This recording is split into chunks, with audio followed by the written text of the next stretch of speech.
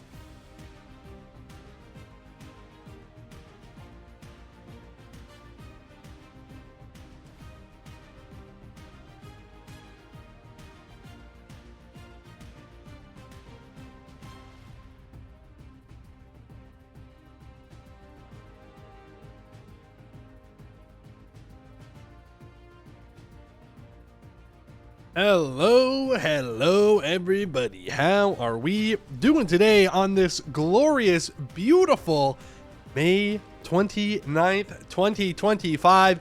One of the best days in history, you could argue, with the death of the Romans and the fall of Constantinople.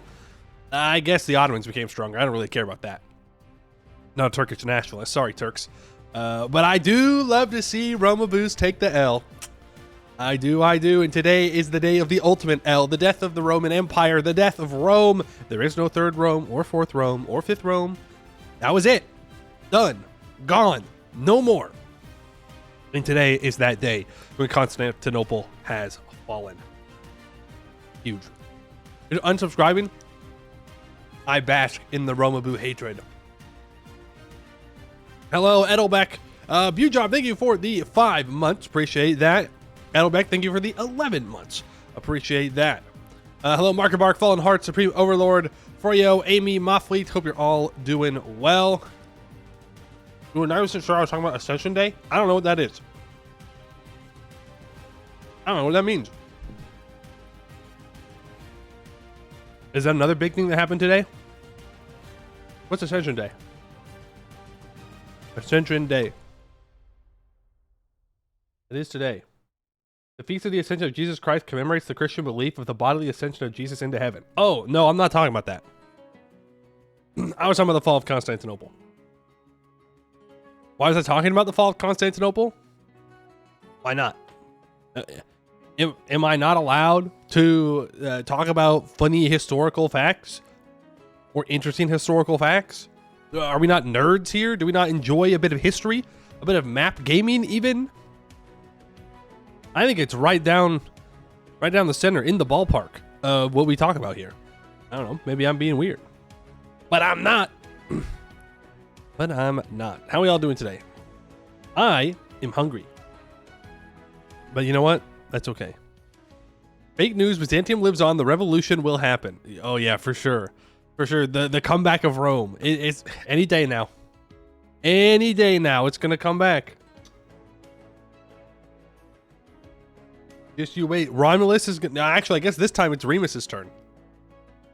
The Empire of Rome. It's going to happen. He's just waiting for his time. He's biding this time. He's been waiting for a long time. But he's ready for it. Much like how we today are playing the Silmunas, we are also trying to reclaim our glory. See? That's pretty good tie-in. Right? That's pretty good in the grand scope, grand scheme of things. We are playing as Rogeria. We have formed Rogeria. We have Roger the Young Owl as our leader. We have conquered about a third of Eskin at this point. And we are going to continue to conquer more because we need to win the war's consolidation. And the earlier we do that, the better for us. I'm a little bit worried about taking land for reform progress and whatnot, but it is what it is. Those Theodosian walls have seen better days. You can't confirm this, having lived in Istanbul for a few years. They're going to rebuild them soon. Just you wait. They're going to rebuild them, and it's going to work. Those walls are going to hold them back, whoever them is. Didn't the Greeks try to get Constantinople back during the World War II peace talks and failed, since the reason they gave was Roman restoration? That's a funny reason to not get the city back. You're in peace talks, you're like, yeah, we want Constantinople. And your allies are like, okay, why? Like, oh, we want to restore Rome. Like, no, man, nobody's going to give you that. Because then they all look like dweebs, And who wants to give someone back that's going to claim to be the Roman Empire, which is going to claim the Mediterranean? No. You don't get it. The Turks get to keep Constantinople, Istanbul. Does anyone know if they increased the rate of finding the Dwarven Wonders from expeditions because the AI found a ton of them in the most recent game? I don't know. If it wasn't for the Romans, we wouldn't be here. I mean, that's true. But you could say that about anything. You could say that about a random ass deer 30,000 years ago. If that deer wasn't there, hey, we wouldn't be here. I'm just saying. Deer on top. Weather's been wet and cool for a month, which is very nice for your garden, but it's also summer break and your children are restless. Oh, you guys get out earlier? It's weird how that works. different parts of the country, people get out of school at different times. Here it's in a couple of days, so it'd be early June. I know that some colleges also get out in early May, so about a month ago. And then you start a month earlier. It's a whole thing. But I hope the weather gets better, so that way they can go out and do their things and expend energy and whatever needs to happen for kids to do during summer break. Whatever the kids do these days. Do they do like Fortnite in real life? I don't know. You owe your life to a diplodocus? There are worse people to be indebted to. Who says me being here is a good thing? I do. Because if you weren't here, then you wouldn't be watching, and that would be so sad. Imagine, the entire timeline of humans before this point never had the chance to be a part of the Yapping of a PoEmu stream. But you are. That's... I can't imagine anything better than that. You will remake the Roman Empire, starting USA. Elysia Strong. It's too late. We're going down, okay? We're going down too much, too fast. It's too late for us. We could have had it all, but we squandered it. Your college always had the last week of class the second week of May? Yeah. Yeah, I always went to one that got out in June.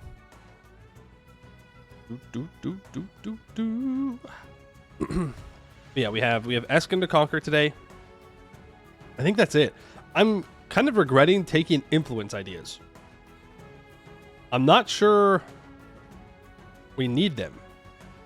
Maybe we should have taken Diplo. That might have been the better play. I think we've already taken a couple of ideas though, so it's too late now. We're in it to win it. So maybe we need to go vassalize Kugdir. We can get some elven vassals in the deep woods. And I suppose I can release vassals. Like I can full annex and then release vassals in Eskin as well. The problem is anybody alive right now hates me a lot. All of Eskin could join a coalition against me. They're not going to have a chance to. They're all going to die before they can. But it is something to keep in mind. We're also about to reveal the rest of the map, so we'll see how that goes. And we're going to flip Coronite immediately. And that's only a couple of years off. So that's going to drop our prestige, which means we're going to get more aggressive expansion. I think we'll be fine, though. We've gotten everything in West Castanor taken, so aggressive expansion shouldn't be too bad. Back in my day, summer meant cycling, pools, running around, and usually not getting home till after dark. That's right. That's not what I did during my summers. School ended, and then I went to my grandparents' farm, and we were there for like a month, and then I got home, and then soccer season started, and that was it. But yeah, that's right.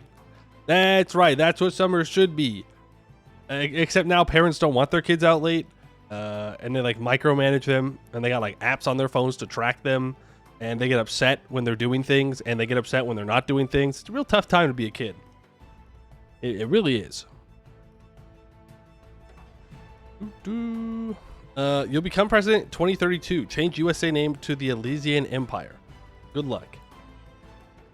Good luck with that. I wish you the best of luck in becoming president and then changing the country's name. You Silmuna? No, we don't say that here. At least not for this run. For this run, it's yay Silmuna. Yippee Silmuna even. Whatever the next run is, then we can go back to saying you Silmuna. Typical European thought, I'm going to America to start a new Rome with blackjack and Anglicanism. They always think it's going to go so well. They just don't get it. All right, they don't get how things are done over here. It's too big. Too big. Not enough Mediterranean. Now, you slap a Mediterranean Sea in the middle of the United States, bam, maybe. It's possible. Rome 2.0. 2032, USA will accept anything after Trump? No, I'm not a European. Let me tell you what. Ain't nothing bring Americans together more than dunking on Europeans. We all love to do it. Sorry. Skill issue. I don't know what to tell you. We just like doing it. Now, most Americans couldn't point on a map where your countries are. But you know, they'll still dunk on you. They'll be like, "Ah, yeah, we won World War II." L. This is why Peak America's getting married in Vegas by an Elvis impersonator. I've never understood that myself. That feels a bit wild to me, but maybe I'm just old-fashioned. I think like a traditional wedding is like a fine thing to have.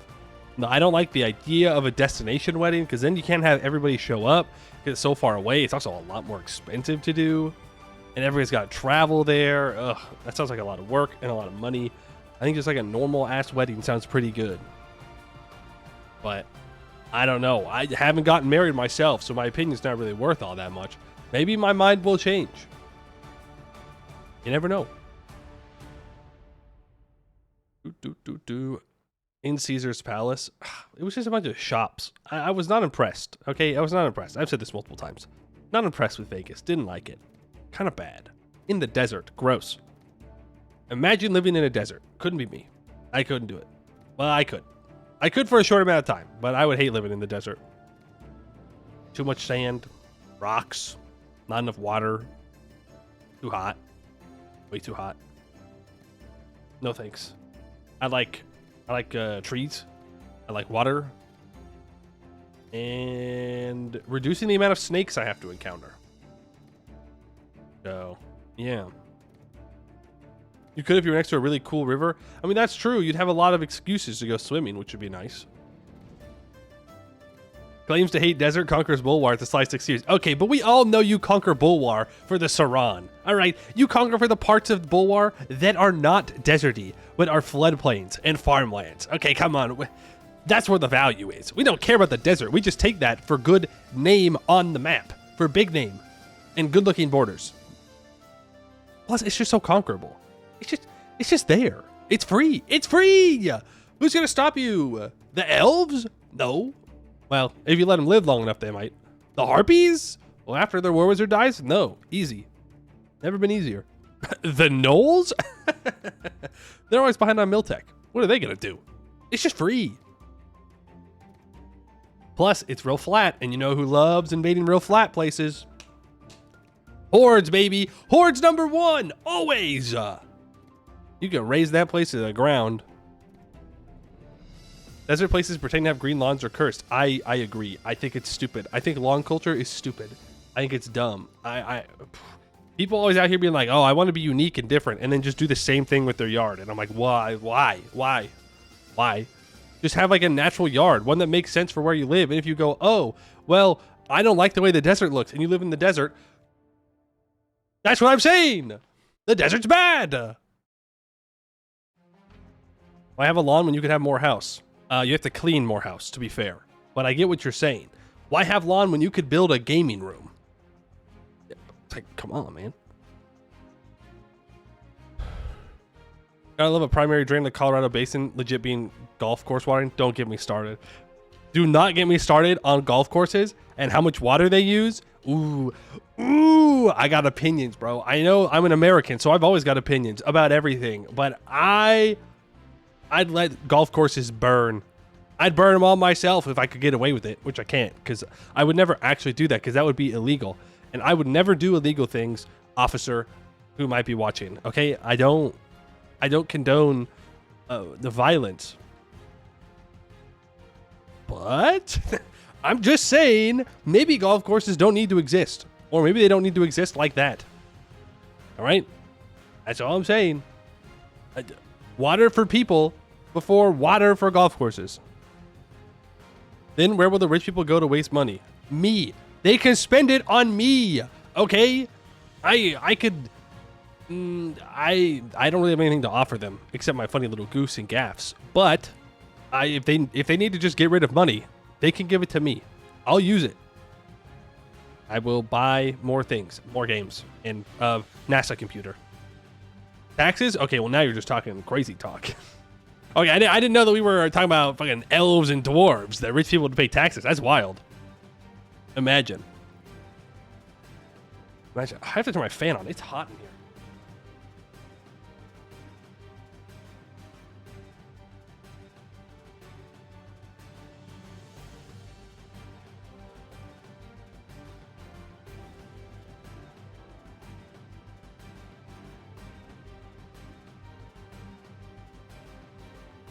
You killed half your lawn to intend to replace with sunflowers and beans. Nice.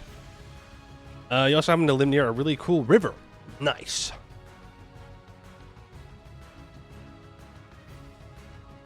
First thing you do as president is hire me. Cool. I'm just going to take over then. Thank you very much, though. Thanks for putting me in that position. Wait a second. Third, blame me for all your bad mistakes. Make decisions to fix the other decisions, then take all the credit. It's actually that easy to be president, yeah. I think that's true, considering what I saw today. That's real. I was proposing Winky's just sleepy. That's true. Just sleepy. I would never commit crimes. That's true, though. I don't commit crimes. Not because I don't want to commit them, but because most of the time it's just more effort to commit the crime. And I tend to avoid things that are too difficult. Golf is truly the worst sport. Yeah, I agree. I agree. I think it's fine in places where it rains a bunch, because then the grass is just green on its own. Right? Scotland, great. Great for golfing. Green grass.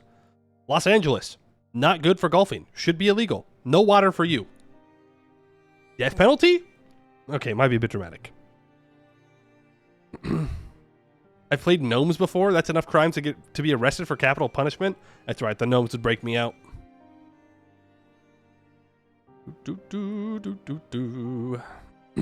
I believe in the gnomes. The gnomes would break me out, or the kobolds would break me out. The halflings would not break me out. If my life was dependent on the short races of Anbennar, the kobolds and the gnomes, I think I could rely on. Halflings, I'm done. It's Jover. Goblins, coin toss. They'll try, but who knows if it'll work or not. Bilbo Baggins takes offense to that? I don't think he would. I don't think he would take offense. I think he'd be like, yeah, that's very reasonable. I would not help you. Like, no, sorry. Kobolds only break you out if you're dragon or dragon adjacent. Everybody's a dragon. I'm good. Or I can say that I worship the dragons, or that I know where a dragon is. Which is true. I know where Balbers is. I can just tell him. He's on that mountain. Go get him. Easy. I wouldn't want to tell where all the other dragons are, because I feel like blowing the cover of a dragon is a really bad idea. I feel like that's how you get eaten. I think Prairie Golf Club would be fine as long as everyone involved knew that it could all go up in an instant in a prairie fire. And the thing is, like, they don't even need grass for the game. You could play golf on dirt. Easy. Just keep hitting the ball. Halflings are lazy anarchists. Everybody knows. They chill until they burn down an empire. Yeah, but they gotta be home before dinner. So, TikTok, you know? You can't let the rebellion last forever. No can do.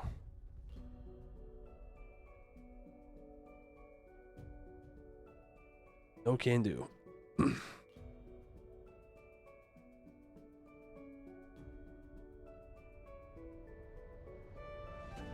A lot of meat for soup if you defeat that opposing army, though. Okay, relax. Relax. We're playing halflings, not trolls or ogres. Okay, you can't eat the defeated enemies. It's not looked upon in a good light. They'll be home before dinner, just like first and second dinner, just as much as first and second breakfast. Do you think they're allowed, okay, hypothetically, if two halfling armies go to battle, right? Do you think they take a break in the middle to have a snack? Consider. They're like, wait, I'm out. It's time for tea, guys. We got to stop. We can't do this. And then they just go back to it. They do a cook fight, not actual fighting. Interesting. Okay. So do they put up their best cook, or is it picked at random? Or is that a different strategy? Maybe it's a different kind of conflict. Maybe there is like a random one, and there's also one where you choose your best. But then, well, then you would just get into like some crazy conspiracy where the best chefs would always want to keep their identities hidden because enemy nations would want to either capture or assassinate you. That you could write a whole book about that. I won't, but someone could. Only race that has tactical timeouts for muffins. Hey, well, if it gets the job done, you gotta keep those mercenaries happy somehow. Ooh, or did they change that? Didn't they change that a while ago? Halflings aren't total mercenary users now? I don't know. There's so many goddamn things I gotta remember. And my brain just does not Let's not keep him up here. It refuses. It rebels. It says, nuh-uh. You didn't miss the yapping? Yo, a yap enjoyer? The awesomest ever? That's a real name. Real username right there. You did not miss the yapping. Why are 80% of rogues halflings? I think it's just because they're small and sneaky. I'm sure you could trace it back to, let's see, Bilbo Baggins. But other than that, I don't know. I think it's just Bilbo Baggins. If you were like, Tolkien said halfling sneaky and thief, therefore they are sneaky and thief forever. It's like, why are all elves stuck up? Elves stuck up because Tolkien said elves stuck up. Why are dwarves like that? Tolkien said it. And then it just kind of sticks. When's the next Anbennar update rolling out? Don't know. Using total mercs is good. You hurt my soul. You hurt my soul. Using only mercs is good. No, let me rephrase. Using only mercs is strong, like how naval ideas are strong. Strong? Yes. Good? No. Not worth. I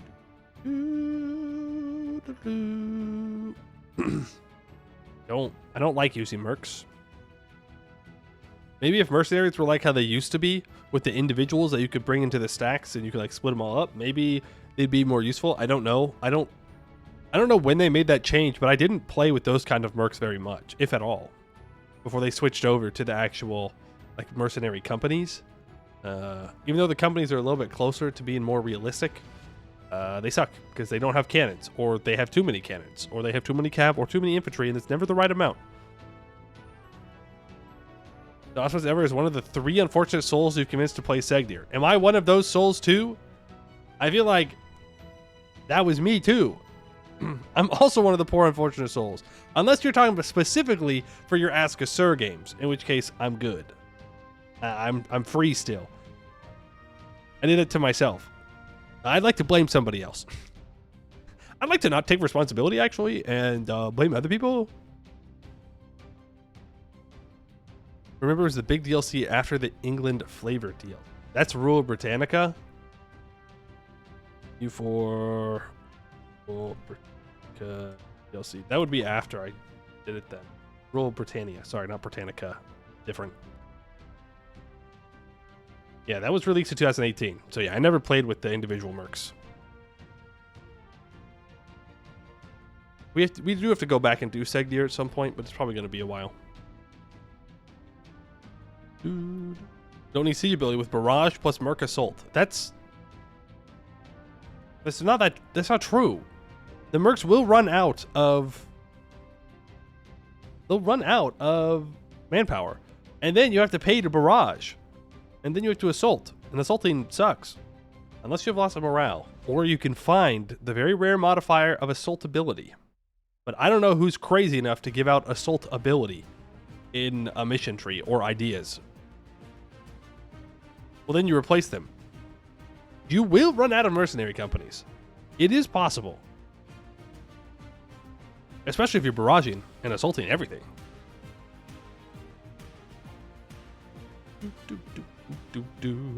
Gnomes would actually fit an event on like halflings would for sure get stuck unless they bring some tactical butter. Well, as we all know, every halfling carries around a stick of butter. You have to be ready at all times for snacking. They got a little bag of salt, and they got a stick of butter. Every halfling. They can't leave home without it. It's actually illegal. If you went to RP and do the Dwarven Knowledge mod, you could do Glass Dwarves. But I've done the Glass Dwarves. I played them before. Admit though, playing Segdir is pretty awesome. I'm sure it is pretty awesome for the Ask a Sir player. For sure. Didn't you do them before the Artificer rework? Probably. Maybe. I don't know. It's been a long time. So probably.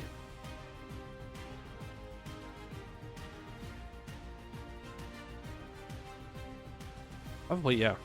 It's been a while since Orcalibar. I've done almost all the holds in the Serpent's Reach. It's just Jazz Deer now. The only one I haven't played. Mithridoom, Shazam Deer, technically gotta finish Seg Deer, Orlazam Oz Deer, Hoog Deer.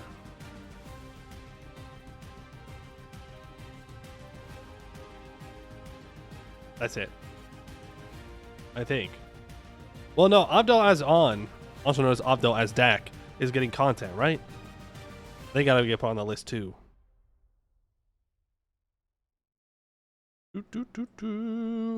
Most of the time, you're worried you're playing bad and making the game worse for mountain buddies. It's hard to make the game worse for mountain buddies. If you're just existing outside the mountains, that's great. That's one less person they have to worry about getting attacked by. Nothing worse than playing a dwarf and there's a Phoenix Empire on your doorstep just waiting to declare war on you all the time. Like, great. Cool. Now I gotta deal with this. And then they take one cave and you have to fight them. If they do, please tell me the mission tree is just a fake beard fooling the dwarves into making a deckocracy. Anyways, I think that would be very fitting. Dak comes out on top, always wins. Dak always winning, never losing. Casting spells, doing magic, using zombies.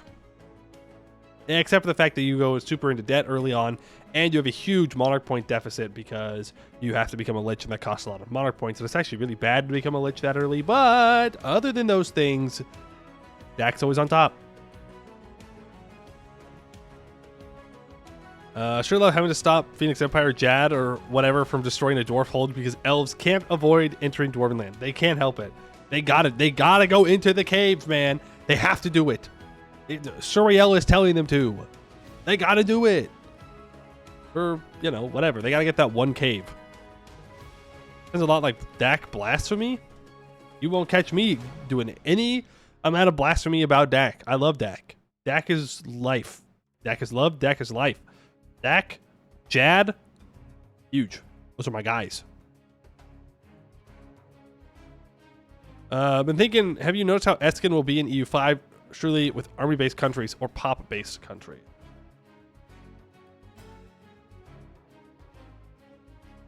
I don't know. It depends on the start date. If it starts before the Green Tide, then it's just going to be regular stuff. If it starts after the Green Tide, I could see them using that in some way, shape, or form. But I don't know how it would work if they're an army-based country, but there's no country to exist in. You know what I mean? We'll have to see.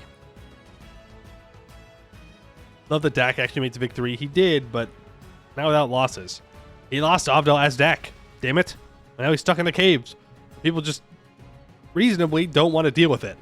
Because why would you go fight a necromancer for a bunch of caves? It's clearly not worth it. Take notes, elves. Take notes. It's not worth it. You're going to throw away your lives. And if even goblins aren't willing to throw away their lives, what's the point? You know? At that point, you got to realize you're being dumb.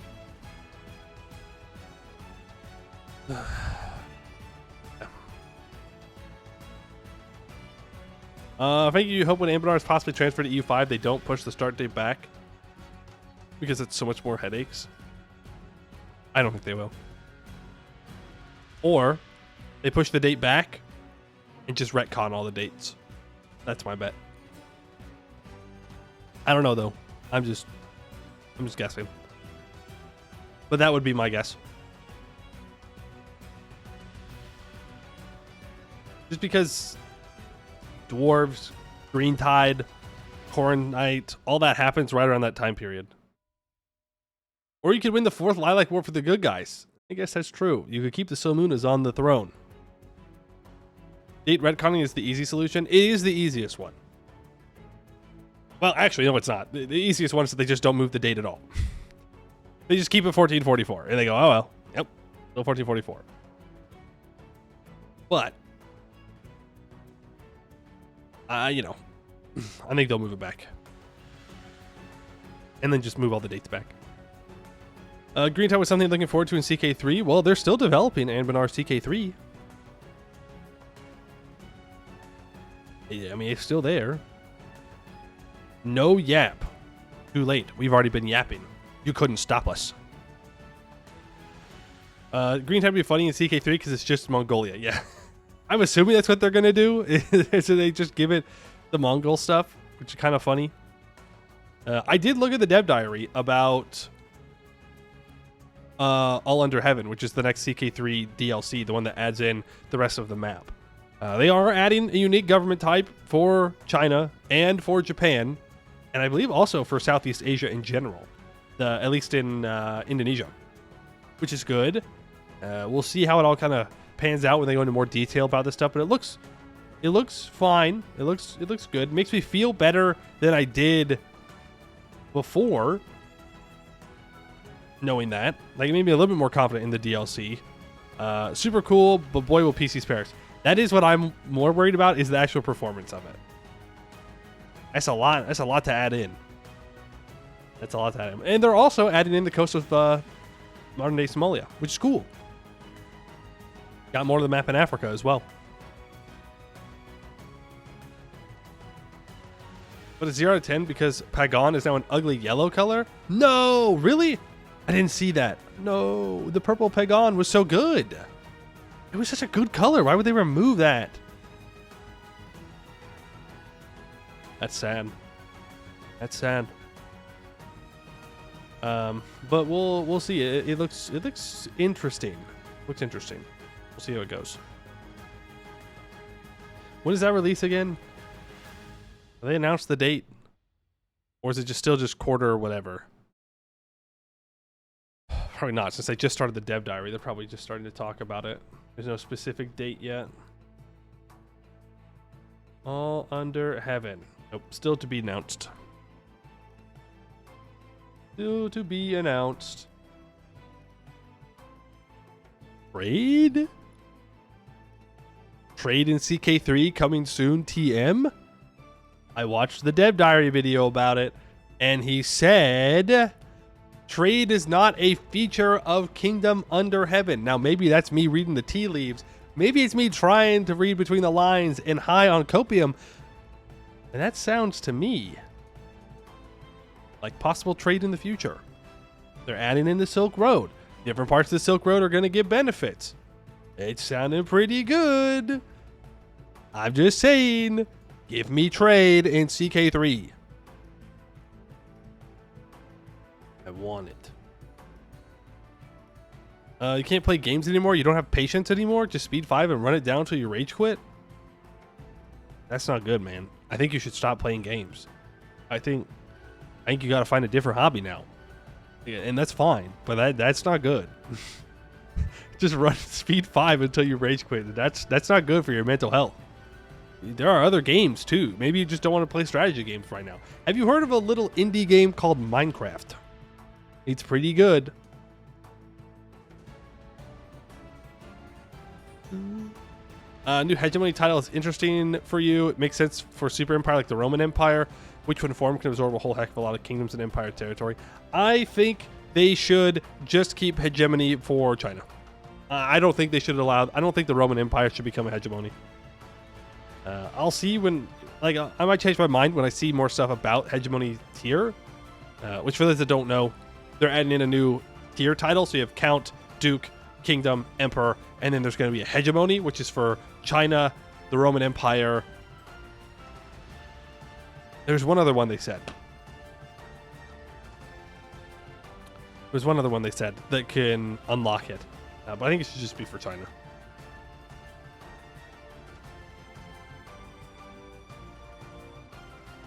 India. Yes, that was it.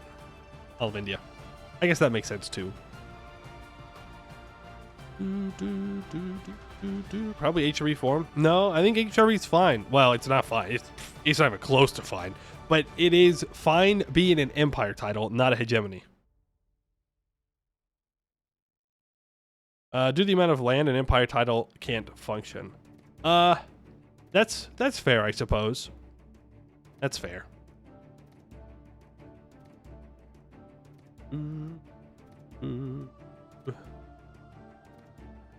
Yeah, I guess that's true. It is a lot of land for the old Romans. Simply win? I don't know. We'll see. We'll see. But I liked, because they talked about what happens when a dynasty like loses the mandate or whatever, and essentially the hegemony title is destroyed, and then everybody fights until one person comes out on top, and then it's recreated, which I think is a very interesting way to do things. It kind of trying to portray like a period of warlords and then reunifying back underneath the mandate.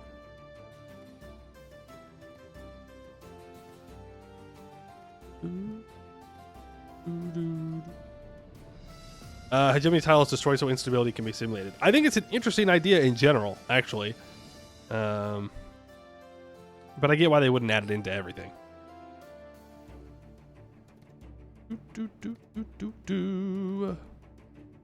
How did like the one place Romans didn't conquer turn into Rome after Rome fell?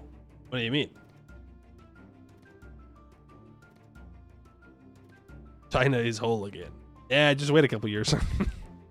Just wait a couple years, another civil war, millions die. I mean Germany. Oh, for the Holy Roman Empire. I mean, people like legitimacy, and if you can claim that you are somehow descended from Rome that gave you legitimacy in people's eyes, you know, something like that. Like the year of the 5 emperors. I think I should be emperor. Make it 6. Make it the year of 6 emperors. Let me in. I'm ready.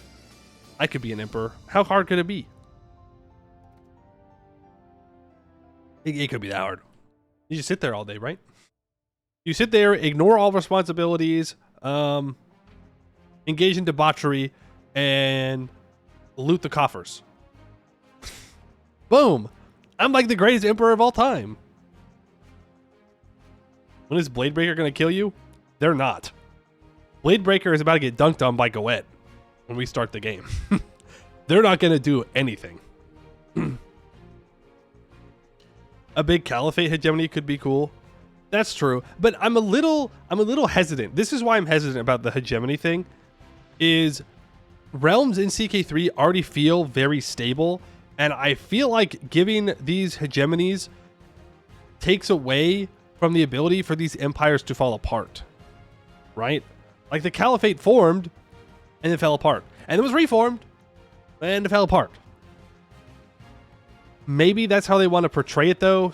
It's like the caliph technically like claimed all the land. They just didn't have actual control over it. I don't know.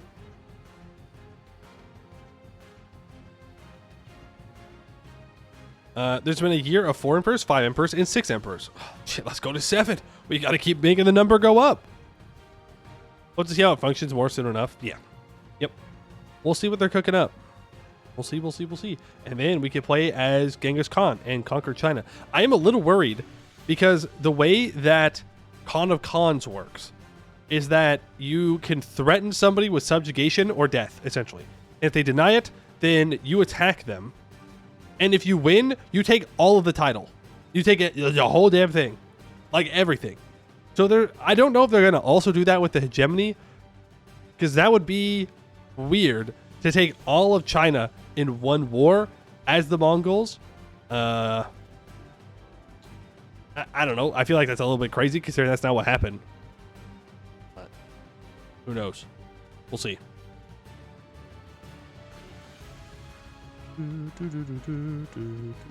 Maybe the hegemony title gets destroyed when a Khan of Khan does it. Maybe. Or there's just like a special interaction of some kind. They might nerf the Khan of Khan stuff because it's stupidly broken. Oh, it's crazy broken. It's like a wild. It's wild. I would love to get Khan of Khan without all the bonuses. The CB, great. Give me the CB. That's it. I want Khan of Khan. You can give me the trait too and give a bunch of buffs to the character player, which is great, right? I think that's fun. But giving you like 100% horse combat ability and just free siege progress on everything and just giving you trebuchets right off the bat, it's like, all right, well, let's relax a bit. Okay, like there's no challenge in that at all. There's literally no challenge. You cannot lose. You cannot lose as Khan of Khans if you know how to play CK3. There are no rebellions. You live for a long time. You just win.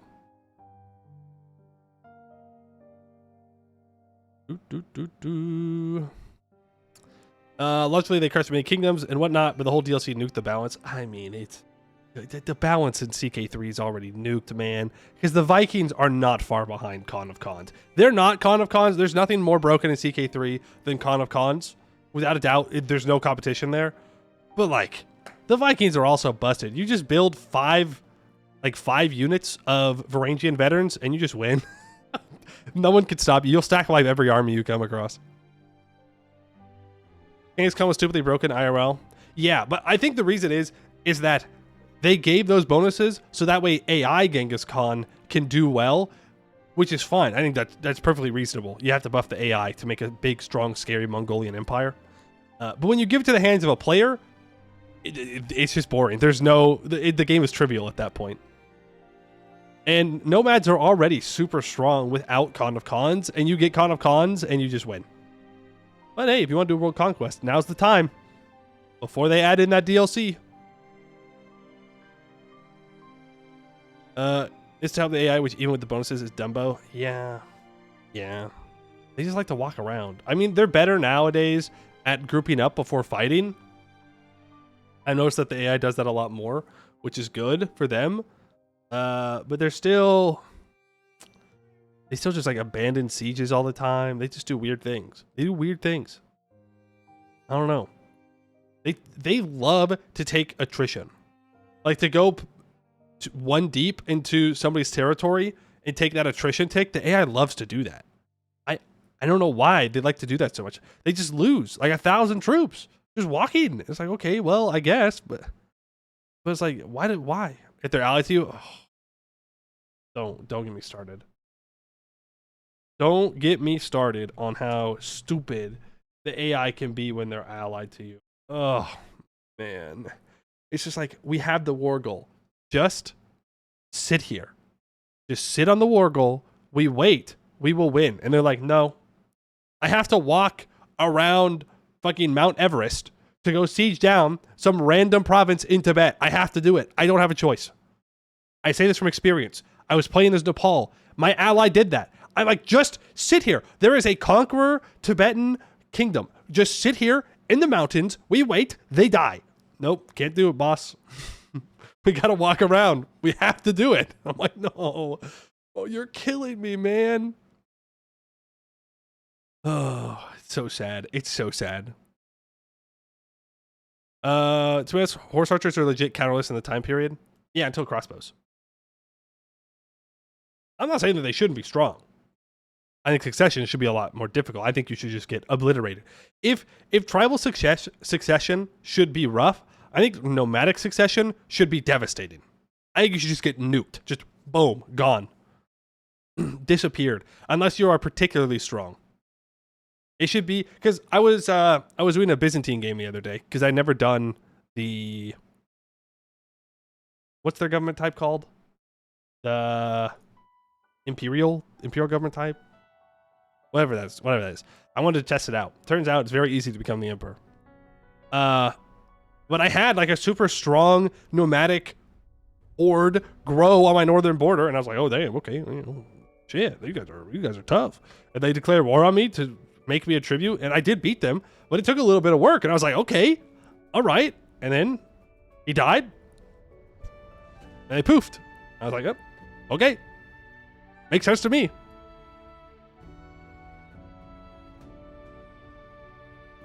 Make sure nomadic systems too easy to control. Yeah. Larger realm, worse it gets. I think a big part of one of my biggest problems with CK3 is that distance doesn't matter. It doesn't matter how close or far your vassals are, they will treat you the same within the culture and religion opinion and trait opinion. Otherwise, they don't care, which to me is crazy, right? Like, I'm reading through Heart of Europe to finish my other book, so I'm getting back to it. And it's like, Holy Roman emperors couldn't control Italy because of the Alps. And they're not that far from Italy. But they're like, no, like, we don't have any direct control over these guys. Like, yeah, we're technically in charge, but I can't force them to do anything because they're just too far away. In CK3, means nothing. You can just walk. You can walk across the world, nothing would happen. Not good. Not good. I don't know how you solve it, though. Trade? It wouldn't solve it, but, you know, any chance I can get to throw in trade, to try and get trade in there, I will gladly take. Stupid, sexy Pope whispering in their ears. That's right.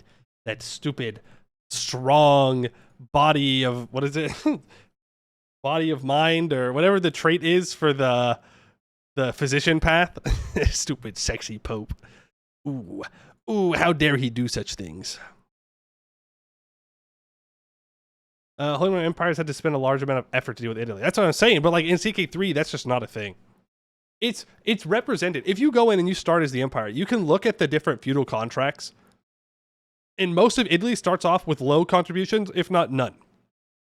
So that's how it's supposed to be modeled, but that doesn't really work necessarily, but like it does at the same time. So I get the compromise that's being made. But if I can have a vassal on the other side of a mountain range, just listen to everything I say, you know, it just... I'd like him to be a little bit more disloyal in some way. CK3 is put the largest on your council and done. Yeah. A lot of issues with local control, too. There are examples of rulers rediscovering villages who hadn't been visited by taxmen for decades. Not a lot of control anymore. Yeah, I think it's weird that control ticks... Well, it doesn't necessarily tick up to 100. But it's extremely easy to keep 100 control in all of your territories in CK3. That's wild to me. I think that should just not be like that. I think it should be really difficult to keep control. HRE needs special systems. It most certainly does. I'm hoping that's one of the big DLCs coming up next year. Really, they need like a total rework of feudalism, so that way it's not all just boring. But yeah, I can see it to where the HRE is split into different sections. Like you can imagine it as the different kingdoms have different. Okay, hear me out.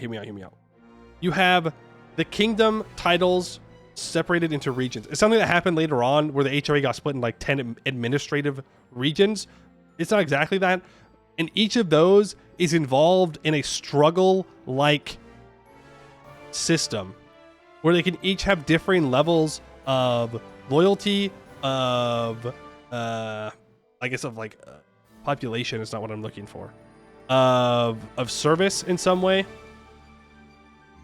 So that way there's like not only the individuals that the emperor has to deal with, but there's also the push and pull of kind of regions of emperors trying to get control of it. And then it really matters who gets elected emperor, because they could have more or less control over the different regions. Hey, Bootrek, how you doing? I love the little dancing dolphin. The electors in the regions and whatnot. Well, the Golden Bull was in 1350 something, right? So it's not even based on the electors necessarily. It's just based on trying to represent the kind of decentralized aspects of the HRE. And I would love to see more interactions surrounding kingdoms with the HRE as well, right? Where a lot of kingdoms would kind of say that they were subjects of the emperor, like they gave deference to him, even though they didn't really believe that. And trying to have that kind of balance of Europe where the HRE is kind of like the center of the European feudal world, right? And everybody having to kind of work around that. I don't think you should be allowed to create an empire title in Europe if you're Catholic at all. I think you shouldn't be able to do that. You should have to flip to a heresy to become an empire, or do some crazy shenanigans with the Pope. But even the Pope would probably not want to do it. HRE was nuts historically. Yeah. I just think it would be interesting, but we'll see. We'll see. Unholy German hug box, you mean? Yeah, that's what I mean.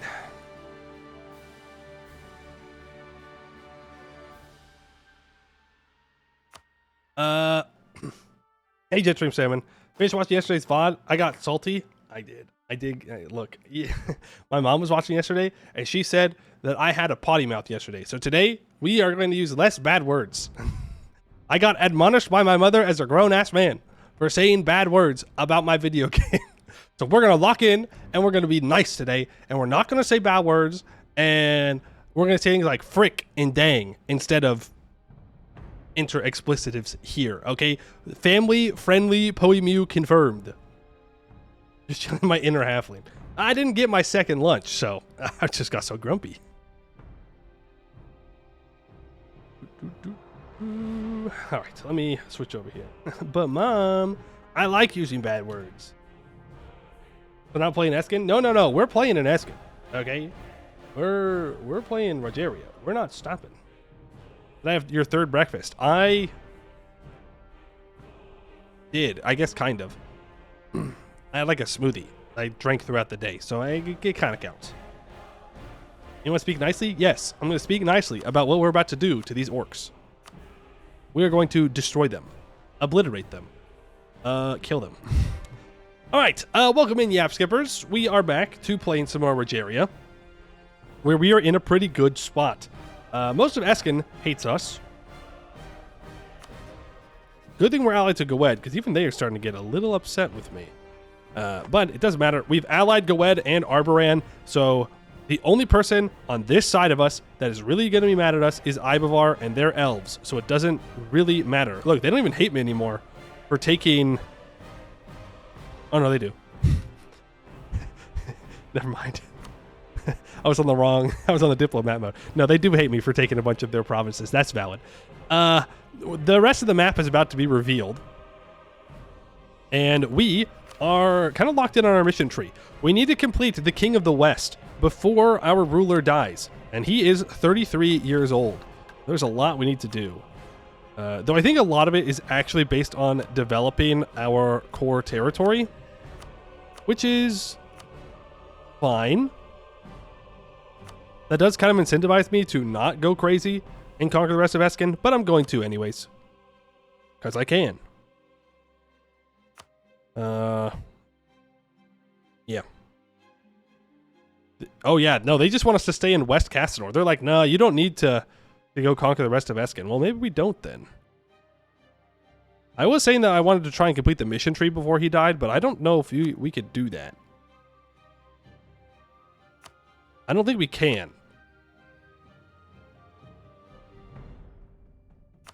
I don't know how long the Shadow Moon conspiracy takes, but it's probably too long. If I had to guess. It's an elector with, remember, the Rose Party. I mean, got a Royal Mary Westham or build a spy network on them. Viciously mock the Emperor. I don't know how the Shadow Moon conspiracy stuff works. Ooh, we gotta probably get some spy network stuff. Make him a lich? That might complicate having people vote for us. 2 former members of the Moon Party must be our allies and have 200 opinion. Yikes. Yikes. Our ruler must be emulating Roger. Oh, and they need a skill. Okay, I don't know what that means, but I'm guessing that means that our ruler has to die. Or we need him to be an inspiring leader, righteous, or a fierce negotiator. The Cult of Roger. Has unlocked the Cult of Roger idea. I mean, we're not super far away from that, but I don't know if that's going to happen. I need 25 temples. 10 provinces that are Coronite, that are East Demarian, and have 20 development.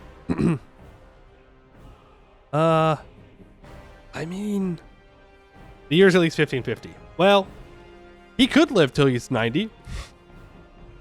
It's possible. It's technically possible. But I don't think that's going to happen. So I think we're out of luck on that one. I don't think that's going to happen. So we're just going to stay focused on the top part of the mission tree, which does not have me conquering all of Eskin. So maybe I don't do that.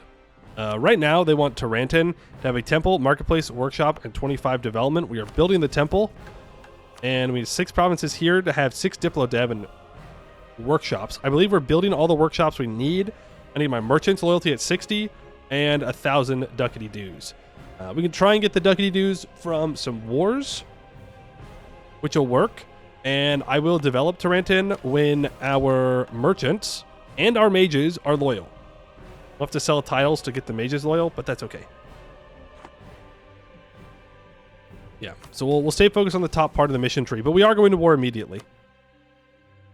Even though there's a lot of development that is required, but we can develop with Diplo and Mill points, even if it holds us back from finishing influence ideas. I think we might do something where... I was going to say we annex these guys and then release them, but... that's not going to work. I could release Korentar as a vassal. It's not a terrible idea. Would save me a bunch of admin points, which I can use to take this tech, which does give me more gov cap, and I am above my gov cap. Do I need this border for anything? I mean, it does give me a border with Couch League, technically, which is nice, but I don't particularly care. Yeah, I think we're going to do that. It also makes sense roleplay-wise. Not that I care about that, but it does make sense. So we can release Korentar. Yeah, I forgot. Nope, we can't do it. As soon as I clicked the button, I had a flashback to the last time we played an Eskin. We can't release them because they're released as an adventurer. And if you release them as an adventurer, it goes back to having all of their messed up tribal land stuff. We can't do that. Yeah. Not allowed. And they can't reform. Yep, they can't reform when they're a subject. So that's not going to happen. So we are just going to core it up and deal with it. Right? Maybe we can release Couch League as a vassal. Or Marhold as a vassal. Either one will work. State interactions for spells. I mean, I could cast Magnificent Feast for the 15% improve relations.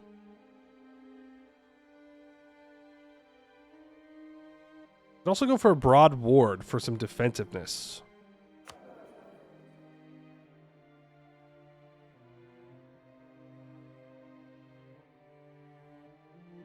I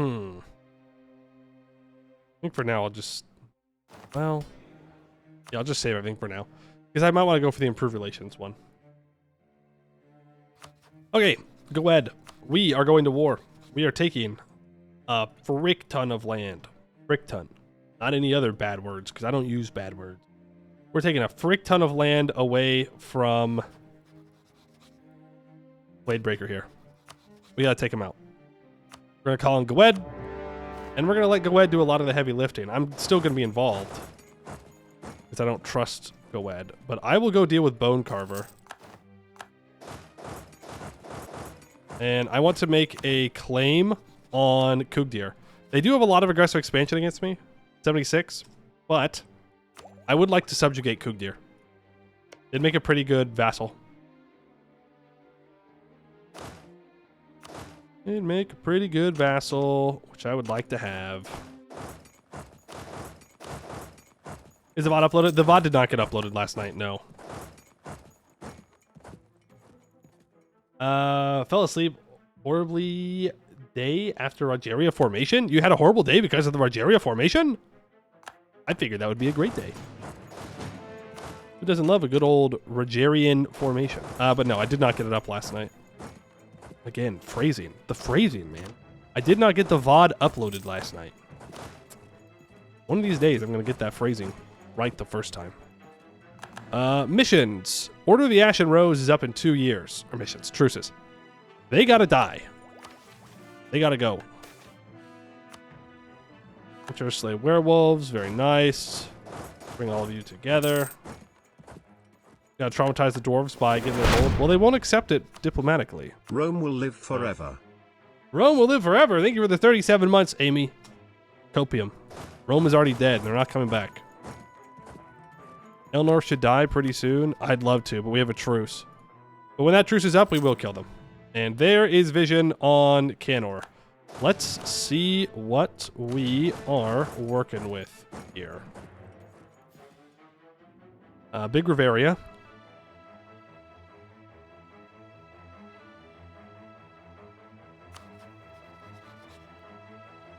Laurentis allied to Westham and Wex. I mean, nothing too crazy. Blue scale still lives. Yeah, for how long?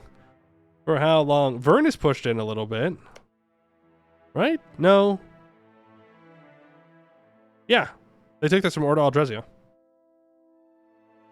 That's all it's really crazy. No air and they're a Silwex. They are, in fact, a Silwex. That is true. That is scary. Who's the Emperor?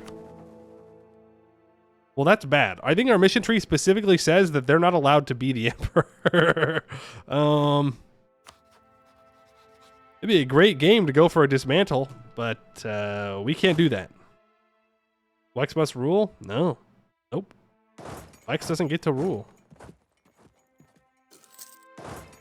Go unsiege the stuff we're coring up. Do that. Henceforth has been taken. You off that siege. Now go ahead, you have 26,000 troops here. Question is, are you going to be smart about these troops? The answer, no. What a stupid question of me to ask. What a stupid question. They're going to throw the game hard. I want a full Annex Bone Carver in this war.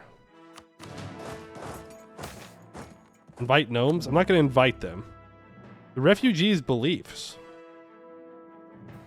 Ooh, war against evil against Estel? Don't mind if I do. Oh, Verina's doing her thing. Okay. When Corin joined the Regent Court, many refugees began worshipping her instead of Castellos, revering her as the heroine that killed Dukinson and avenged them. Many adventurers followed suit, and quite a few worshippers of Corin live within our nation. As such, refugees feel rather welcome in our lands, and this makes their integration easier. Some even say Corin is second to Castellos, only in the court. Those could be dangerous thoughts. Should we encourage worship of Corin even more, my king? Sure. The religion in Westgate changes to Regent Court. Eh? Okay. I mean, sure. I'll take that. Kind of weird. That's Southgate. I mean, that's fine. But we are going to get to our conversion soon. There goes Bone Carver's troops. We'll accept that is 72 aggressive expansion. That does actually make some people kind of mad. I don't care though. I can't afford to care about that. Because otherwise Vrorin March will go after it. And Vrorin March will be more aggressive expansion. Oh yeah, we are obliterating them. There they go. And you thought I was going to lose to the orcs. Imagine. Imagine having such silly thoughts. Now, peace deal time.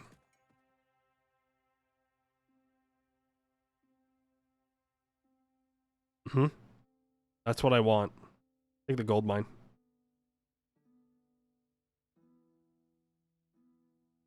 I think that's fair. Let's improve relations with Roaring March. I don't think it's going to keep him out, but we'll see. We will see. But I want to get over and get a border with Heartgrinder. That way I can take their land as well. In fact, I thought we were at war with them, but their relationship has ended, which is kind of nice. What do this tag's military stats look like at this point before 1500? Stats? We got 4.82 morale, 110 discipline, 45 force limit. Is that what you mean?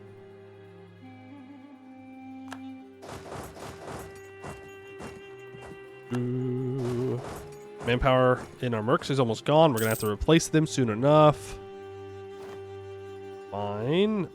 The Wet is throwing. Oh, or he's baiting him. Huge. Never mind, Goed. I'm sorry. Shouldn't be talking trash like that. We do have a parliament, so I'm not too worried about our manpower. because we can always get it back. No, that's not really what I want to spend my next parliament on. I would rather spend it on dev cost reductions, which is what I believe we have right now. And claim Kugdir, who is allied to Stalwart Band. That's not a big deal. They're going to have all their buffs gone, so I'm not too scared. Oh, no, this is Stalwart Band. No, this is Stalwart Band. They are an adventurer still. If allied Ibavar. Coward. Coward. Okay, I need 1,000 ducats. I'll gain a bunch of manufactories. Ranton, we can start to build a marketplace. Ooh.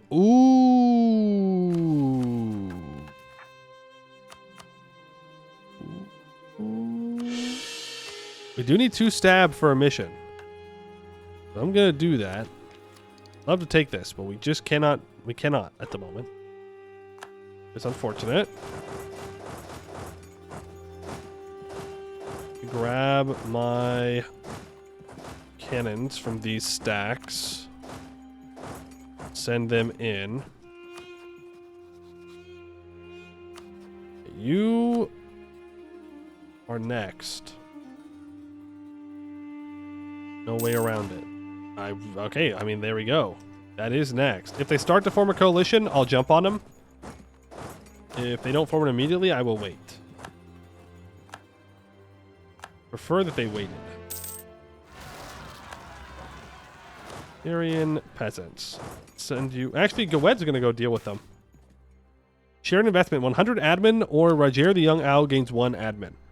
I'd rather him gain 1 admin. Oh, nice. Okay, he's now a 644?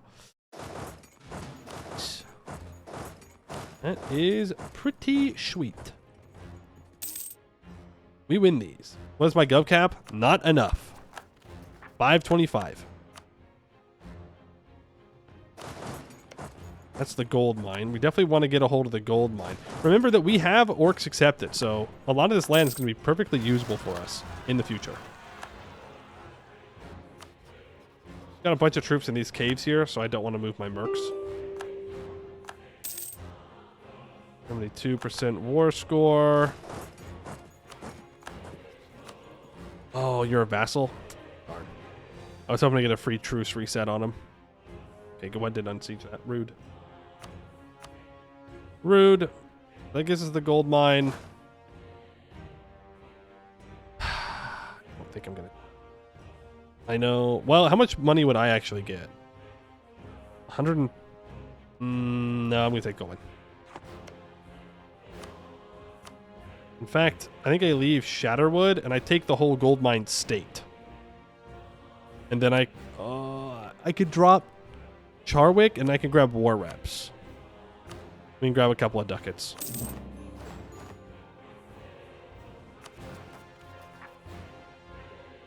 I've made a mistake. I have, in fact, done goofed. Uh-oh. Greed. This is the kind of greed. This is the kind of greed they talk about in the Bible. This is it right here. You're seeing it. Oh boy. I hope you're all ready for the sound of rebels. Because we're about to hear that a lot.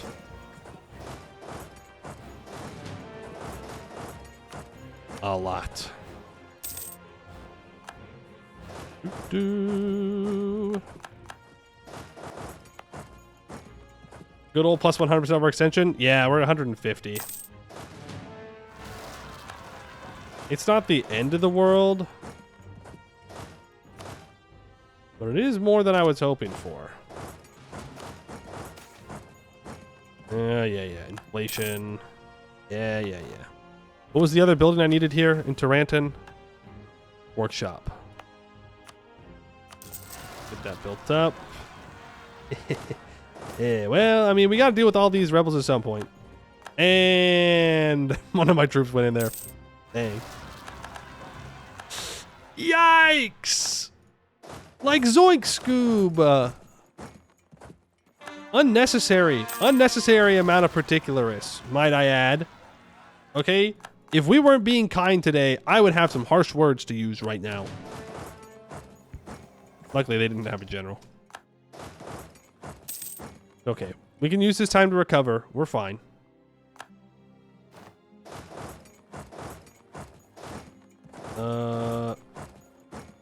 Yeah, we just gotta attack him.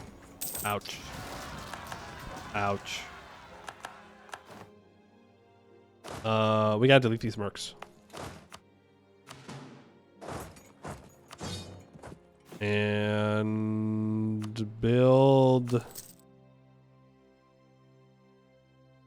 10,000 more troops for now. Yikes. I done goofed. I stood too close to the sun on that one. Our commandant is dead. I do need a military engineer for a mission, right? Yeah, and 250 ducats. Everybody needs my money, too. I mean, I could declare a minor war and call in Gawed, and he would help deal with it. Can I do that? Distant war. He's also fighting in a different war. Fighting Selmaldor. Okay. When is my truce with Aelnor up? Not soon enough. What about you? Also not soon enough.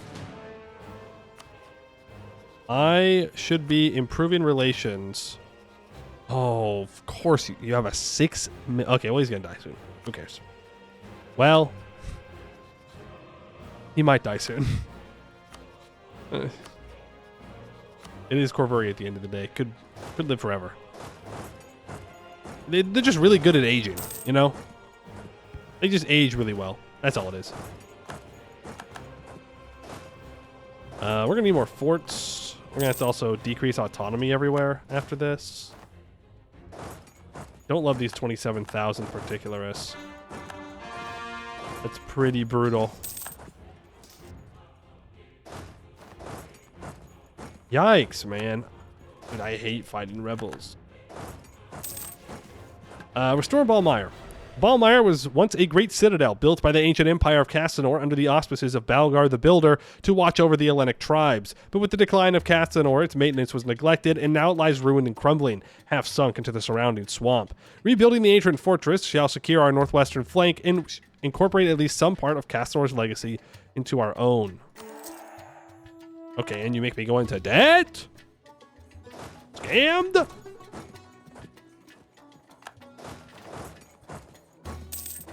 Scammed.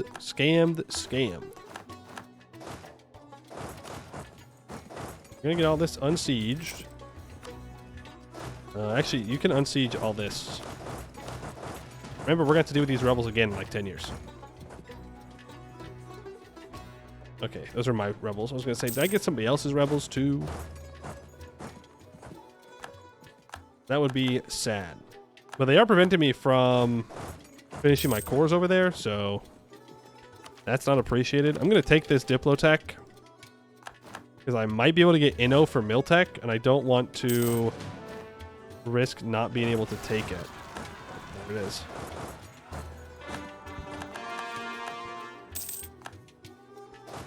So now I got to fight these rebels somehow. I'm going to avoid them for now.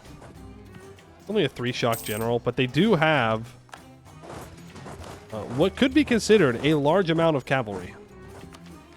They have 8,000 cavalry. I need to encourage development down here. This all needs to be 10 development. I can sell titles again soon, TM. But I'll just do a little bit of mill dev down here for now. And it doesn't help with our governing capacity.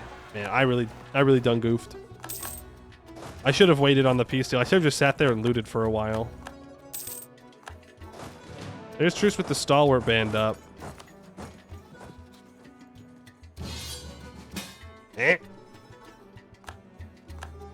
Sure.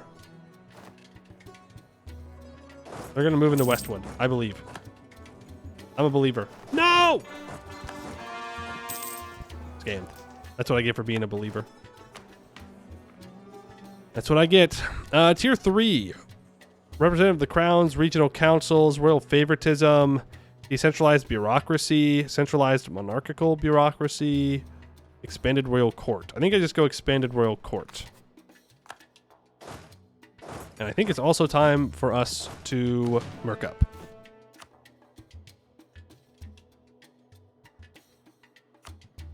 Phew.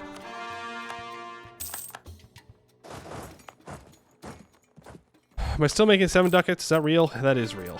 Okay. Oh, yes, Goed's here. Thank you, Goed. I thought he pieced out just before he fought them, and I was like, okay. Okay. Cool. But nope, we're good. We're good. New debates. We want dev cost reductions.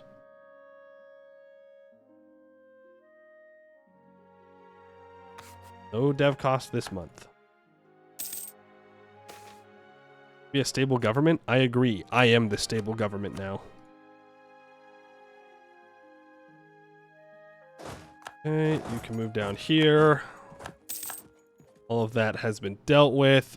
Our corruption needs to be dealt with now. Bring that back down. You could be on siege, and that'll be all of that taken care of. I mean, we're going to have some headwear separatists and some Ferrani separatists, which are not appreciated, but we can deal with that. Dev cost. No dice. No dice. Dev cost. 5 crown land ownership is kind of tempting. Oh, it's right here. Land reform. Minus 10% dev cost. We gain 75 diplo points. Take sides. Army commission. Placate merchant guilds. Cool. So now, well, if I do what the mages want, which is probably to fire this advisor, which I can do. Yeah, that's an easy one. Goodbye, Damian Braun. That gets the mages to being super happy with me. Everybody's happy. Unfortunately, the mages do not give us minus 10% dev cost, and I can't get enough influence to change that, but we'll take what we can get. And Tarantin needs to be developed. Encourage development on this bad boy. I will take a loan in order to upgrade this center of trade. There we go. Add it to parliament as well. Wait for colonialism. Oh, you're right. You're so right. You're so right. That was the plan, huh? As we wait for colonialism. Good catch, good catch, good catch, good catch. I can also hire the all-power cost guy.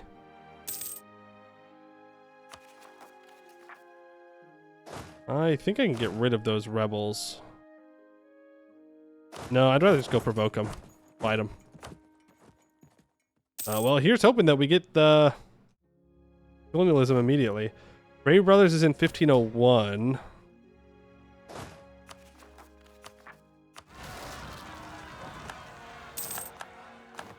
Oh.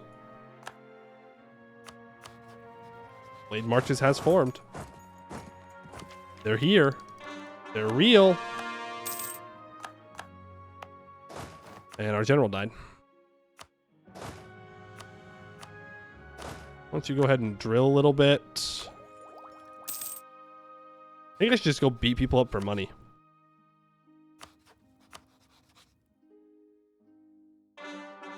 I should annex some of these small tags, but I do need 1,000 ducats. There goes blue scale. Rippy dippy blue scale.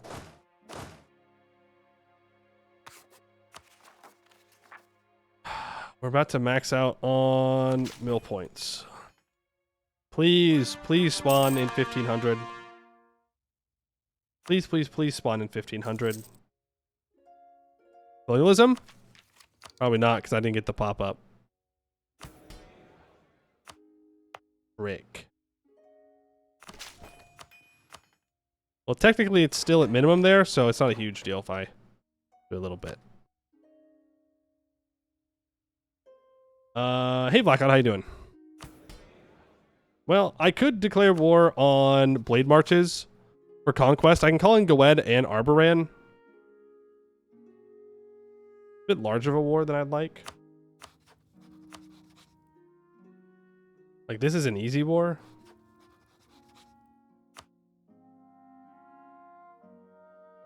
I could just wait a year and then kill Brave Brothers and beat up Counseling. I think that's what I'm going to do.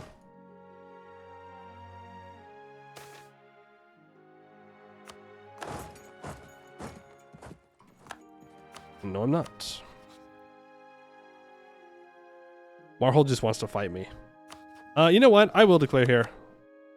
I'll co-belligerize Kugdir. We'll go for it. We're not going to get a lot of money out of this, but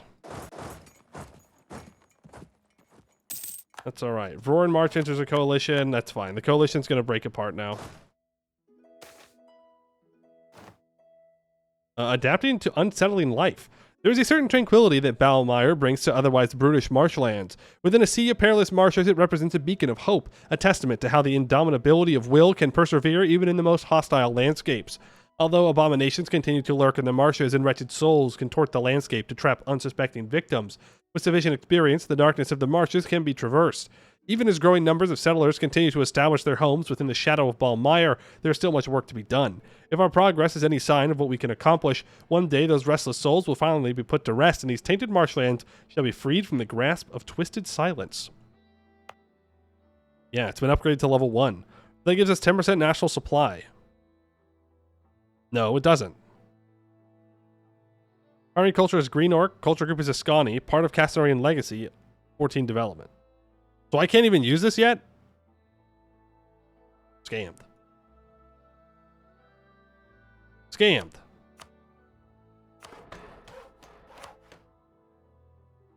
There we go. Now we can use it. More supply when it's fine. But it also gives attrition for enemies and 15% defensiveness on the province. And we get all provinces in the Balmire area gain 1 base manpower, so I didn't need to do that. Skill 2 natural scientist and a... Ooh, that is 75% cheaper to employ. Whoa. I mean, I do want to employ him. But I do want my cheaper dev cost guy as well. Here's the thing. I'm sorry, you have 21,000 troops? Mageocracy? Scary. Well, you probably have Army of the Dead, I would assume. Is why. Yeah. We're fighting zombies.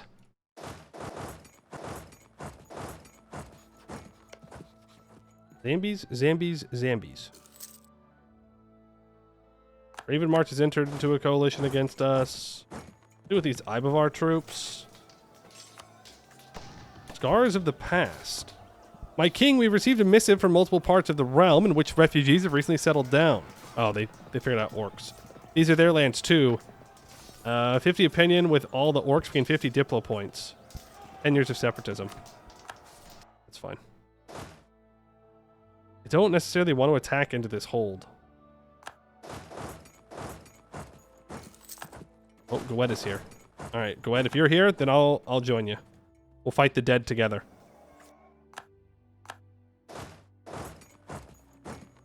Oh, Kugdir has left. How much war score is it going to be to subjugate Kugdir?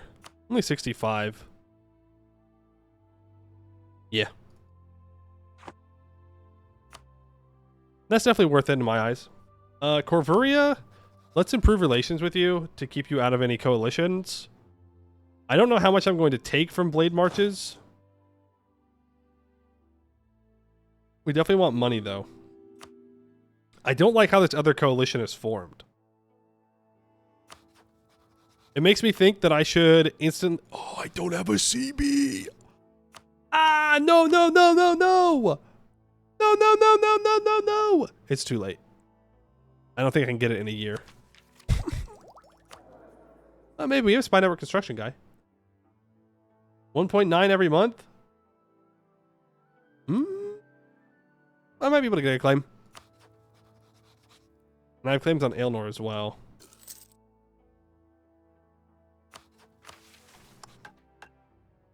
Whistlevale need to be at least 10 development. For my wife, of course.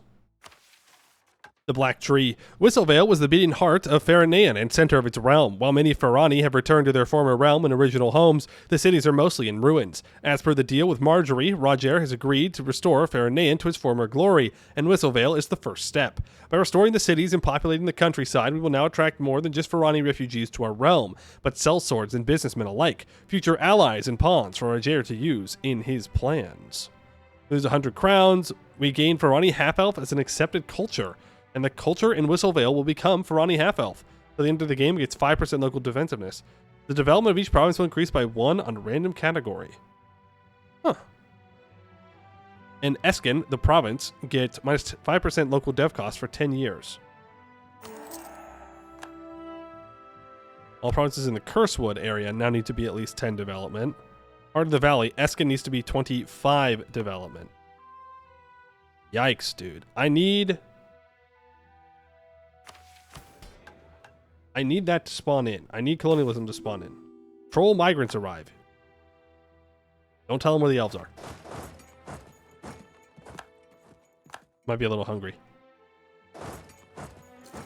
No, no, no, no, no, no, no, no, no, no, no. I see what you're doing, you rat. Okay, maybe I shouldn't have fought blade marches like that. We actually are pretty even. All things considered. I say that, but what the... Why? Why? I mean, they do have that infantry combat ability.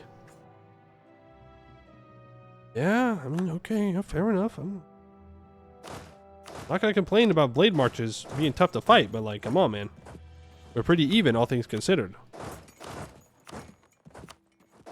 Alright, go ahead, sweep it in to take out the zombies.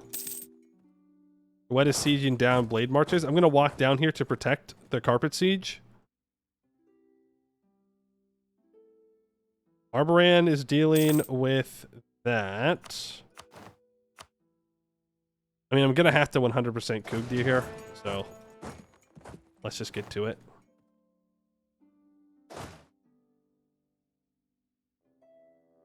Ayo.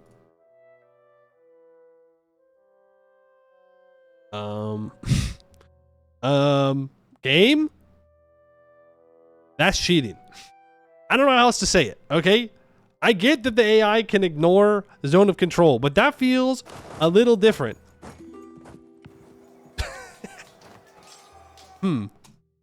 Zombies are just built different, I guess. Zombies are just built different. Okay, fair enough. King's reputation tarnished. I don't want to lose my stability.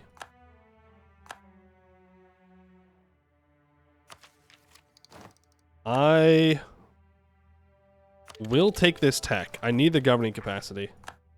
Dang, we were super far over our gov cap. Don't like that there's another coalition forming, man. I can get some tolerance of trolls. I can add an age ability. I do think if we start our golden age, there's no reason to wait. And war taxes.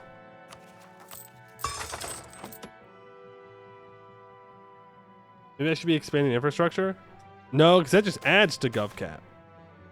Generous terms. We approve. Minus 0.25 interest per annum. Huh. Thanks. Cool. Capital in Woods. Our capital is still in Woods, yes. How did Kugir's troops get over here? I thought I watched them walk over to the right. Hey, okay, there's colonialism. Nice. Where to spawn? Up. Oh, Everthil got it. Fitting. I'm surprised that Renaissance spawned over here. That makes sense.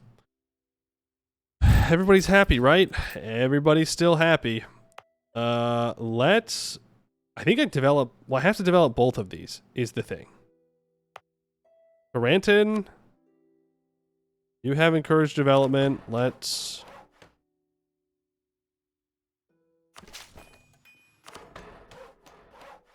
get you developed. That's all I need for the mission. It will give 6 more development, so I don't want to do that yet. I mean, I do want to develop the institution. Let's develop Eskin. Let's wait a month so I can expand infrastructure. I can get Inno for taking Miltech. I think we're going to pass on that. I think I have to.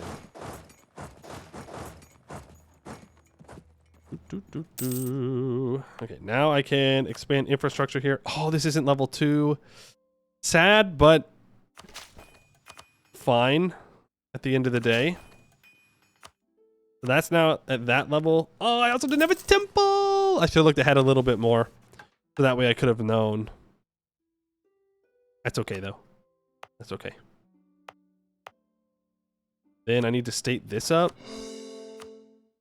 I need to encourage development here.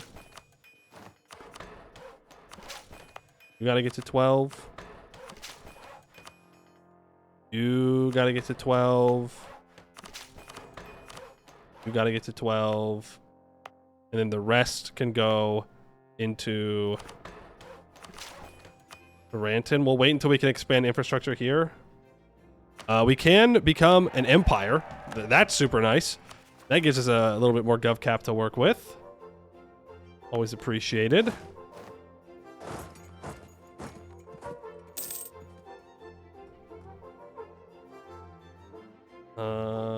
Pull back here.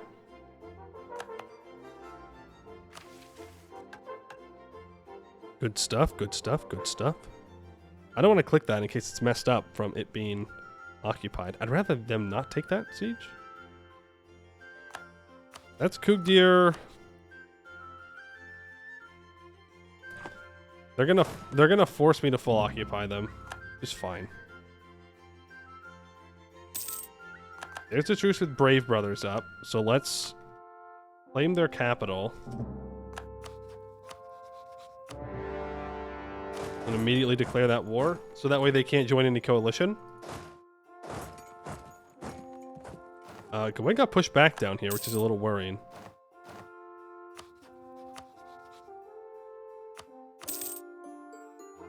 I don't want this fort to fall. It's gonna that's gonna prolong the war too much. So I'm just gonna take a little bit of cash and call that good, and then we can restore the Kassayans. The Kassayans originated as a type of fortified location similar to a castle or fortress, designed with the intention of combating the victims of the White Pestilence. Later, they became key strongpoints in defense of Faronean. Restoring these landmarks will keep much of Rogeria's core territory safe and grant us a strong position to launch further expansion and reclamation. Culture in the area will become Ferani half-elf, and it gives 5% local defensiveness till the end of the game. Now, 7 owned provinces in Whistlevale, Valefort, Cursewood need a barracks and a regimental camp. Or they need a cathedral and a counting house, or in a workshop. Focus on military, we get manpower recovery speed for 10 years, and it puts us towards absolutist monarchs. If we do economy, it pushes us towards beloved by the people. So we're going to want to do the economy there. Okay. Yeah, they want 3 ramparts up here, which is crazy. It's wild. I don't know where they think I'm getting that kind of money from. We'll continue to build in Eskin and whatnot. I can expand infrastructure on Tarantin here.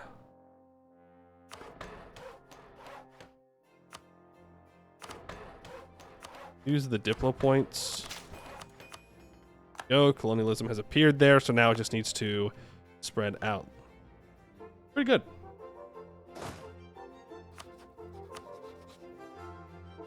Where did troops go? We're down here. Okay. Well, in that case, I will secure the nation. Speaking of securing the nation, Kugdir, have a nice day, buddy. We're only gonna get 15 crowns. Brutal. Brutal, but Gawed is doing a lot of work, so I can't complain too much. We're going to need to improve with our new vassal. Move you south. Actually, let's move you over to intercept these Brave Brother troops. That's what we need to deal with the most. Our corruption's going down. I can full core most of that.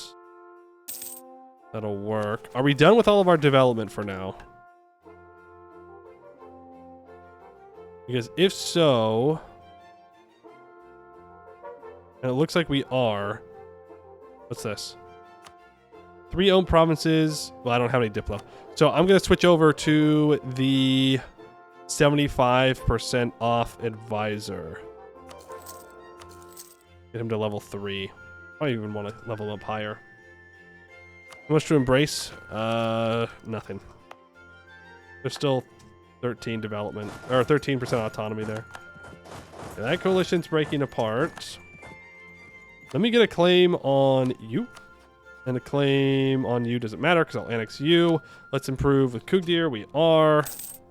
Very good, very good. You're going to come and fight him. Oh, no, no, no, no. You're not going anywhere, bozo. Only place you're going is Stack White. I don't know if that's a location, but it is now. That is Rogeria dealt with, but I don't have any admin points. So I will wait on that. And I don't think we're going to take anything off of the Blade Marches in this war. I just want a truce. I'm going to go straight in for this fight. Goed will back me up. I believe in Goed. I'm a believer. Doesn't this move our capital? I don't know if it'll get messed up by me being at war. I never know. I don't know where that kind of doubt comes from. I don't know what mission tree did that to me. But there's a mission tree out there where I didn't want to click something because war stuff. I'd like you to do that and give me war reps and 4.2 ducats. Counts League. Honestly, I'll stay in this war to dunk on Counts League a little bit. I think I send you to loot. Don't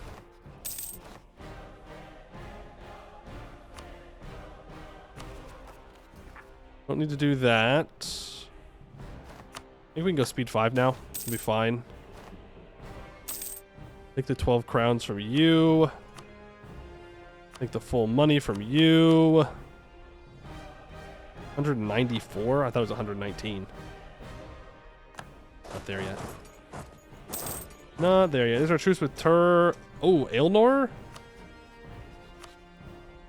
Vorin March would get involved. I think I'm just going to leave that for now. The coalition starts forming, then I'll declare.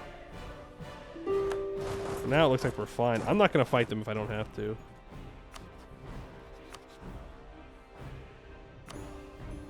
Counts League pieces out. They're going to get conquered by Blade Marches or something. Or not Blade Marches. The Orcs.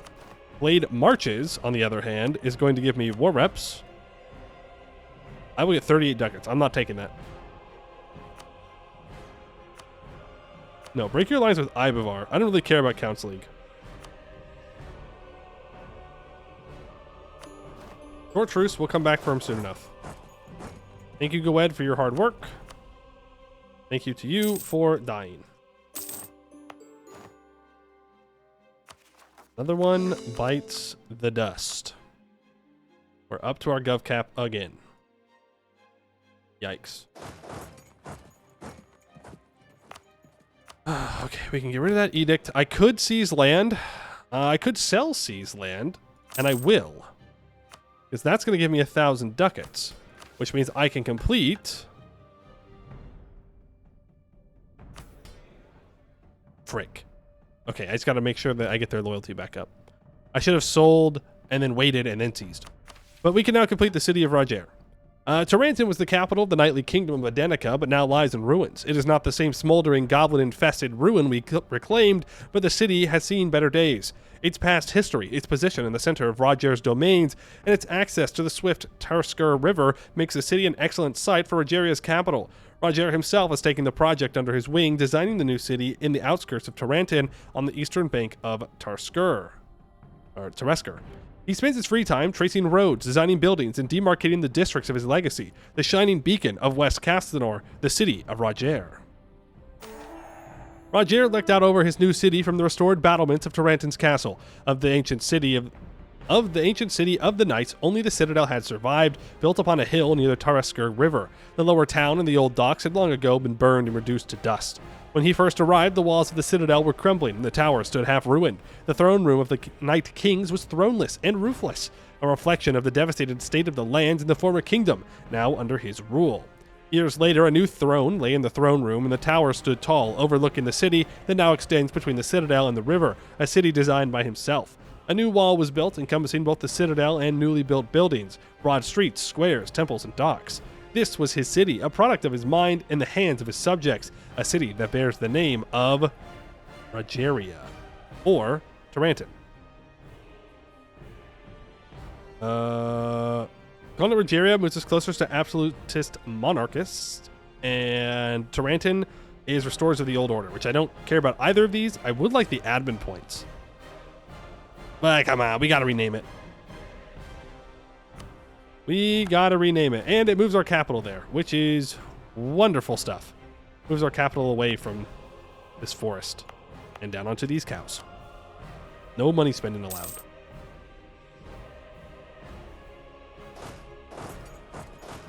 Ilnor, I'm sorry about this.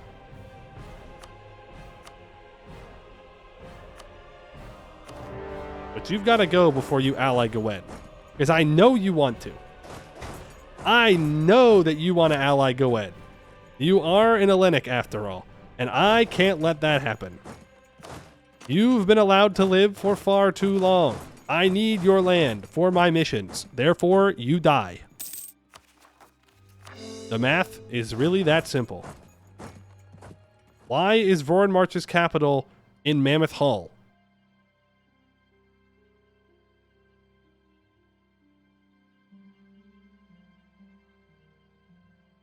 What a stupid capital.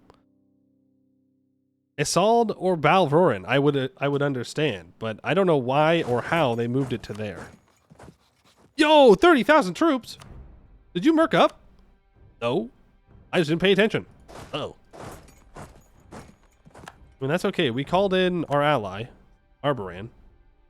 We also have Kugdir, I suppose. Kugdir's around, doing Kugdir things. I didn't lower autonomy. What tech are you? You're tech 8? Okay. Architectural development. Yes. Always.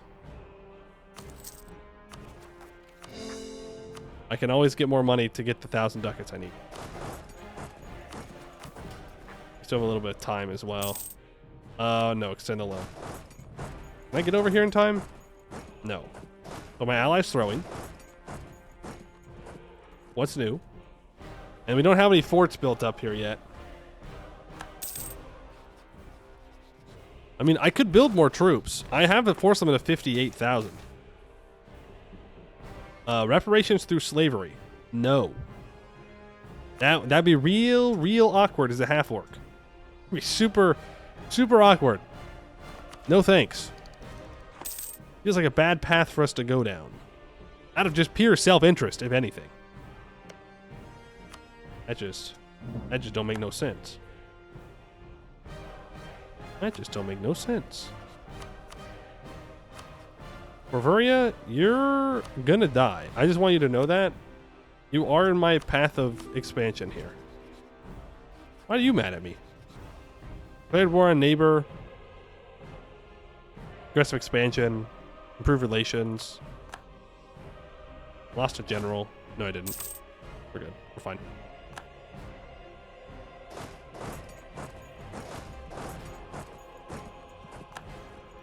Oh, no, no, no, no, no, no. You're trying to siege down my subject. That's not very cool. Arboran, can you stop throwing? Can you just wait half a second for me to get up there? Oh, man. Yeah, you fucking... You freaking wish, man.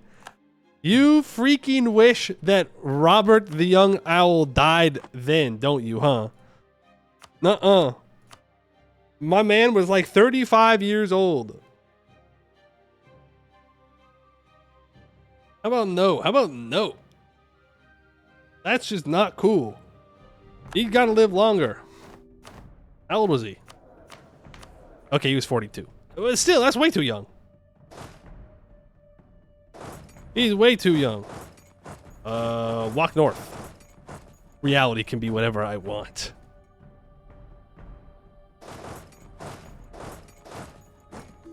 I will save Arboran this time.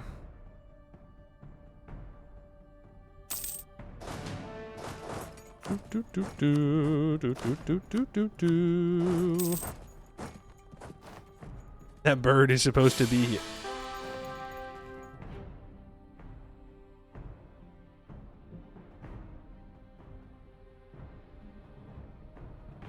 What?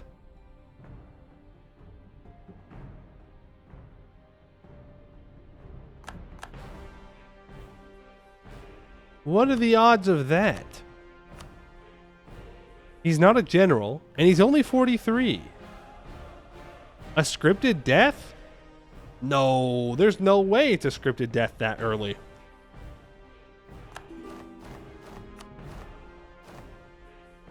If so, we're cooked. Might be an influence year from the game start? Maybe. We might have to go back a whole year.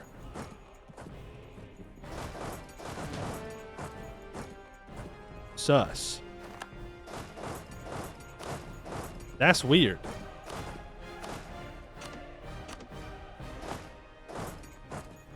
He should not be dying that early.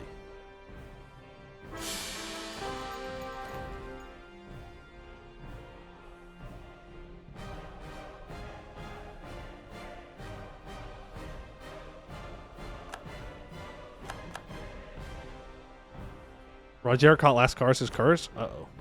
Same day? Okay, well, I guess we go back to 1502.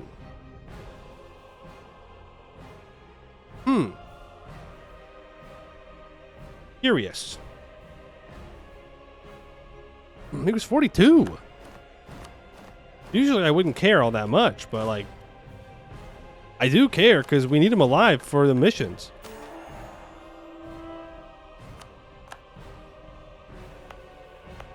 I do need him alive for the missions.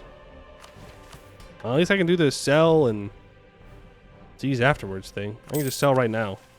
We can complete the Rogerian burgers. Along with our own loyal nobles, there are many who have followed us seeking new opportunities, as well as Green Tide refugees now hoping to reclaim their homeland. The southern woodlands of the old kingdom of Marewood are a prime candidate for such efforts. With the right investments, these areas could become highly profitable for our fledgling nation. Every province that fulfills the conditions will start the construction of a manufactory. Total army size at least 75% of the force limit. Okay. Time for another loan.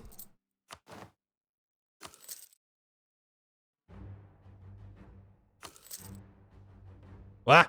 Cancel, cancel, cancel, cancel, cancel. Those are horses. Those are horses. We don't. No, no, no, no, no, no, no, no, no. I don't want to build that many horses. No, thank you. That is a bit too many. 20 horses is a bit overkill, if you ask me. Blade marches, war reps, break your alliance with Ibavar. Have a nice day. You all walk north because we know who we're going after next.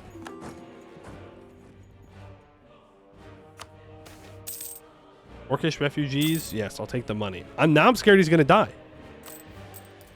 Now I'm scared he's just going to die again.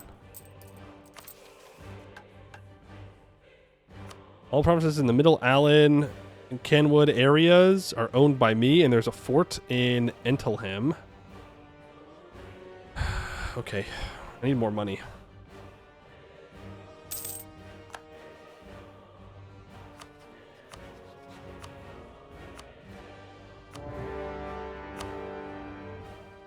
Need more monies. Not let Aelnor's troops get away. Smack them. You walk here. You unsiege, or you siege that down. You siege that down. Reclamation army can be completed. We must establish a magnificent army, one fit for our glorious nascent kingdom, to strike fear into the hearts of the traitors, both in Esken and Anbennar, as we march across the land. But while many of our citizens cry out to return to our forefathers' homeland in Demeria, just as many wish to stay in the land of second chances, fearful that an invasion of the Empire will leave their Ascani homes defenseless. The young owl himself is not an exception, as his newly founded kingdom is as precious to him as Demeria was for Rogeria the Exiled. We complete this mission while having Rogeria the Young as ruler, bringing the Reclamation Army for 50 years. Minus 2% yearly army tradition decay, 0.2% yearly army professionalism, 10% army drill gain. And we can complete for the young owl. We have 2 stab. All owned provinces of West Demarian, Anbencoster, Neurasterian, and Encarnian culture have at least 10 development. Well, I'm glad that's correct. That's nice. Many Demarians came to Esken before and after the green tide from crowded Anbencost, the old woods of East Demeria, or the bountiful farmlands of West Demeria. Pioneers, fortune seekers, and marcher lords. Loyalists and traitors, but Demarians nevertheless. If we want to see a Silmuna ruling from Anbencost again, we need to remind them that our common origin to make them fight for our just cause, as per Rogeria's command, we will give special attention to their lands to remind them of the benevolent rule of the Silmunas. Gain 10 legitimacy and 10,000 manpower. Every province that fulfills the requirements swaps to our primary culture. I don't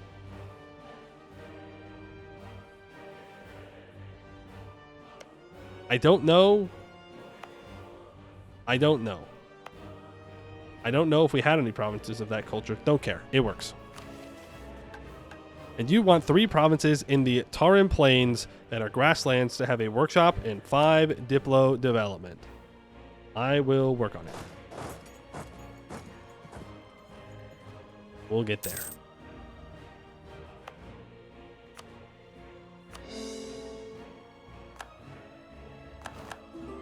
I want to convert that so badly, but Coronite could spawn it literally any time.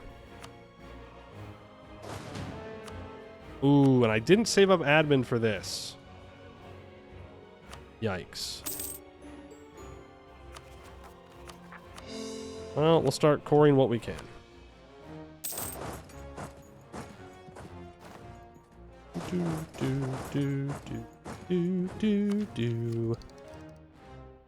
That's wonderful news. That is a fantastic fight for us to take. Thank you for going to Kugdir. They do get an instant wall breach. Well, I'm just going to go for it. And no stack wipe. Don't really want to fight them in the caves, so let's move over towards their capital.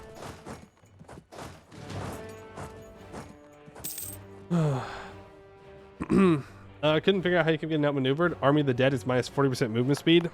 Yup. You gotta trap them with forts. You need forts everywhere. All that money that you're saving from having a cheaper army, forget it. Forget that money exists. It's for forts. Speaking of forts, I need grasslands. 1, 2, 3. Where's the area again?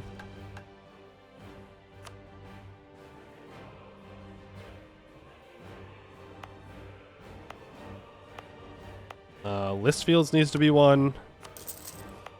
Gallop's Way. Well, is this one? Yeah. And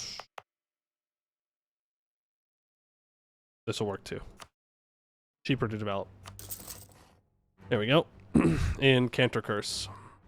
That way we can get that mission done. We gotta get money for those ramparts. Devastation less than 1, unrest lower than 0. Yikes.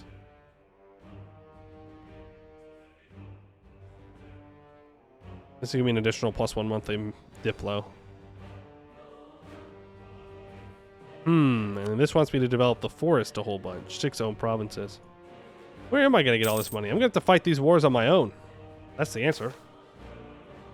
Architectural development. Thank you. That makes me a little nervous. Are we on the same timeline? If this is the same timeline, I'm going to be very upset. No, it's not, because he died at the beginning of this year. Few loans never hurt. I mean, that might be the answer. I might just need to loan up and build this stuff. Stop being a big old baby.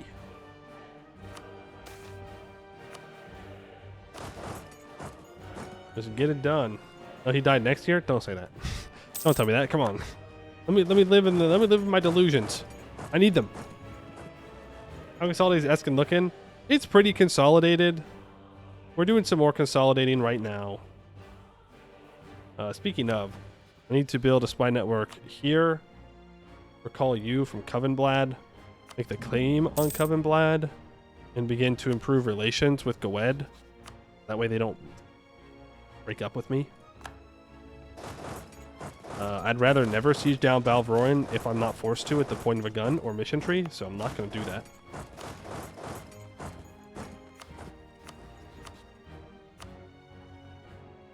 I'll get about half the money as of right now, which isn't too bad.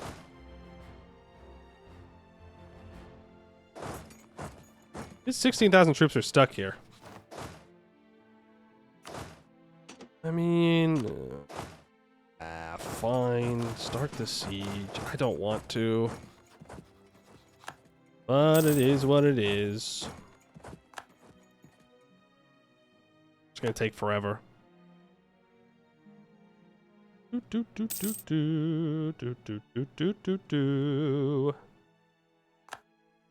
Alright.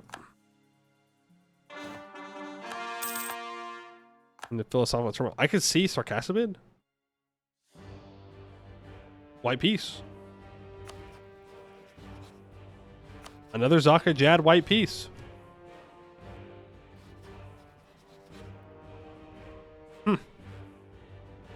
Interesting. I wonder why they're not fighting each other. How does it even happen? They just peace out without fighting, I suppose. That's what I was told.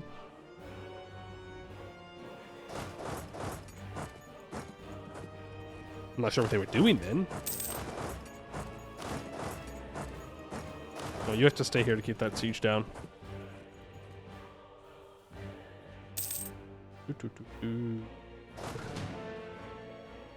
We'll make sure that we are looting. I would love to loot with these mercs, but...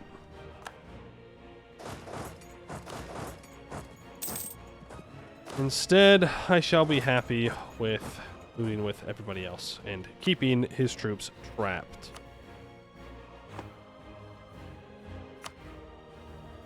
Yeah. I need to seize land so I can get back up above 30% crown land, and I need to lower autonomy after this war. I keep saying that, and then I forget to do it. But this time, I'm being for real. This time we have to do it. Vampires offer peace. No. Though that is kind of funny. Wasn't there a time I was trying to get this event for some run where I was like, it's fine, I can get vampires through the estates. But I'm not really interested in the whole vampire thing for us. I will take the prestige though, thank you. Appreciated. For real or real? For real. For real, I think. Okay, he'll peace out. I will get a little over half the money. I'll gain war reps. I don't need any land from you. I'm pretty sure I was correct. At least not right now. I'm going to take all this. I'll pull this spy back. I'm going to make a claim on you. And we will full annex. Coat mold seed. Go ahead. We have a royal marriage, right? Yep. Okay. Just want to make sure. Just want to make sure. We are over our gov cap again. It's 565 crowns. Not too bad. Go ahead and encourage development here. Get you up to 5 Diplo Dev. You up to 5 Diplo Dev. Where was the other one? Here. Yeah. You up to 5 Diplo Dev. But that way I can complete that mission. Where is that mission?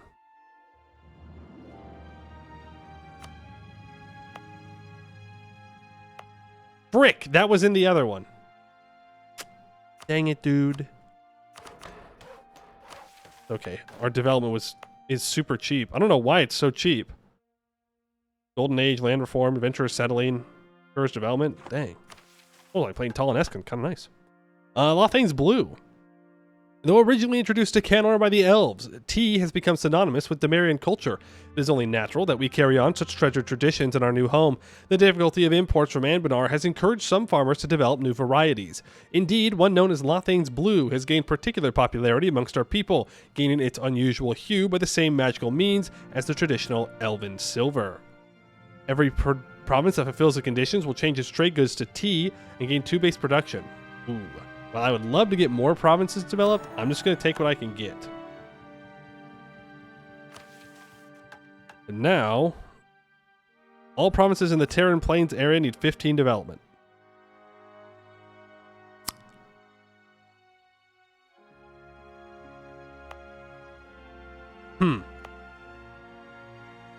Well, that's something. Yeah, could have turned even more of those cows in. I mean, that's fine. Reload to dev for more tea? No, because I also have to build workshops. And I need money for other things right now. Well, worth 2 development. Yeah, no, skill issue. I'm going to skill issue that one. It's fine.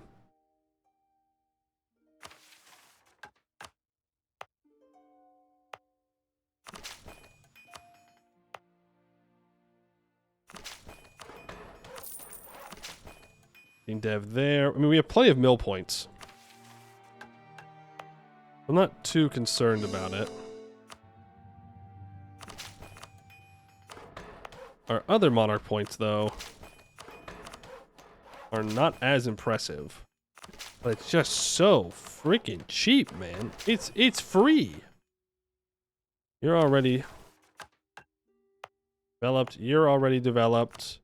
You need to be fully stated. Encourage you. To 15. Did I do some of those other ones to 12? I might have. You need more development as well. You're to 15. You're to 15. I did them all to 12.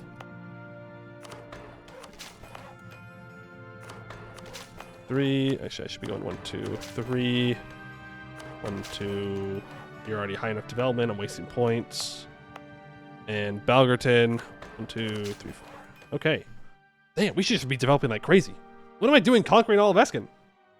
Fool. Fool. And now I need a manufactory in my capital. Yeah, I'll build a farm and stay here. Cancel that. Expand development. Now I'll build a farm and stay. Cool. Any other development that I need to do at the moment?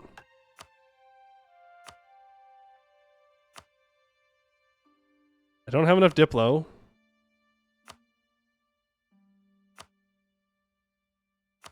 Okay.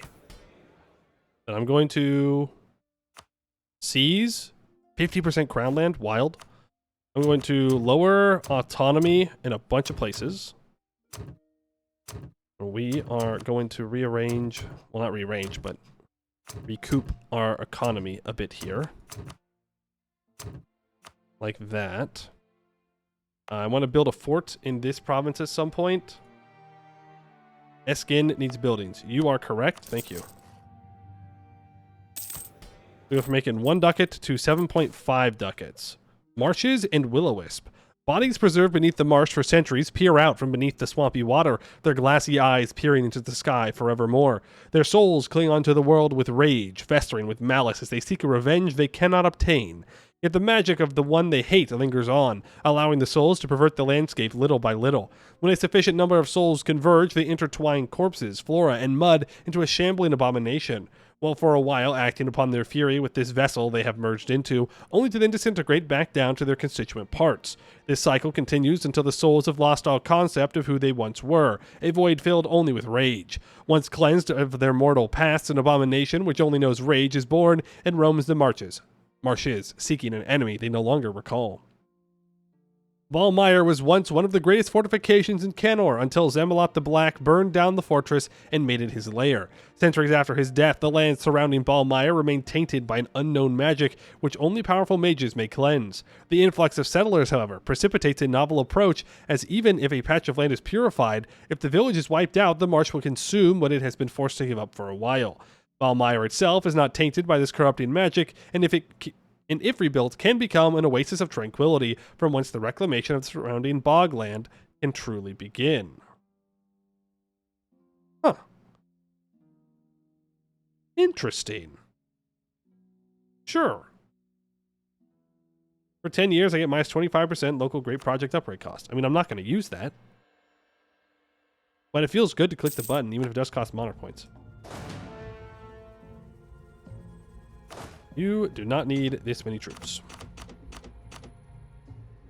24? Yeah, 24 will do just fine. Is there anywhere I can stand this army? It doesn't seem so. Can I grab the cannons and get them out of there? Yep. You can walkie south. Now, I'm guessing our gov cap is very overdone, so we're going to give the merchants and the nobility some land rights, and you know what, I will even give ennoblement of adventurers out to increase that there. And I will then give patronage of the magical arts to the mages, so that way they have 60 loyalty equilibrium. There goes all that crown land, which is fine. Gotta use it in some way. That gives us some gov cap. We're making 9.78 ducats a month. We need to be removing tags, though, still. We can't stop.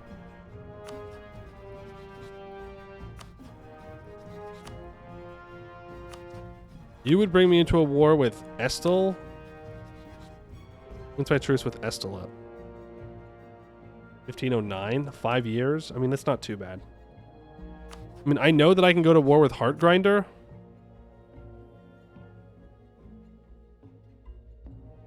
Yeah. Let's do that. Go to war with Heartgrinder. Try and cut off their exits into the deep woods. They're tech 6, so they're going to be easy fight. And again, we want to fight them before they flip Core Knight.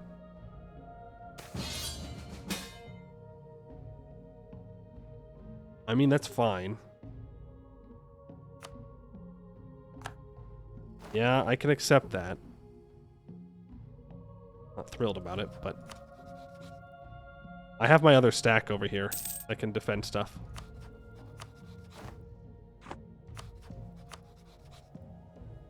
Okay, you need a 3 siege general. You can get this general and move in. I don't know where Heartgrinder's troops are. There's one of them. Our relations with Gawed improved to the max. Let's well, you're at war with them too. Oh, you have no troops. I broke you.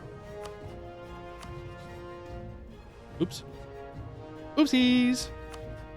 I can build a spy network on Marhold. That would be worth my time, and I can continue to improve relations with Ugdir. They are loyal. Am I collected here? Yeah, I should be transferring here into our capital. You know what? No, instead, let's transfer from the Vernhem node as well, instead of Middle Allen. That way all this money can be brought directly into me. A little bit better. Roaring March is stealing my money. Not appreciated. Ah, so is Ibavar and Arboran, to be fair. Everybody's stealing my monies. Everybody wants my money.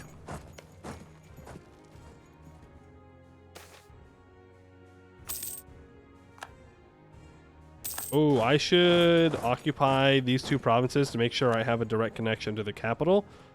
That way, Council League cannot take it for themselves. I don't know why he's not sieging down Council League. There he is.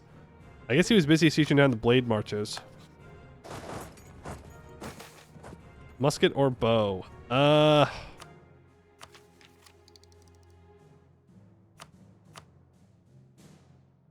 I should just take musket or bow and pay 5% more instead of taking it ahead of time for no reason.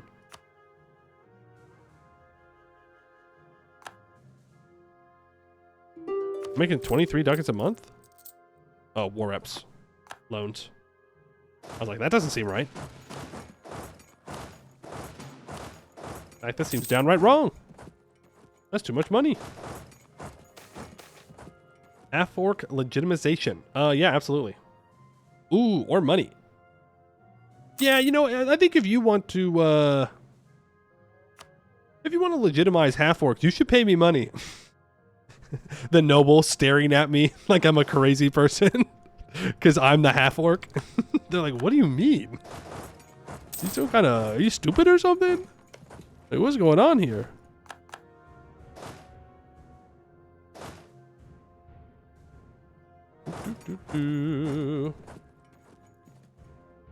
I can make the most money collecting everywhere. I don't think so. I'm making 15 ducats a month now. I'm making more than I was. I'm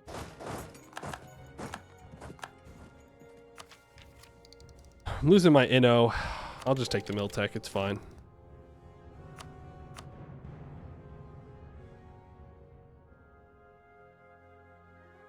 I don't need to move into the deep woods yet. But I think I'll take less land and take max money. I think that'll be fine. I'd rather have money than the land at the moment.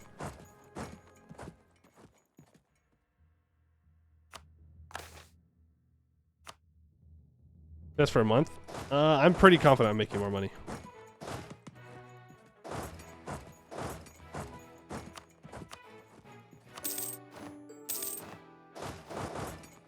I think it's only better if you have a weak trade power in the nodes you touch. Yeah, and transferring gives me more, doesn't lower my trade power, and I'd rather get more power here.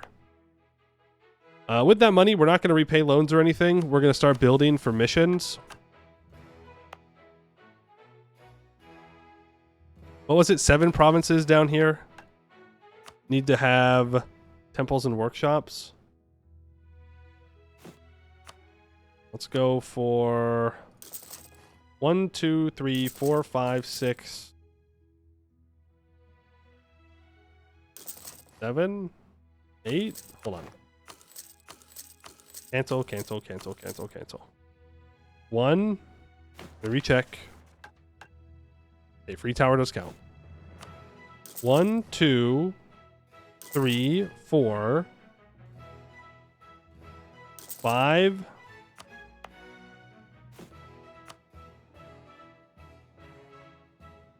6, 7. Yeah.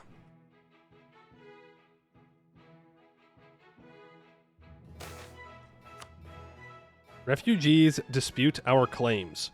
The influx of refugees into our country has been a boon so far, bolstering our effort to reclaim and rebuild Eskin. But while many refugees are grateful for what we have achieved here, some feel like Eskin belongs to the Ascani and not us. They do not think we have a proper claim to these lands. It is preposterous to think that they would dare oppose their saviors, but their discontent cannot be ignored. What shall we do with them? Fuck them. Sorry. Frick them. Forget them. What do they know? Ooh, wait, hold on. We could allow them to establish an enclave. That gives us 20 government reform progress. And 1 stability. I lose 10 legitimacy, but who cares?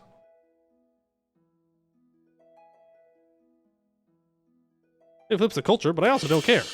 That's really good. Never mind. Don't frick them. We embrace them.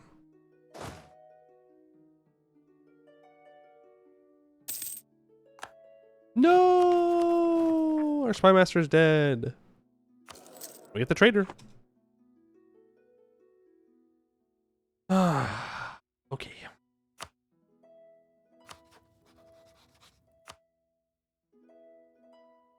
Here we go. This might just be a money war.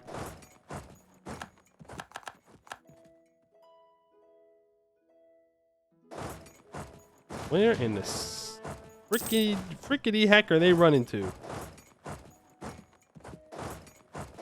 I mean, Hammerhome will die. I'm definitely annexing Hammerhome. Rosande, though, I may let them live. And just take a bunch of money. Or I can annex them and take a bunch of money. Actually, I think they're too big to annex. They are not. That makes Ashenionde mad.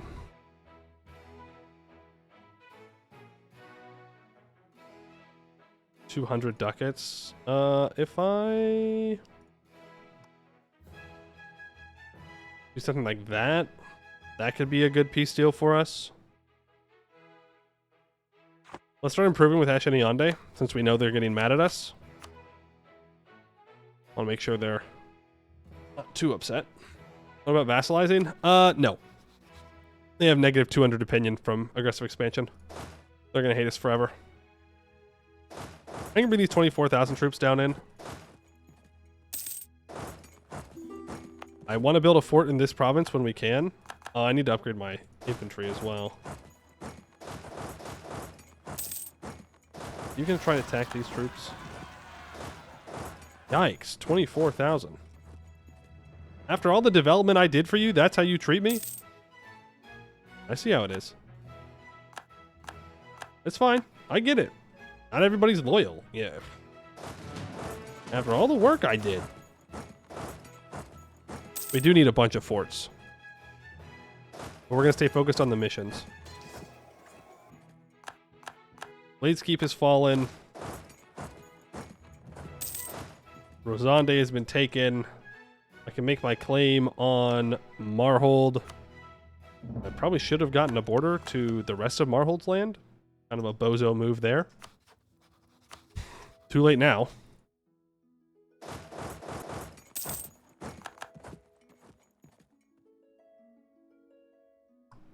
Means wasting manpower, not uniting Eskin. True, true, true. Hammerhome, you're gonna die. I'm sorry. I'm not sorry. But it is the way it is. Popular noble +1 dip rep. Thank you. We have a little bit of gov cap to work with.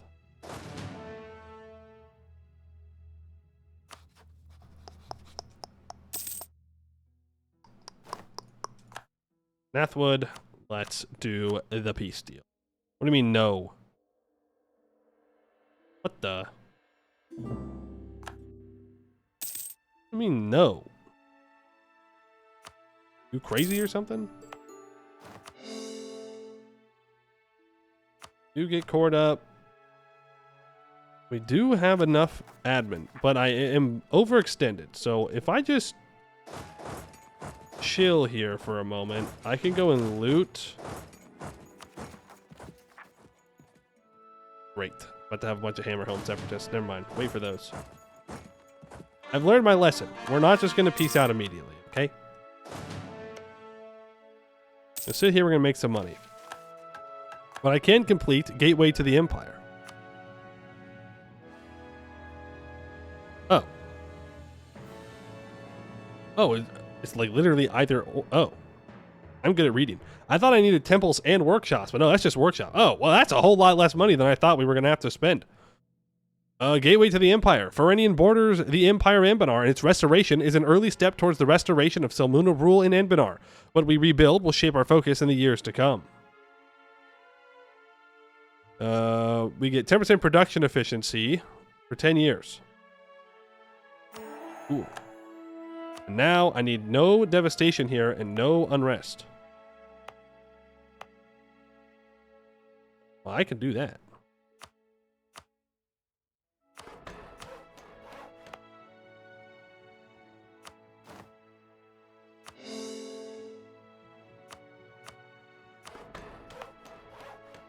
That's easy enough.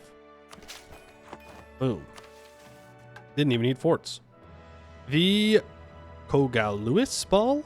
After decades of hard work, the lands of Faranaean enjoy a prosperity that surpasses even the times of Castanor. Cities rebuilt bigger than before, the roads now safe for travel, and record harvest in our farmlands. In order to celebrate the restoration of Faranaean, Marjorie proposed a Kogaluis Ball, and as Mari custom of the first Farani brought with them from their new homes, a river party where the waters of the Kogaluis becomes filled with light, laughter, and music.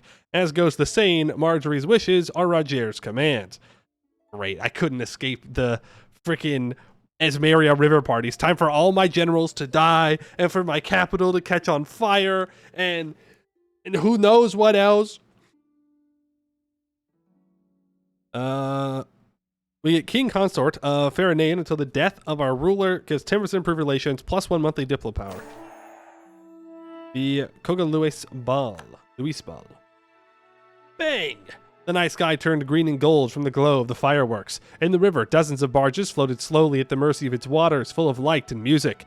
Nobles and adventurers from all corners of Rogeria, diplomats and friends from Esmeria, Demeria, and the borders. Everyone came to celebrate the first Kogaluis Ball in decades to celebrate the restoration of Faranaean. One of the barges was twice the size of the others, decorated in Silmuna colors. Roger was drinking wine, sitting on a throne at the stern of the barge, covered by a pavilion. Neither the fireworks, the lights, the music, or the laughter could distract him, since all his attention was focused on his wife, who was talking with her relatives. Bang! A silver firework illuminated the sky, the signal for the speech. Friends and honorable guests, Roger said, this day we are celebrating the fulfillment of a promise and the birth of a new era for Faranaean. As our shield against the traitors of Anbennar, this gives us absolute monarchists. As a center of trade between Esken and Anbennar, beloved by the people, defensiveness, local trade power, goods produced. Or as an integral part of the kingdom of Rogeria. And we can start to spread our culture in Faranaean? That's kind of fricked up, dude. That's messed up. We said that we were going to give it to them. It does give +1 possible number of buildings, which is very strong. But a center of trade between Esken and Anbennar, because we are going for beloved by the people. I can also upgrade to adventurer bands, and I can build a lot more troops. And next missions. Still building that manufactory? Mm-hmm.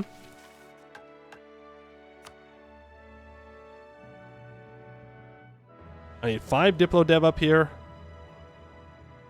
in forests with a workshop. Okay, but this also needs a fort. You know what? Merchants, today's your lucky day. I'm taking loans. We're doing what we got to do here.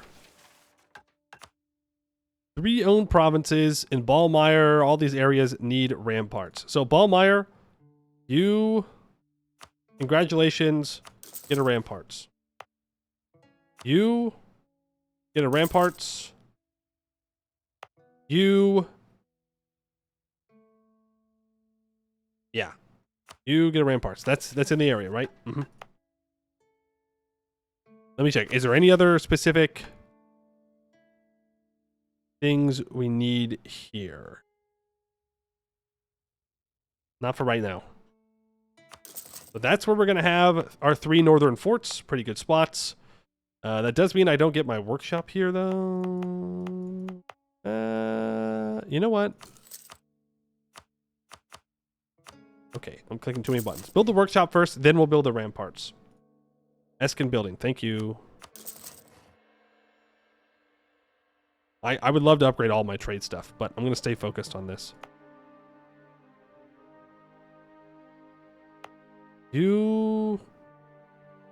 I gotta wait for...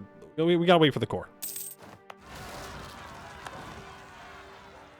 We'll wait for the core, and then we'll be good. Oh yeah, we're gonna have all the rebels rise up again. All the rebels, all the rebels. You're gonna walk back here. I think we're good. No, we're not good yet. That's Athfork done. We're gonna want to full state everything up here. Can't do that. But that then allows me to build a workshop in Athfork, and I can encourage development. Click once. That's 5 dev. We can click once, build a workshop. That's 2. Dev twice, build a workshop. That's 3. That's 4.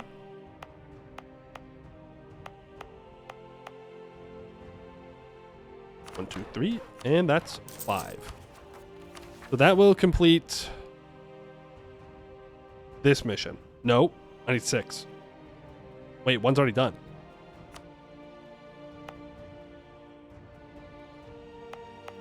One's already done. Where? Is it an either or thing? Am I misreading? Forest workshop. Oh, is it our old capital? No. Am I blind? Am I stupid?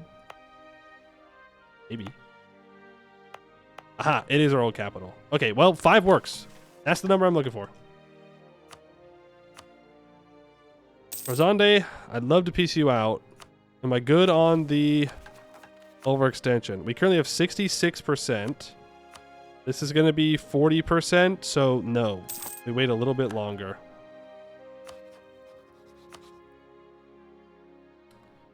Ooh, I should make a claim on Ibavar and just go beat him up for war reps. Let Gawed do all the work.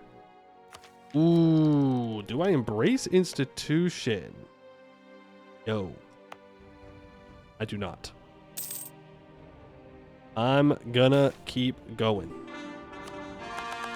Now we can peace out Rosande. Thank you very much. I can core all of that up.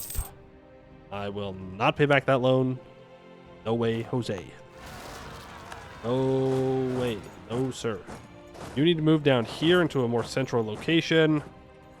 How are we getting bullied by these rebels? We just got bullied by those rebels. Ow. You need to... Well, Fort will get the mission done...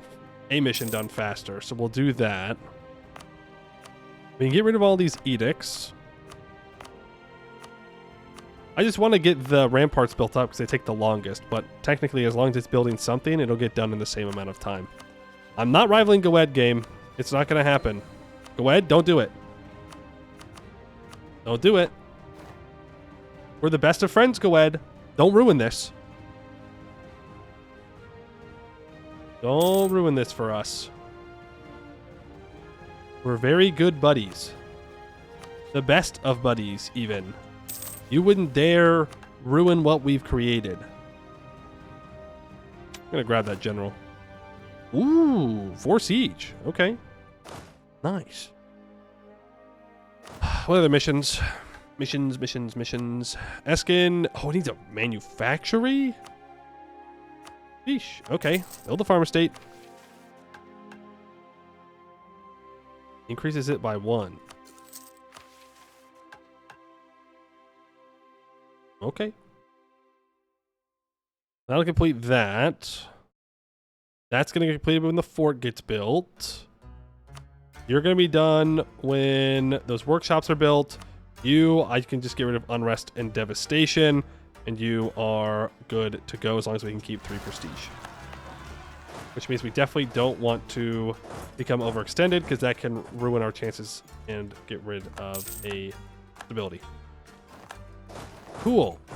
Technology-wise, we are technically 2 behind on Diplo and 1 behind on admin. All in all, not too bad. Do you think we want to keep expanding?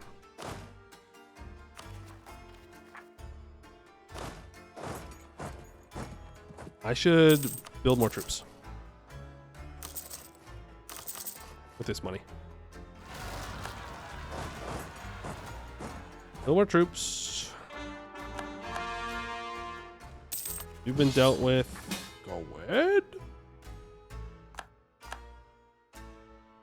Yeah, I mean, I don't know if you need my help against Bavik. Is little old Bavik too scary for you? City goblins got you all nervous? Oh, I need to build a fort over here. Ooh, we get there anyways. I will repay that loan. I don't know if I need to repay the other loan. Is there anything else I need to build? I need to build 1 more ramparts here.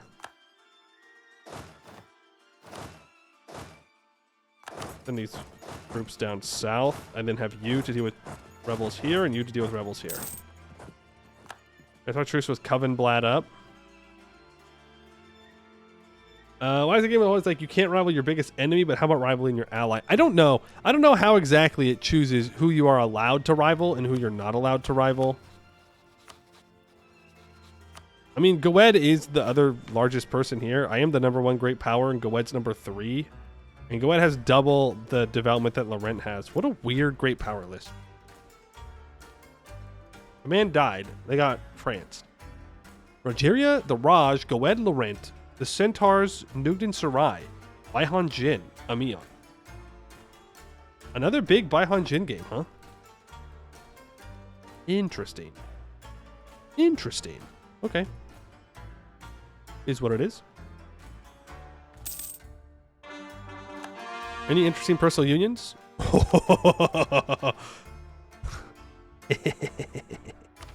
It'd be funny. Demeria of the East. That manufactory has been built. Under the young owl's leadership, Rogeria has grown into a great and rich country. Abandoned towns are repopulated, and ransacked fields are once more growing bountiful harvests. The old lands of Adenica prosper once more as a new Demeria is formed in Eskin.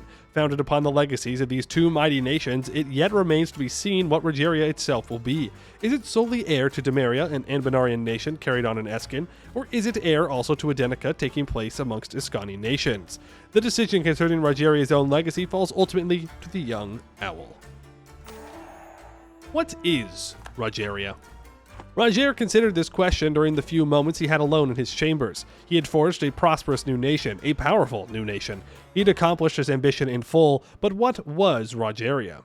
A new Demeria, certainly, a new Demeria in Eskin. Though the Grand Duchy had been dismantled and destroyed, those noble exiles had fought and bled for their new home and ensured that its spirit survived. In the finely carved stones of the palace, in the arts and trinkets peddled by the merchants, and the tavern songs sung by farmers as they make merry at the end of the day, the spirit of Demeria lives. But in those songs, another melody can be heard. Another melody thought dead. Alive, but changed in the green tide. Indeed, Rogeria has its core in the same lands that made up chivalric Adenica. Many of its surviving people are now Rogeria's people, and has Rogeria not taken up its mantle as the great kingdom of Eskin's West, first amongst its nations?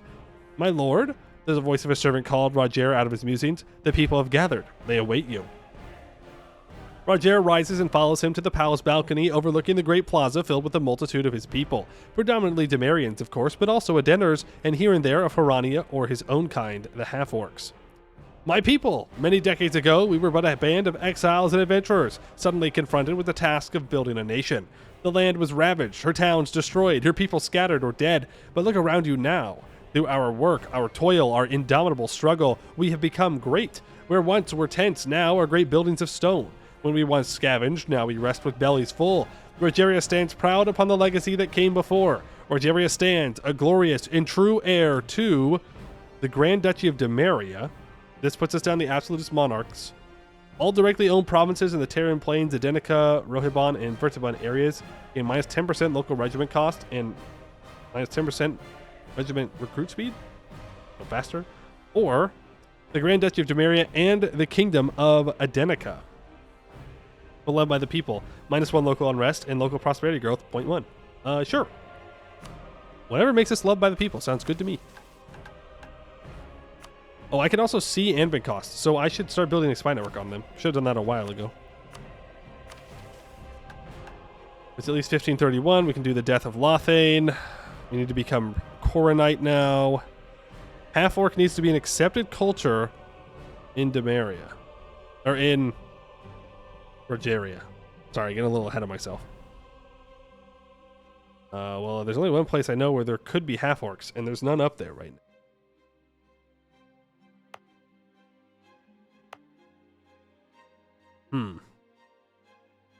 Sorry, Amakosh, just business. Yep, just business.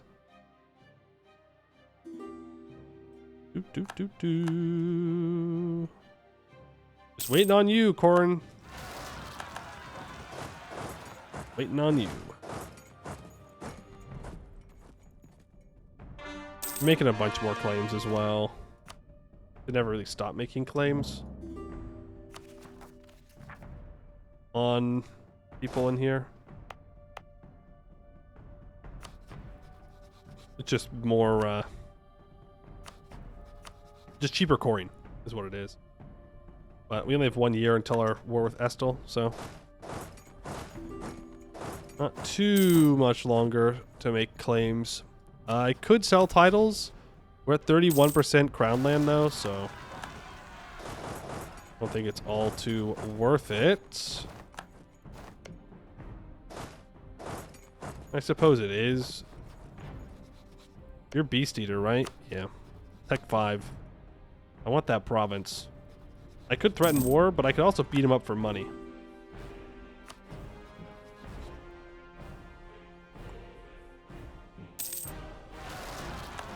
We should go to war with Blade Marches here soon, and we should get a border with Corveria, because we want to take these three provinces before they do something weird and like fall under a personal union with Arboran.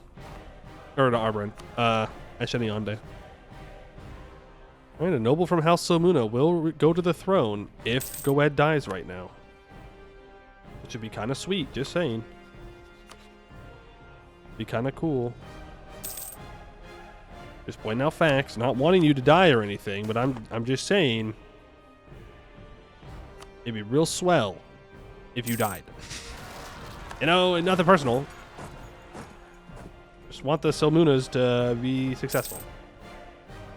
Hopefully Corveria gets revealed as a vampire. That would be nice. Damn. 728 crowns? Ugh.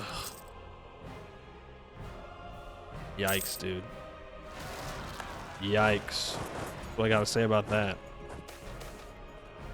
A halfling's gift. I'll take the tolerance of halflings. I'll pay the money.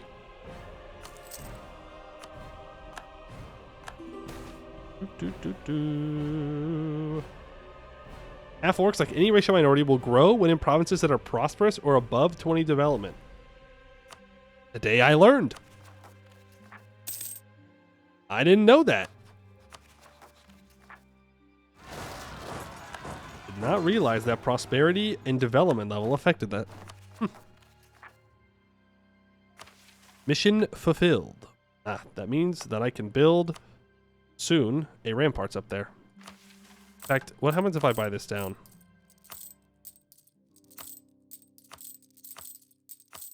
All right, that's good enough for now. Can I build it now? Yep. I'll build a ramparts in that province, but I can complete Adenthil. The restoration of Balmire has given us an unprecedented opportunity to study the architecture of Balgar the Builder. With these lessons in mind, Rogeria plans to build a mighty tower, a fortress in its own right, to watch the north. It will be named Adenthil for the king's grandfather, famed as the epitome of knightly skill and chivalric virtue. Just as Aden was a great guardian to his people, so shall his tower forever guard Rogeria. The province is renamed to Adenthil, and it gets 15% local defensiveness till the end of the game, and we gain a bunch of permanent claims on stuff we already own. Hee.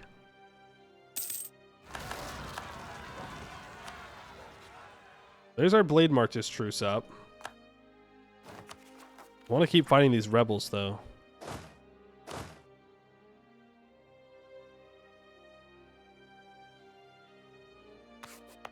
We can probably do that. Leave the mercs to deal with it. I mean, these guys are pathetic.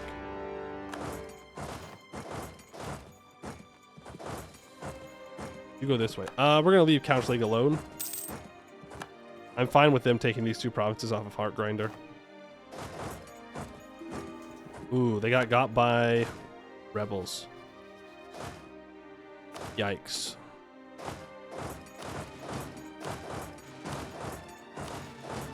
Here and here and here. Grab all that. Planes for countries are rarely useful. Yeah, well, to be fair, again, I do think that playing slower is better. You saw how much we had of dev cost reductions. Imagine if we took, like, infrastructure ideas or something and just stacked up dev cost. That'd be crazy. You can get a lot of development in. But I think it's, you know, I blob. It's what I do. What debate should we do in Parliament? 60 government reform progress is pretty tempting. This spy network construction could be really useful, though. Money or less inflation? Yeah, I could contribute to government debt payment. It gives me 21% national tax increase, and we do make a lot of money from tax.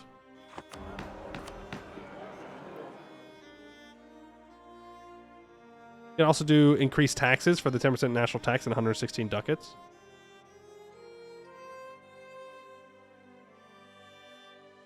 $60 government reform progress, though. I mean, that gets us to the next level. That's tier 4. We could go expand temple rights. Followers of many gods. No. Because we're going to flip Coronite, so it doesn't matter. Does Coronite have a special tier 4? I think they do. It's cheaper holy orders, right? I still think I'm going to click this.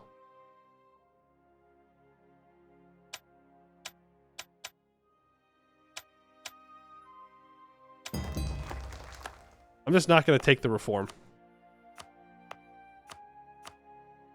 We'll just sit there and look at it.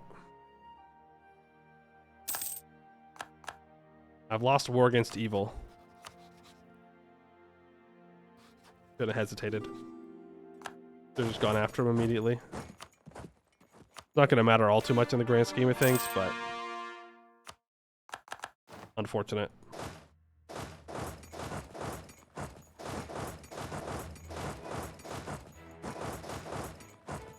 I have a decision. Oh, right. I can rebuild the North Citadel. At the foot of the mighty Trial Mount, guarding the ruins of the Trials of Castan, sits a ruined fortress. Connected to the city of Castanath by a towering aqueduct, long crumbling and broken, the formerly bone-white walls of the North Citadel have long been colonized by opportunistic ivy and marred by the passage of time. The foundations are strong, however, built to endure from a time when giants still walked freely upon Halan herself. Our engineers see great potential to restore the fortress to its former prowess. They argue that if we rebuild this fortress, it will greatly increase the defensive potential of the site, and enemies will break upon splendid white walls. If they take their form, you can select a new one for free if the previous one is invalidated. Unless it doesn't get invalidated with the religion change. Yeah, I don't remember. Plus, this just gives yearly legitimacy, which I don't particularly care about.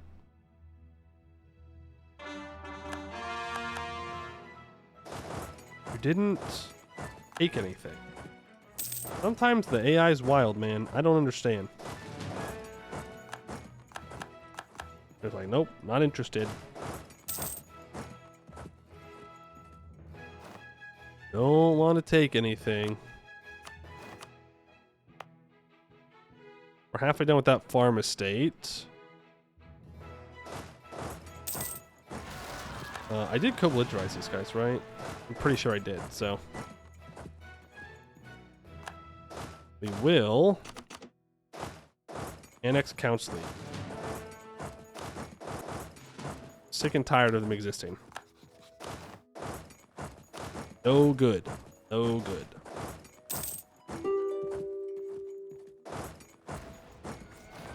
Ouch. I feel like we're hitting people with limp noodles. You know? Every time we go into a fight, I feel like we're not doing any damage. I don't know what it is. Maybe I was just too used to the orcs. That's probably what it is. I got too used to masked butcher. Too much. Truce with you is almost done. You still have 31,000 troops. Kind of impressive. The mural of Castellar. Oh my god, it's 1510 and we're just getting this? It won't be too long though. News from Elantir's arrived, spread widely by the order of chroniclers and proclaimed by Telemite criers in every major town. In a ruined precursor temple, a mural with chilling implications. A scene of utter destruction and ruin, a great fireball rising from the middle of a continent, raining stone and lightning down onto the land. Off to one side, a man is seen descending from the clouds. He wields a scepter in one hand and is extending his other arm in an effort to contain the explosion. Lightning streaking towards him as he does so. The extended arm terminates in a stump instead of a hand, and a great silver cloak covers his left side and partially obscures his missing leg.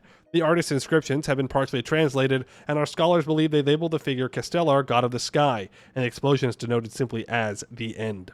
The documents of discovery and rubbings of the murals are widespread across Canor and are spreading like a wildfire through the scholarly halls and elite circles of Helcon, in Laurentane and Goetten, and Mincost and Selmaldor, and even in the ruins of Castaneth. The rumors are starting to swirl. The precursor elves saw Castellos die and wrote down what they saw so we would know. I will take the Diplo points, because I like Diplo points. And I could take tech.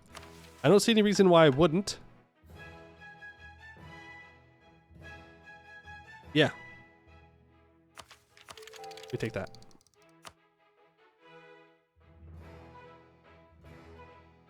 All right, institutions spreading at a decent pace.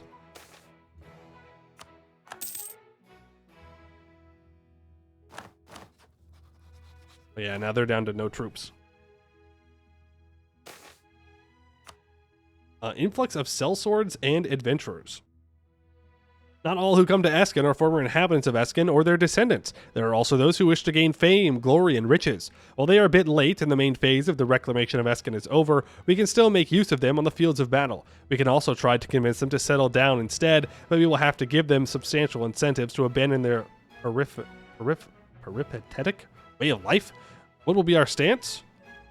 Because we have orcs and goblins, we can offer them lands in newly conquered territories. Cost 25 admin, we gain 5 legitimacy, 2 base manpower, adds a human minority size.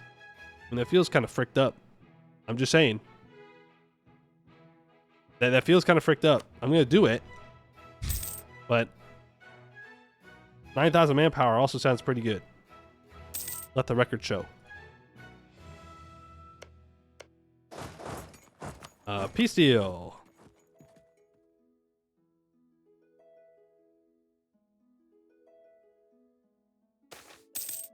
People are mad. The North Citadel rebuilt. After a year of construction, we have finally restored the North Citadel, the seat of the old Castanorian emperors. It now sits proudly in its old position and will greatly bolster our defenses.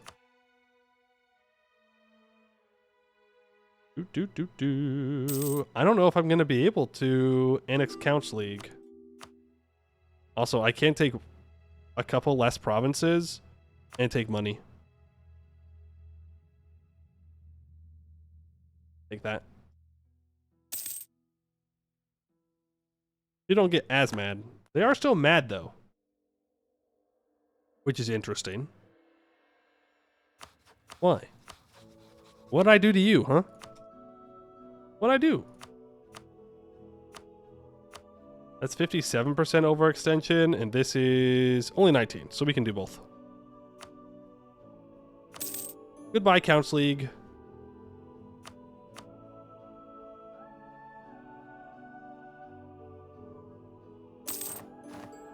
So we're at that point, huh?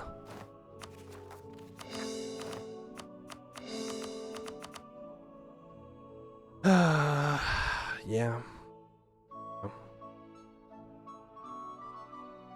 Empire did not like that one. It did not like that one bit. I could sell seas here.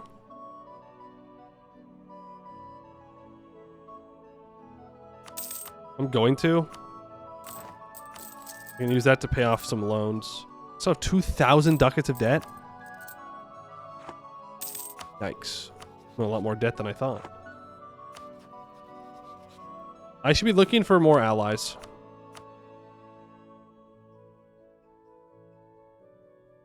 Honestly, Wex is a pretty good ally.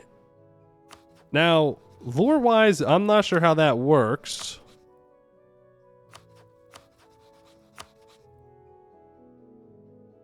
I'm going to ally Arninen instead. Techno Vikings won. They've won for now. That would be an offense to the Silmunas. I don't think I'm allowed to ally the Wexenards. Feels illegal. Raven March is a vassal of Corvuria.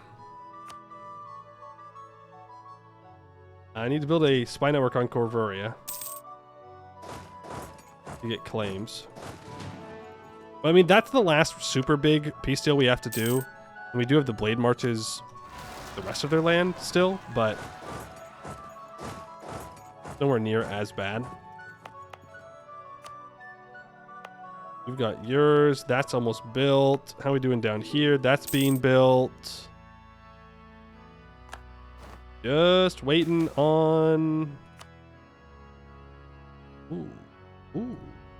Ooh. Ooh, ooh, ooh, ooh, ooh, ooh, ooh, ooh. I will take the admin development, and I will take the admin points. Thank you. But that's the last big peace deal we have to do near them. I wish I would have done the war against evil against these guys. But, oh well. Oh well. As you clip these tags, it's probably worth more to switch back to collecting everywhere. We'll check. Okay. It's not exactly fair to do it now because we're overextended, but we can look. It does make me one more ducat a month. I mean, one ducat is one ducat. No one's pulling out of this node, so I can actually transfer here, and I can transfer it up into Castenath. That way I'm only collecting in one spot.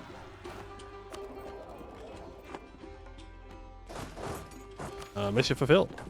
Speak to the Silmuna. It was not so long ago that the Silmunas ruled Temeria from the Imperial Palace in Anbennar, and now where are they? Dead? Exiled? The fate of so many of our kin has been left to the records of traitors and usurpers. It is no wonder that our lost are so hard to find.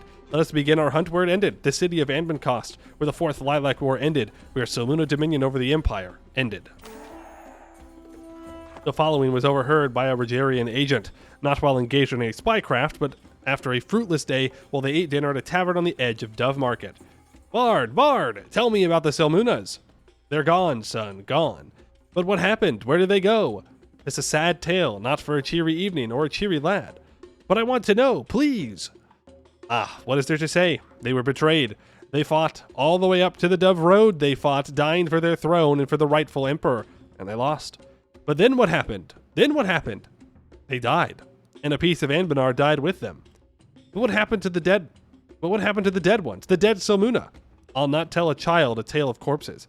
Come on, please, just answer and I won't have any more questions. I promise. Lad, Adin, and all those who had fallen before, they were hidden. We could not give them victory, but we could at least allow them a peace in death, the one they had always sought in life. Where? Don't be so quick to break a promise, child. A lead to follow, 10% spy network construction. Ooh, sneaky. Roger the Exiled has passed away. We have legitimacy of 100, prestige of 25. Exhume Roger. Roger the Exiled may have been the last of the main branch of the Silmuna, but he was the start of the Sons of Temeria and our foundations in Eskin. And though he could not find his sister Alice the Blue, he found a nephew and forged a nation. Truly, Rogeria was a valiant man, never seeking glory nor fame, but instead survival for his family and the noble bloodline of the Silmunas. Let us honor him as his heirs and celebrate both his life and death equal to that of other great Silmunas before him. For 10 years, we get 5% morale of armies. We need to build a spy network on Old Damenath owner, so on Magisterium, and Exhume Vincent, and on Istrelor as well. And then I can come back to get the Crown of Demaria. Okay. Well, let's pull this back. Pull this back and this back. Build a spy network on you. Build a spy network on you. You got espionage ideas? No. And no. Do you take exploration first? Interesting. No wonder why you didn't get the emperorship. You're taking admin quality. Okay.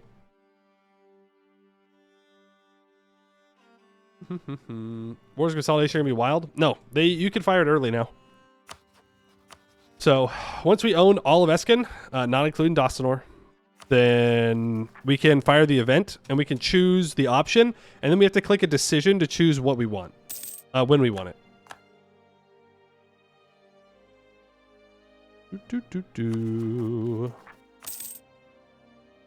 I will stay at peace for right now, so I can deal with any potential rebellions. Unless Goed wants to do my work for me, he does not. It's fine. Probably don't want him to do the work for me. Now I really would like a spy network guy. Level 3 is full price, though. I'll get you up to level 5. Most of our money, but he's 43 as well. But it's a bunch more admin points. Mission fulfilled.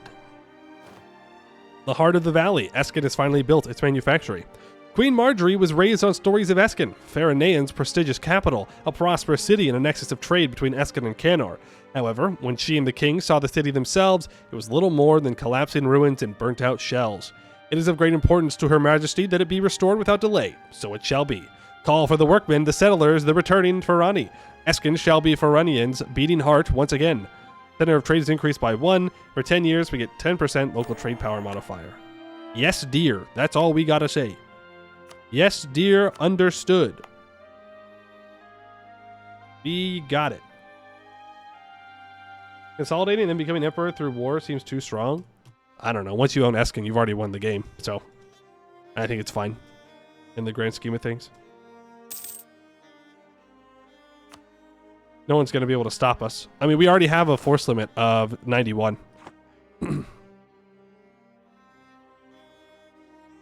Diamonds in lore. Yep. Nearest tier wins and claims the throne. But then I think there's no empire anymore, right? They get Napoleoned. Dude, did I get spy network guy? Or gal? No. In fact, I should build more troops. Well, there's a lot of buildings I could build. More money buildings, please. Learning from a traveler. For 100 crowns, free tower can gain 20 support. No thanks. Are these rebels gonna fire? They're thinking about it. They're considering it. Perhaps they will fire at one point. Oh, no, I didn't get scammed. Never mind. I was gonna say scammed, but I was looking at the wrong center of trade. We can purchase a new age ability. We can go for... it doesn't matter. Claims on claims. Orin! Orin! Where are you? Yeah, so we're good on all this. We can fix all that. I just need this to be done. Which means I don't want to lower autonomy anywhere right now. Because I don't want to risk getting unrest. You can get rid of all of that unrest up there. You can get rid of that unrest there. And we chill for a moment. Overextension exploited. Boo. I'm at 76%. Get out of here. Get out of here.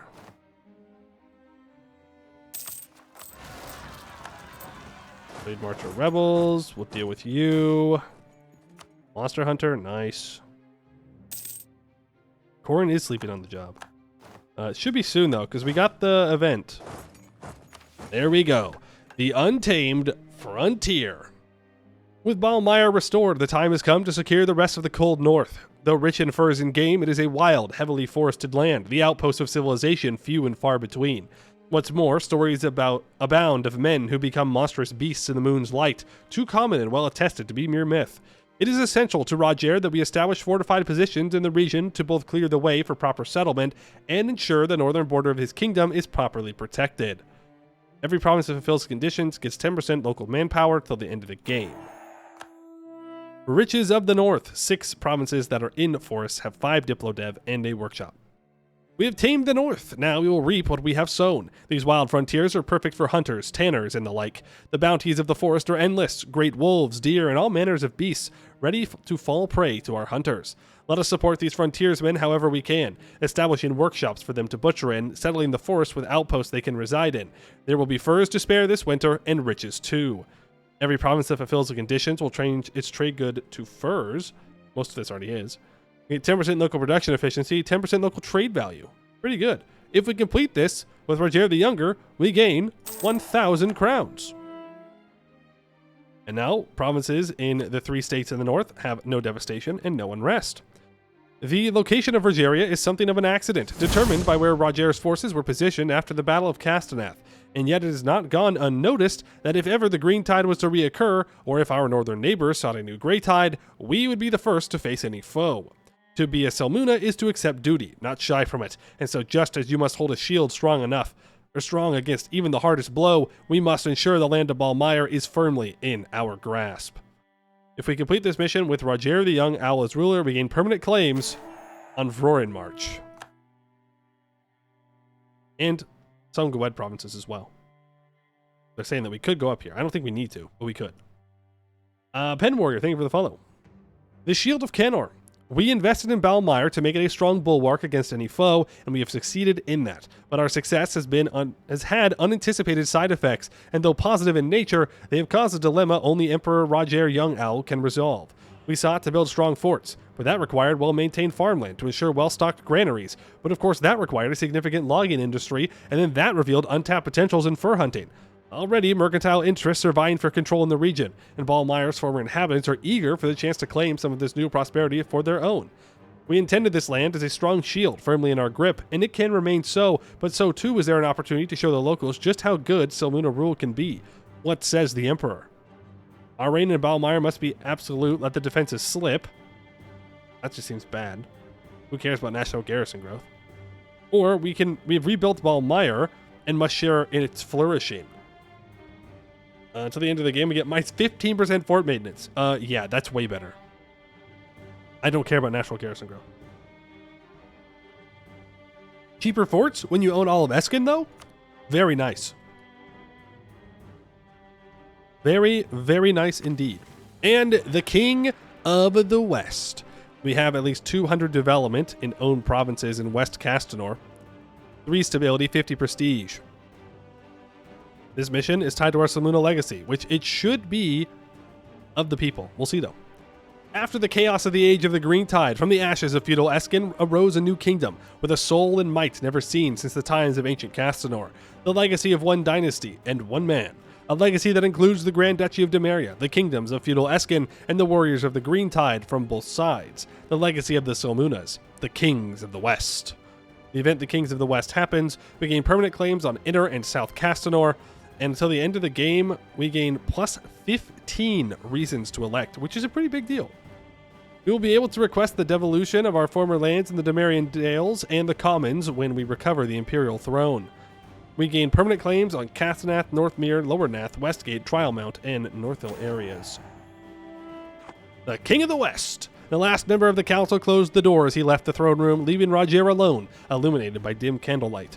The young owl turned his attention back to the map spread out on the table, a map of his domains, of his legacy. In the east, the Western Vale, the lands of his wife, Farinaean, a beautiful land of bustling cities and farmlands whose people love him as the restorer of the kingdom. In the core of his realm, the Demeria of the East, successor of the chivalric Adenica, home of the exiled Demerians, and the location of Rogeria, his city. In the northern woods and swamps, the lands of Ballmire, the shores of the Allen, are home to countless workshops protected by the great fortresses of Ballmire and Adenville. Roger contemplates the map again, the legacy that he, the king of the West, built, the most powerful kingdom in Eskin, Rogeria. The heir of feudal Eskin. Our legacy is beloved by the people, and we get heirs of feudal Eskin, 10% improved relations, minus 10% liberty desire in subjects. I do like me some improved relations. Okay, so that's all the missions that we had to do by the death of our leader. So now if he dies, oh well. Sad times. Sad, sad times. Interest needs 10 provinces. Okay.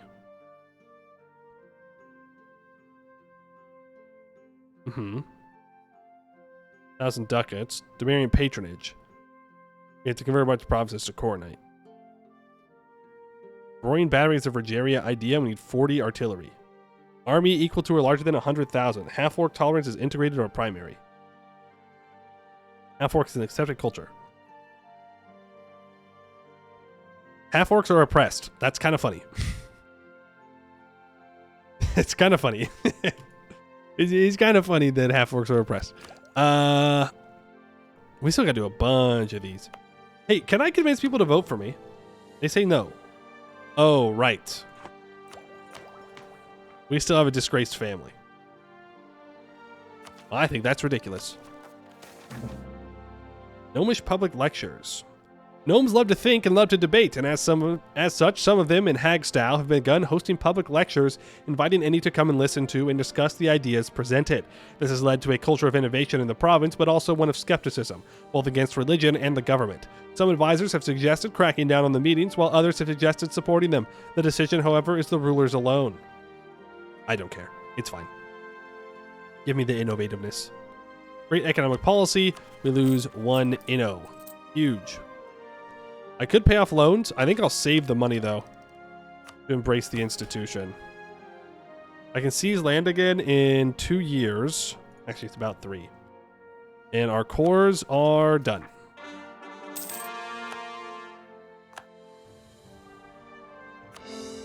I'll core all of that up. Now, we do have a bit of a GovCap problem. But our money can now almost entirely go into anything I want. I do need a bunch more temples around, but still. It can kind of go into anything. And we have permanent claims on everything, so wartime? Where are you? Oh, down there. Let's send the mercs down to deal with that. You can go out here. I'm going to build some more cannons. We'll get the money for what we need during this war. Let's do the orcs here first. Yeah, 154%. Because I want to take everything outside, and then I do want to feed Kugdir, the land in here. I wouldn't mind making the kobolds into a vassal.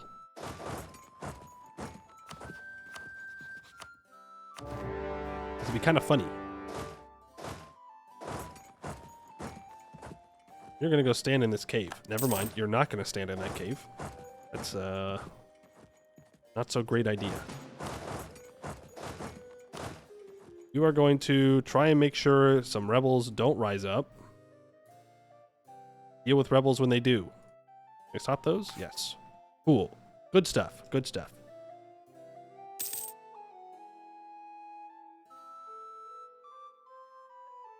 I should spend money on building a fort on Kugdir. Are you stupid? Are you behind on tech? One tech. Goodbye. Dummy. You big old stupid head. Remember, we're using good words today. I've slipped up a couple times, but we're doing pretty good. Let's get all of that occupied. I'm gonna get a Master of the Empire to try and get a Center of Reformation inside. The vassal would have to convert on their own to get a Center of Reformation. I can't enforce that. But would anybody become my vassal is a good question. Arnmoss would. Nathalir would as well, which is a little weird. I'm not sure why you want to join, but I could get Arnmoss, and I could get all their cores back from Arboran. No, my spy got caught. Rip. Rippy dippy. Rippy rippy dippy. And we have sacked Steel Hill. I will... Do I have any professionalism? I have 3.17 professionalism. I will take the money. Thank you. Because that means I can embrace the institution. And then I can do something with my mill points. Develop, I guess.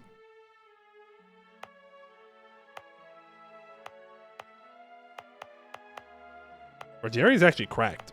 Like, the fact that you start with the parliament is wild. I'm just thinking about it. Like, how cheap our development was. You can go crazy with that. Really professional standards. Look, sometimes you got to make a little bit of money, okay? Is what it is. 2 points of development there. You're fine. You're fine. Oh, we got to deal with the patricians still. You're fine. We can develop around our capital a little bit more. Well, it's already 15 development. If it's 15 development, I don't want to necessarily dev it. Because then it can use and expand infrastructure, which is pretty nice. I'll just keep improving my wife's territory. I promised. I promised her that I would make her territory great, and so I'm going to do that. Happy wife, happy life, right? That's how it goes.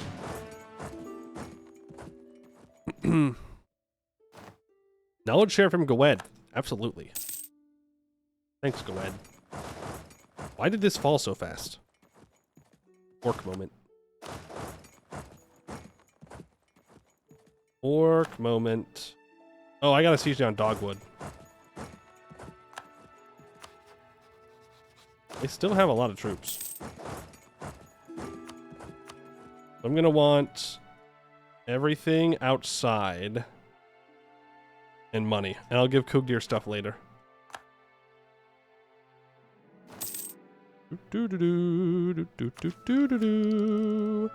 I'll take admin tech later. We're gonna be 2 admin techs behind, including on an idea group. Not great, but it is what it is. There's Dogwood, that's 99%. What do you mean? What do you mean? Come on. Peace out. It's Jover for you. Ooh, I don't want to fight that. Oh, man. I take less money now. Damn. When's my Heart Grinder truce up? 1520. Rozan days later. I think Beast Eater is our next war. Or Estel. I'm still just a little bit worried about aggressive expansion here. Oh, they both caught my spy. Man. That's sad. I should have probably hired the spy network person in the end. Hey, can you peace out, Ozo?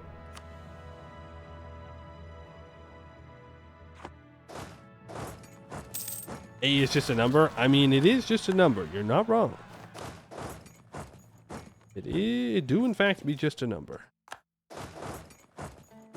And really, once we take this and we take these 4 provinces from Corveria, then we're fine. Why are you still on medium?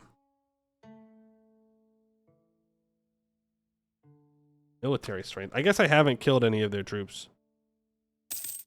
That's fair. I did not do that. Mostly because I didn't need to. Ooh. Ooh. The Court of Roger Young Owl. Ever since the start of Roger Young Owl's reign, it has been clear that his heart lies with the half-orc.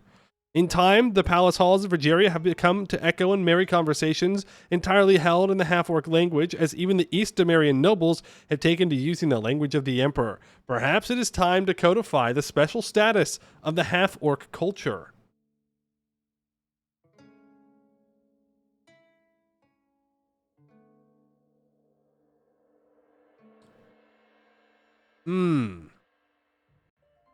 So here's the problem. If I do that, I'm going to lose East Demarian as an accepted culture. I mean, I guess I could just re-promote it. Is this a Roger? Is this a Roger thing? Or is this...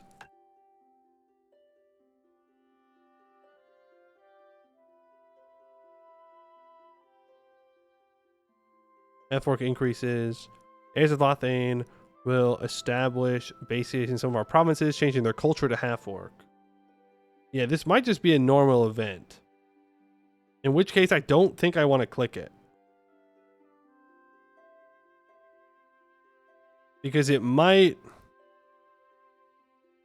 mess things up in the long run. So I'm just going to say we can never dishonor the legacy of our ancestors, which is a very funny way of saying it.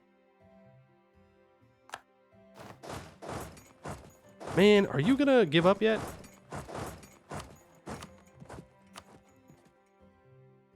You know what? Fine. Keep your money. You've earned it. He just doesn't want to give up. Now we core all that up. Another large chunk of Eskin obtained. Now, go south. Orcish slavery pays off. Can we not? Can I get rid of?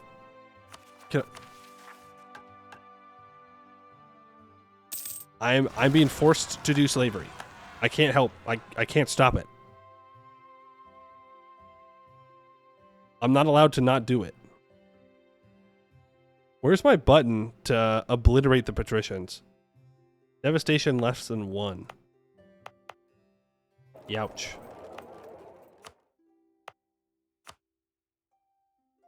Isn't it that North Castenath always needs a fort for like every mission tree ever? You monster. It's not my fault, okay? No, you allied the blade marches? Actually, it's fine. I can reset the truce.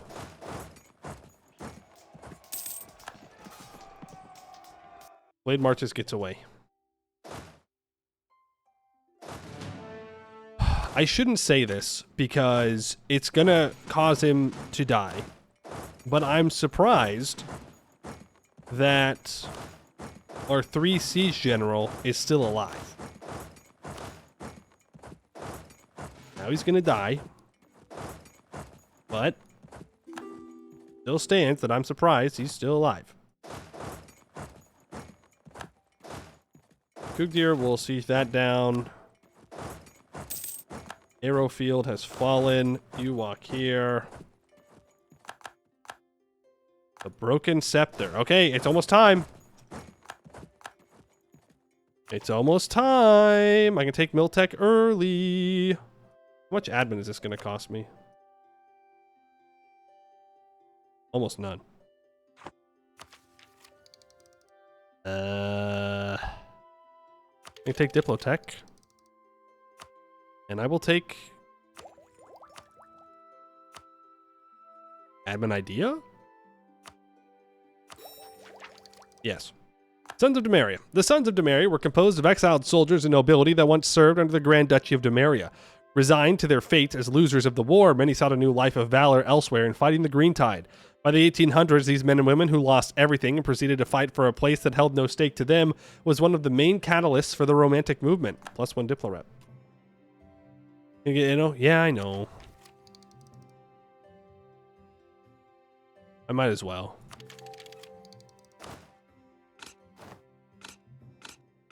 I might as well just get the innovativeness. I also get minus 25% stab cost. I'll do that. The reason I'm taking the ideas is number one, GovCap. Number two, it makes my admin tech cheaper. So it's more monarch point efficient to take the ideas, then take the tech. I also think it gets cheaper per idea, right? Minus 10%. 1, 2, 3, 4, 5. Yeah, it's minus 2% tech cost for the tech from as many of those kinds of ideas that you have. So each admin idea lowers admin tech cost. That's why late game techs are so cheap. See, I know things. I know EU4 mechanics. I got big brain. Huge brain, even. We're gonna loot this. You, I don't want to take anything. I just want war ups. Money. Break that alliance with Marhold. Thank you. You need to make your way north so you can see shut down. Marhold, you are so incredibly lucky. I just want you to know that. Refugees bring back Western manufacturing knowledge. Absolutely. Silvervord, very good province. We can change this from grain to cloth. Wouldn't be bad, because then I could develop printing press here. Paper's good too. I'll take paper. Minus 10% state maintenance is fine. It's just worth a lot. We'll take that. I'll pay off some loans. We only have 2 loans left. Looking good. Feeling better. Is it feeling good? Looking better. Who knows? I can try and vassalize you after this war. Let's proclaim a guarantee. Probably should have done the Haverton?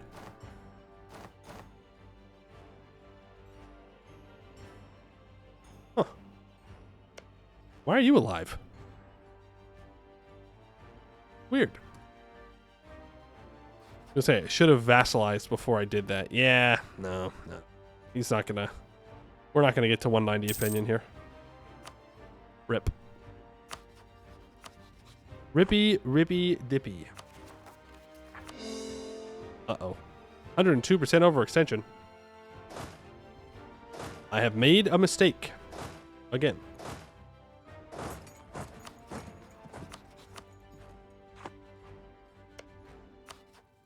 You are currently guaranteed by no one.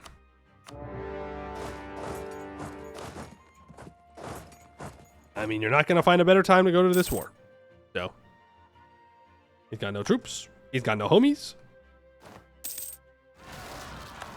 Pretty easy stuff. I should have put a general on that stack. I should have my 4 siege general on my 10 cannons. I'm not going to because we're going to get to 49%, but... And now I'm going to go even more overextended. And I'm just going to leave him with that one province. I don't care. Just want Eskin territory. Ystrelor is chosen as the emperor. Yeah, well, what's new? In other news, the sky is blue. This is going to put me at war with the Magisterium. I don't think I care.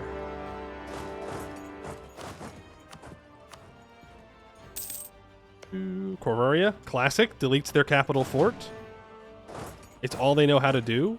Vampires disappear. Well, that's certainly some convenient timing. Once we paid off our debts, we're going to start building forts along our border here. It's pretty important for us to do that. You can move down. Like, we got to protect Eskin. For sure. That's probably a pretty big point. We can lose a stab. It's fine. We did the mission that required 3 stab. We'll survive. Festival of Vows.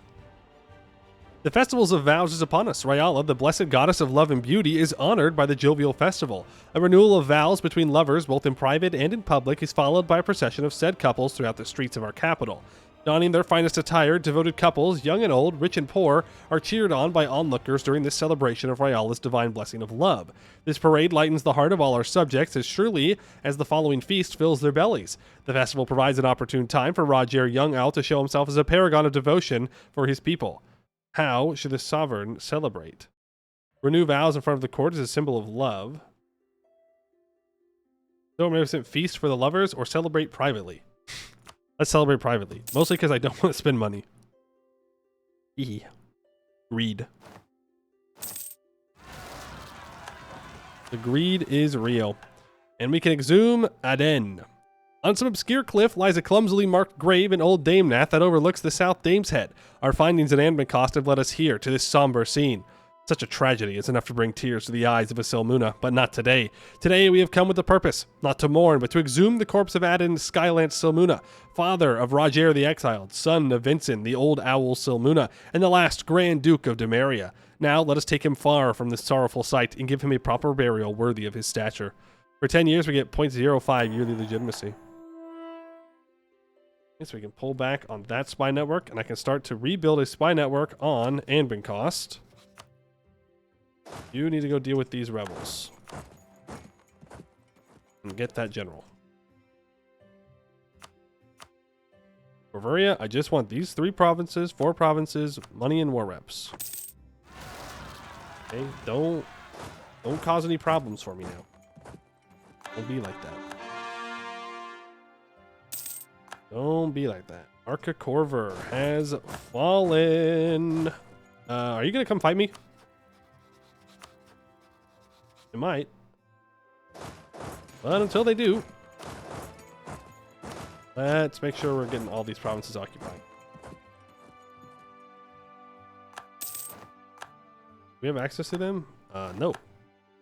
So you tell me I have free reign to carpet siege everything behind me? No, because Ashenionde. Well, what if I walk up to Shroud Fort? At that point, we should be good. We'll be totally, perfectly fine. I've lost my mill advisor. Let's grab the cheaper fort defense person. Get them to level 3. I should also consider upgrading... Well, you're 51. You're going to die soon. It's Jover. It's Jover for that advisor. Okay, and they did get access through Ardenin, so we got to be a little careful. And immediately he fires the event for being a level 3 advisor for 1 stability. Cool, thank you. Very kind. You guys got to back up. Now I could move my other 24,000 troops down here. But I'm going to keep not doing that.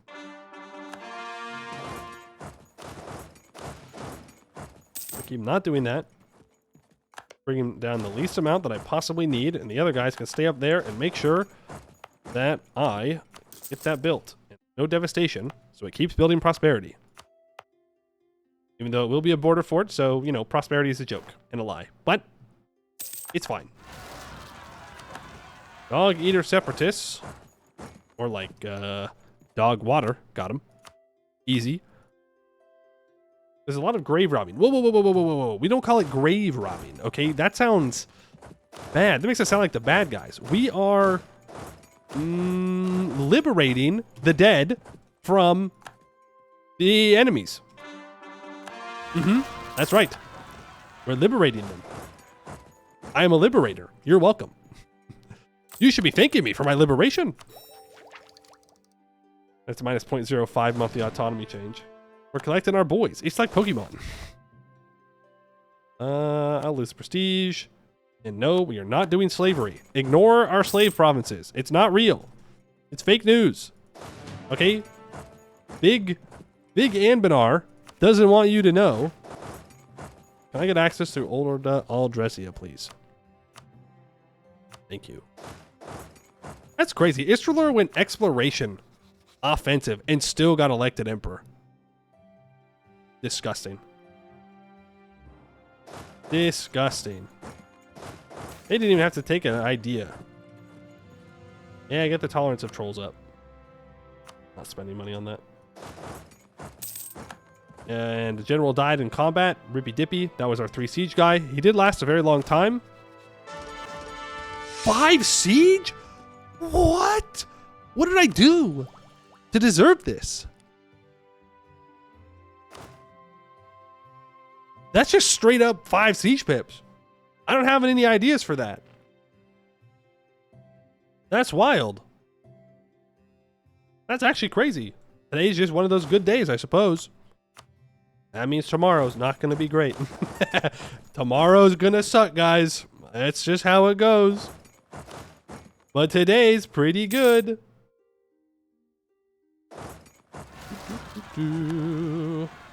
Man, I moved my troops for 2 seconds. And they... and they freaking ruined my prosperity. Frick, dude.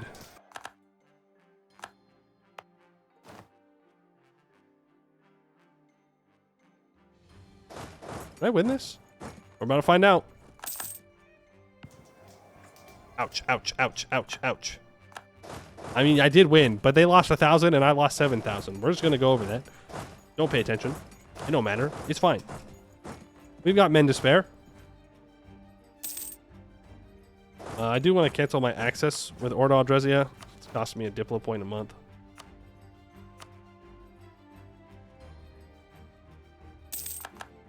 That is 50 spy network on Istralor. So we can exhume Vincent. With the darkness of the night as our veil, our Imperial allies and agents will sneak into an Istralorian cemetery in search of Vincent's grave, hidden after the end of the Fourth Lilac War. It seems strange that Vincent, former Grand Duke of Demeria and Emperor of Anbennar, would rest eternally here. Yet perhaps hiding his corpse in plain sight was the best decision. In a grave marked for Aldul Sil Demeria lies the Great Old Owl. Now let our agents retrieve his body and be off into the night to return him to his family. 10 years, 0.05 yearly legitimacy. And when we get our spy network on Amon cost back up to 50, we can do the Crown of Demeria. Okay. Good enough.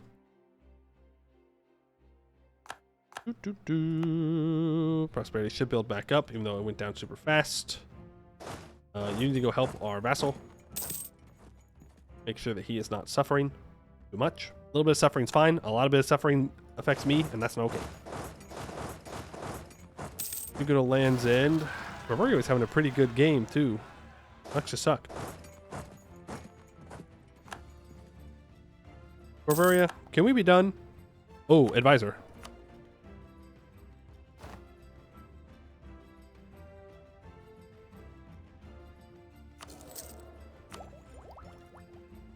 Do I start taking more influence ideas? Yeah, because I don't particularly care about Diplotech 10. That completes another national idea. Connections within the old empire. Despite their self-imposed exile, many important members of Rogeria still hold family ties to those remaining in Anbennar and the rest of Canor. Ties that can be called upon for Rogeria's gain, plus 2 Diplo relations. Not that I have any vassals. Well, I have one. I have one vassal. Sorry, I didn't mean to dunk on you. But I can vassalize the kobolds? No. Well, you know, there are people up here I could release. Like Sedevek. I can release a vassal up here. It's not a terrible idea. It is a terrible idea when it comes to my alliance with Goed, because they'll get mad at me and want my subjects' land. But ooh, 100 Tradition General. No. I think I'll pass on that. Which is a kind of crazy thing to say, but it's what I'm saying. Menabor is back. I'm gonna take this and leave. I don't want to have to deal with re-siege and everything. And core all that up. Good stuff. So Eskin is getting a fort. And then it's Free Tower that gets a fort. And you that gets a fort. Header frem. Boom. And that secures our eastern flank. I suppose I could have gone for Arca Corver here. But we'll just build one in Doston's Way for now. Real Eskin gaming. We only accept real Eskin provinces here. And that means that our next war needs to be Heartgrinder in 3 years. About 2 years, actually. Then Rosande in 21.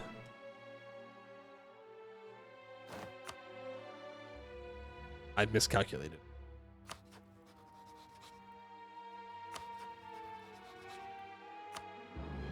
I've miscalculated somehow.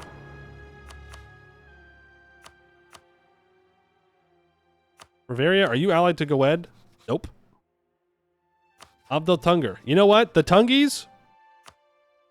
I'll ally him.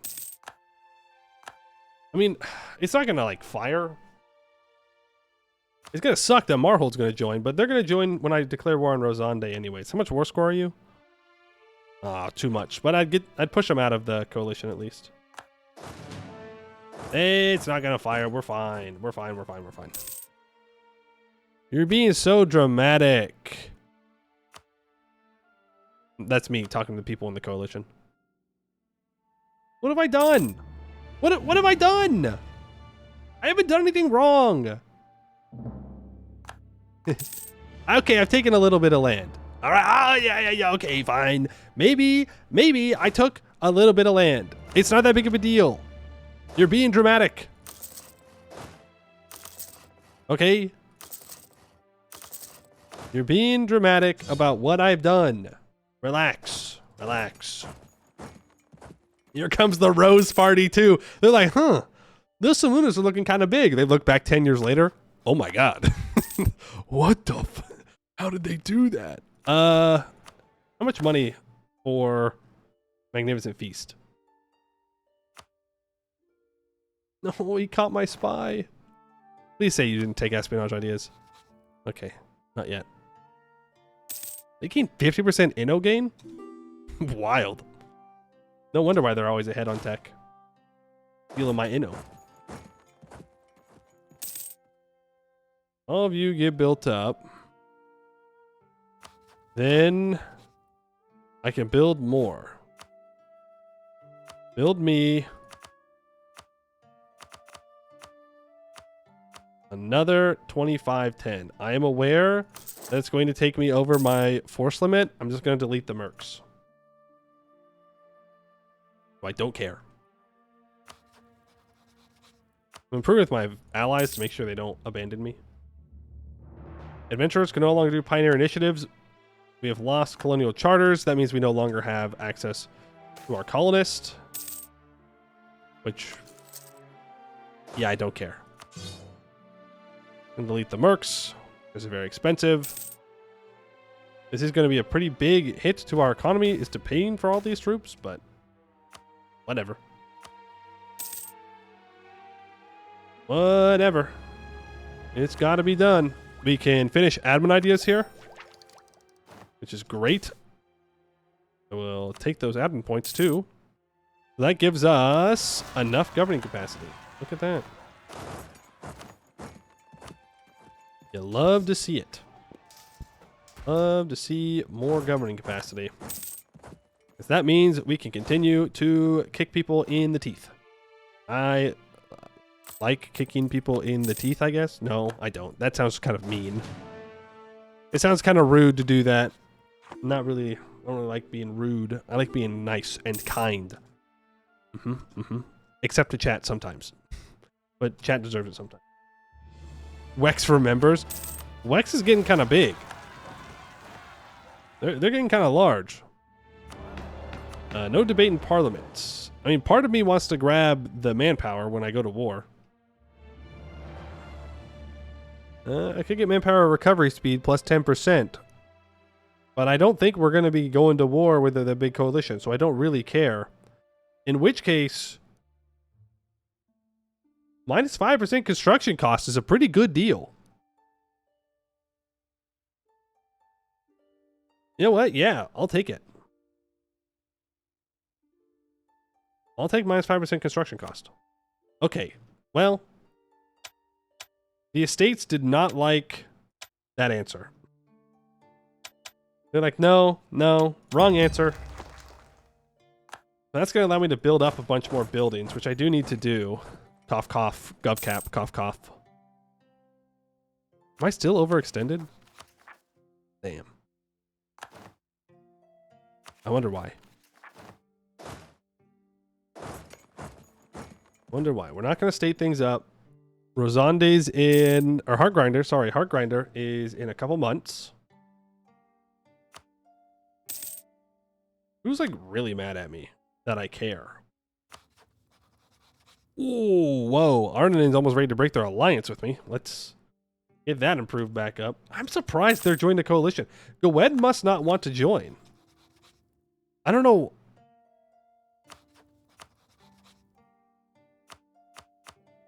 Yeah, they're crazy, man. They're crazy. And wrong. They're crazy and wrong. I don't know why they would think that they need to join. Uslar's 40 with no air. A Silwex would rise to the throne. I don't like that.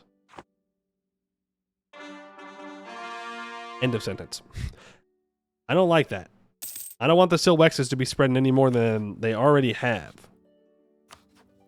Oh, never mind. Laurent no longer has a Silwex. Must have been a regent or something. Ah, frick. Castellos is dead. Pamphlets spread across Canor and the Divan Hall like wildfire. The claims printed there more inflammatory than the hottest embers. Castellos, the ruling god of the Regent Court, is dead. Published by the Order of Chroniclers, the printings detail murals located in an ancient precursor ruin containing vast carvings depicting the whole course of precursor civilization. The last of these murals appears to have been made after the ruin of Elantir and depicts a deity named Castellar, known to Canorians as Castellos, trying and failing to prevent the calamity. Copies of the mural are printed on the back of every pamphlet so that all can see the sky god's end, and the Telemite town criers shout the words from the rooftops, Castellos is dead. In addition to the rapidly spreading pamphlets, a radical group of apprentice mages within the magisterium became convinced of the chronicler's claims and hatched a plot to seize the Tower of Adriel and use its magic amplifying properties and location in the middle of the Dame's Head to project the image of the mural on the clouds for all to see. Just a few days ago, the image of Castellar, faltering before the devastation of the ruin of Elantir, appeared in the evening sky, the flickering of the mural's form against the clouds almost giving the illusion of the lightning shearing away Castellar's outstretched hand. The plotters were quickly apprehended and expelled by the magisterium, but there is no undoing what they did, no way for the population of the imperial states to unsee the image cast upon the clouds. The shock and anger at the chronicler's revelations have reverberated throughout Helcon, with many claiming the chroniclers are lying and demanding action against them, while others defend the chronicler's impeccable record as being beyond reproach. Still, others clamor for answers from the religious leaders, most of whom are just as shocked as their congregations. The various clerics of the Pantheon offer different answers as they write a flurry of letters back and forth, and the High Priest attempts to calm the situation. All the while, the question of the accuracy of the chronicler's report hangs in the clergy's heads, for if they are correct, then for all these years, the Regent Court has been led by a dead god. It's hard to feel that the whole world isn't unraveling around us. Rippy-dippy my stability. Dead god, I hear the whispers of the shape. No. No shape whispering, okay? Wrong one. We're not worshiping the shape this time. Oh man, I'm gonna go to war and then Coronite's gonna spawn. Sad. I can take admin tech, and I will. And I can get +1 Diplo relations. Huge. So now I can get a bunch more allies. I should start allying electors.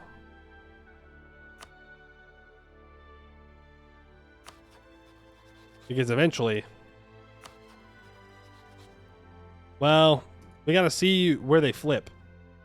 Whoa, hey, look at that. Akasik is formed. Regent Court Akasik. But still cool. Love Rebellion. Excellent tutors for your tolerant Lich King. No! No! No, you jerk! Well, it was only a matter of time. Laurent, new best friend. Yeah. Moon Court, Rose Court, whatever. Okay. The dilapidated court. Decades have passed since the northern citadel fell to the orcs during the Green Tide, yet the dispersed remains of the slain Castellarians continued to vividly depict the savagery which befell them on that fateful day. Walking through the courtyard was an act of desecration as human bones, concealed under the tall grass, crumbled and cracked with each step taken. Although parts of the northern citadel have been repaired by Castellar, the palace, which did not serve a military purpose, has remained untouched since the Battle of Trialmount centuries ago. In the few places where the light reached the ground, vegetation tightly clung to marble, providing only small glimpses of the intricate masonry and faded artwork gracing the formerly splendid court. In the dark, fungi thrived, feasting off the fabric of ornate tapestries and fine cloth. On the side of the palace facing the trial mount rests the great departure hall, from where countless aspirants up to the title of Castan had ascended the mountain over the centuries to take the trials of Castan. Those who failed are lost to history, and those who succeeded were immortalized with marble statues carved into the very pillars which held up the structure. Yet hundreds of pillars still were uncarved marble chunks, with the great departure hall having been designed to accommodate 1,000 statues of Castans that would rule Castanor for millennia to come. The thought had never occurred to its builders that a world without Castanor could exist. Although the North Citadel remains intact, the question whether any nation can restore this monument to its full potential, to a state worthy of its legacy, remains unanswered. Okay. So because through diligence the Citadel may prosper, because we are an architectural visionary or have a military engineer advisor of at least skill 2, I can get minus 40% local great project upgrade cost for 10 years. That's pretty good. Like, yeah, right now, we can't use it. I'm stupid and have to reload. I'm stupid, have to reload, because I have to declare war on them. The coalition might actually declare war on me now. Which would suck. They don't have full manpower.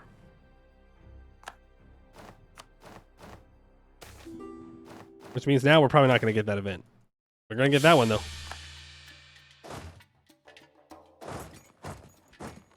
Velos is super dead. Super duper dead. Oh, nope. Dilapidated court. Here we go. Truce is up. Heart grinder, you die.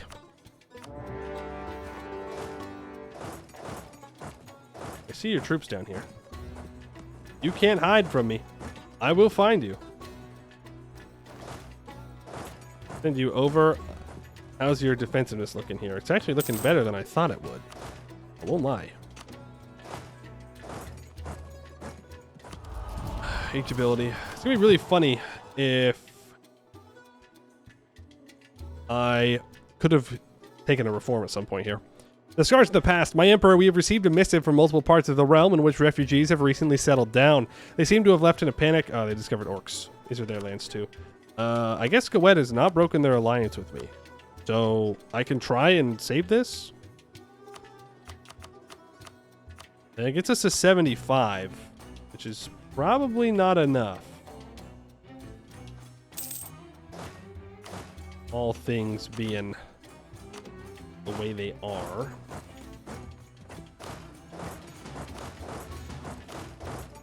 When's my next truce I gotta pay attention to? Rosande. 1 year.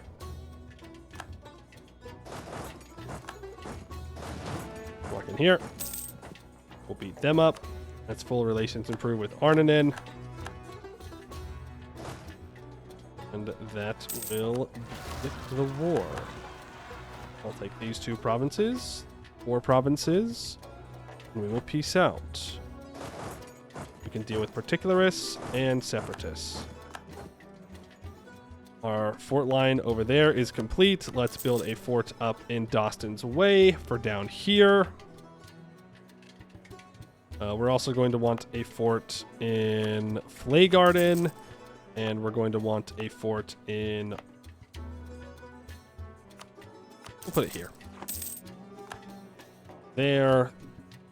And that will secure... Well, I need a fort in Steel Hill, and I'll need a fort in Fogwood. And that will secure all entrances into Eskin. No, I'm lying.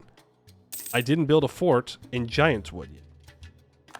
Okay, Gawed still rivals. Struggle without, struggle within. I don't really care what it converts to. It's not going to matter. Gwed enters a golden age after they break their alliance with me. Interesting. It's like they never loved me. Fake allies. Hey, can I get this siege, please? I'm gonna put the 4 siege guy to here. Ignore that. We're not doing slavery. Ignore that. Not real. Fake. Fake news. Fake news.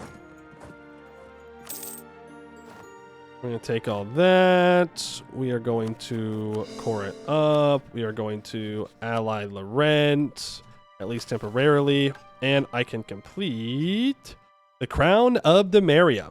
Many treasures were lost with the fall of the Silmuna and the sack of Anbennar. One of them was the crown of the Kingdom of Demeria, made by elven artisans for Marian Silmuna, the founder of the Silmuna dynasty. One of our supporters gave us the information that although the crown was stolen by Rose Party soldiers, it never left Anbennar. We need to send spies to the city to verify this information, and, if possible, recover a piece of our legacy. Our spies at Anbennar have dwelt there for so long that they may well know the city better than its very inhabitants. Their expeditions into the nooks and crannies which line the great city have uncovered many things, the newest of which is a handsome find, indeed, the handsomest of all. For the crown of Demeria, once thought lost, is now found. Once a circlet of the purest silver, adorned with various precious stones, it was made for Marian Silmuna, the son of Auchi Eightborn and Munis Moonsinger, the first dynasty of the dynast of the house of Silmuna. It came into our hands splintered, for it was broken when Anbennar fell. By who? None know.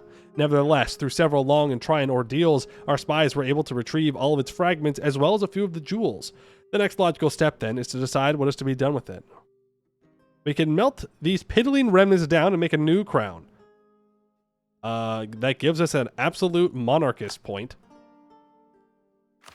Well, we're a little bit beyond that now. Let us keep the fragments in our vaults. 200 of each monarch point.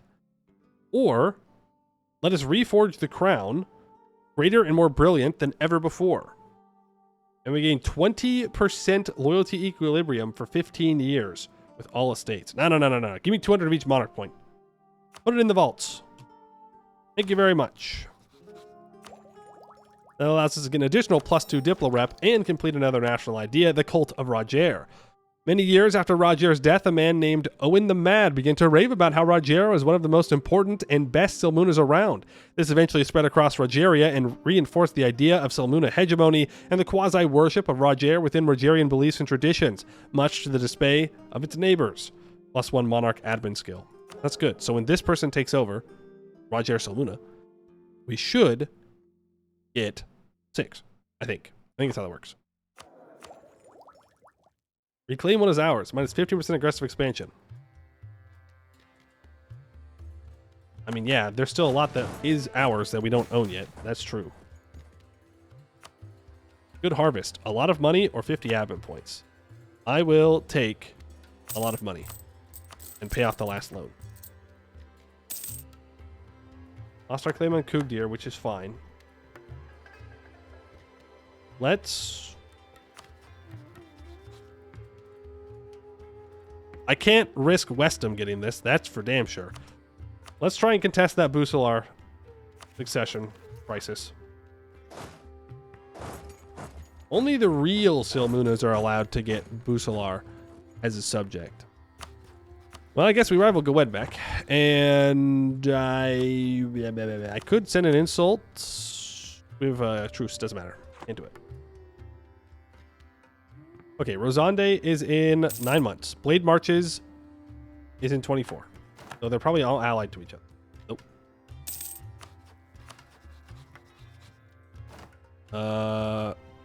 Bucelar. Come on. You want to keep a silver family on your throne, right? Go. All right, you can die now. The Silmunas are doing Silmuna things. We're making moves. We're schmoving.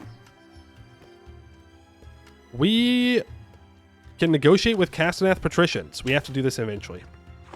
Castenath lies under the influence of the patricians, a quasi-mercantile, quasi-noble ruling class of ancient Castanor origin, known for being the de facto rulers of the city, living in its most prominent palaces and towers. It is said that no ruler of Castenath can control the city without the express consent of the patricians, who hold immense influence and sway even in the wake of the Green Tide. The patricians have reached out to Rogeria Young Owl, finally deeming him worthy of their attention. I'd certainly hope so. Years of economic and political standoff between the patricians, who have made Castenath their playground, and the nominal rulers of the city, you, has in the end benefited no one. The patricians now wish for a more mutually beneficial, so to speak, relationship between the crown and their members, much like the privileged relationship they held with feudal Castellar. Be warned, the patricians are unlikely to extend this offer of negotiation to the crown again. Sever ties with them, and you will also sever ties with the legacy of Castanor. Yeah, these guys did eat orcs, which is kind of messed up. Completely ridiculous. They overstep. I guess they can have some autonomy at least. They should be reinstated as honored members of our court. No. Execute them.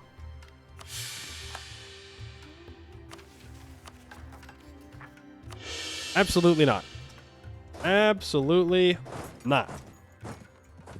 I already own all of Eskin. I don't need their permission. Level 5 scientist died. Rip. Yeah, I think the inflation guy would do us well. I also no longer need the spy network guy. I'm going to go to the improved relations, so that way people leave the coalition. I'm kind of stuck behind being core knight. I should focus half orcs.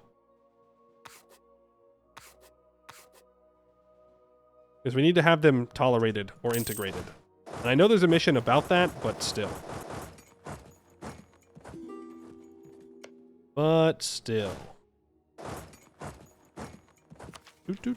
We can take that tech, which unlocks an idea group, which should be a mill idea group. If I finish aristocratic ideas before 1550, which is definitely doable, I could click this decision. Legacy of the Silver Families. I'm pretty sure this just flips you to half-elf primary culture, which I don't want to do. So I don't think we need to do that. I'm pretty sure that's what it does. We could go for the funny offensive, of course. We love offensive ideas. Offensive good. We know. It could go quality. I love quality ideas. It's really good stuff. We could go quantity for the funnies. I almost never go quantity. You know what? I do almost never go quantity. We'll take quantity. Why not? It's been so long since I took quantity ideas. Let's take them. We're going for Big Eskin. Big Eskin. Rosande, it's nothing personal, kid.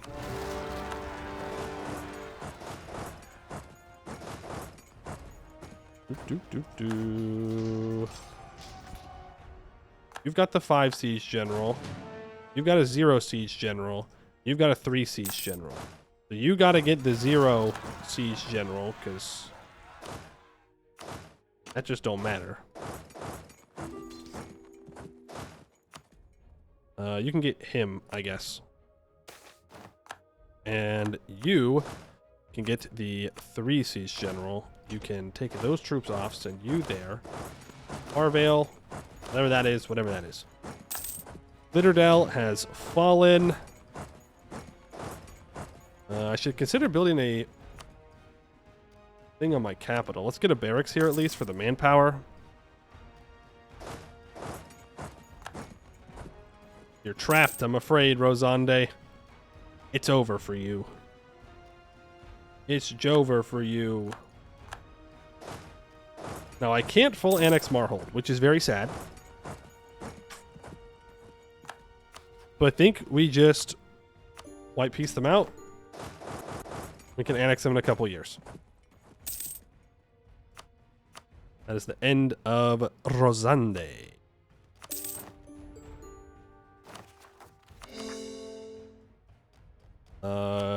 Any chance you want to die?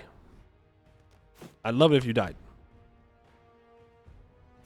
Let's improve with outraged countries. We have a while till our other truce, right? Blade marches.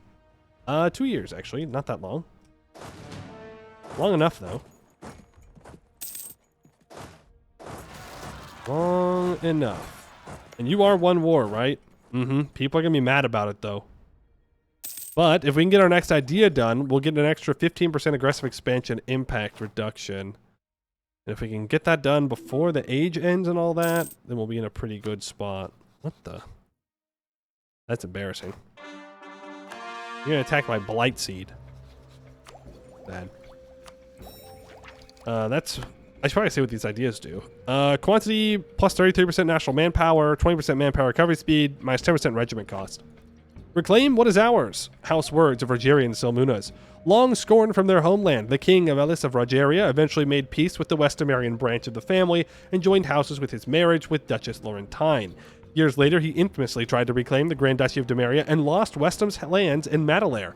After that, his son Lothane II fought for much of his short life to defend his territories, but eventually lost both Westam and Rogeria by 1582. Huh. Joined houses with a marriage. Interesting. Well, we're not going to repeat that, because I'm going to win. I will simply not lose. Is the cult of Rogeria a cult for the exiled or young? I think for the exiled. Maybe. Okay, Buslar. Anytime. Because we'd smack Wex into the ground. Because Laurent would join my side.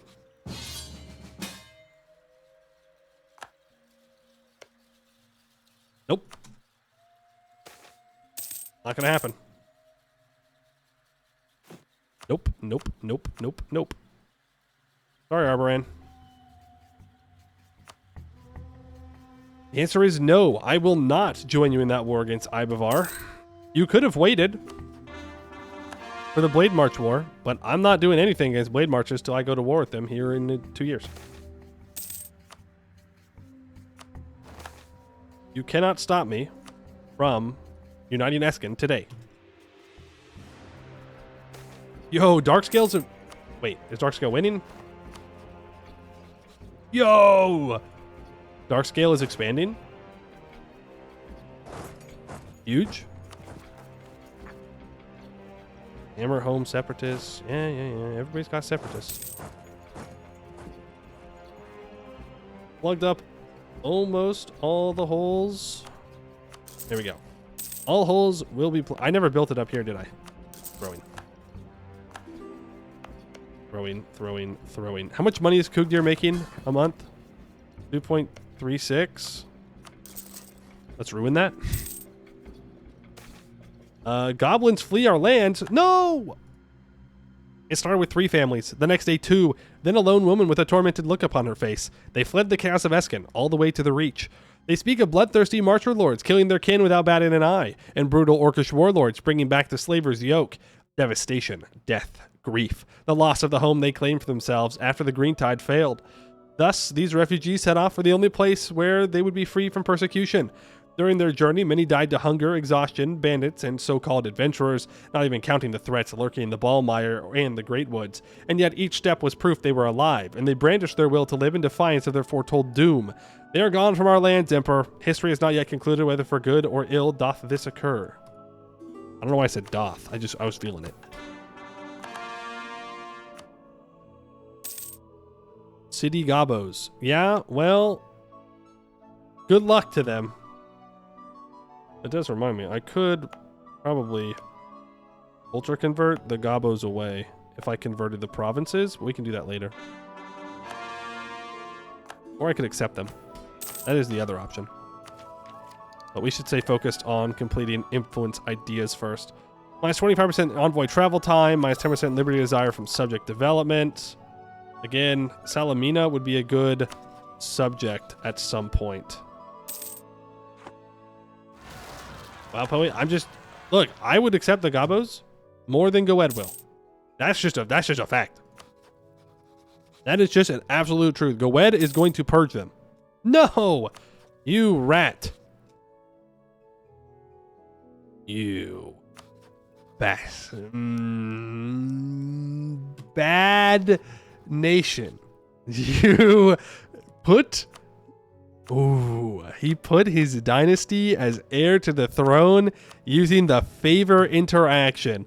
Wexenards can't win unless they're cheating. That's just the only facts of life. Wexenards are always cheating to win. Interesting. Very, very interesting. Wex must rule Scrublord? Are you out here defending Wex? Is that really what you want to be doing? Wex? Don't you dare. I just thought about this. Don't you dare ally each other.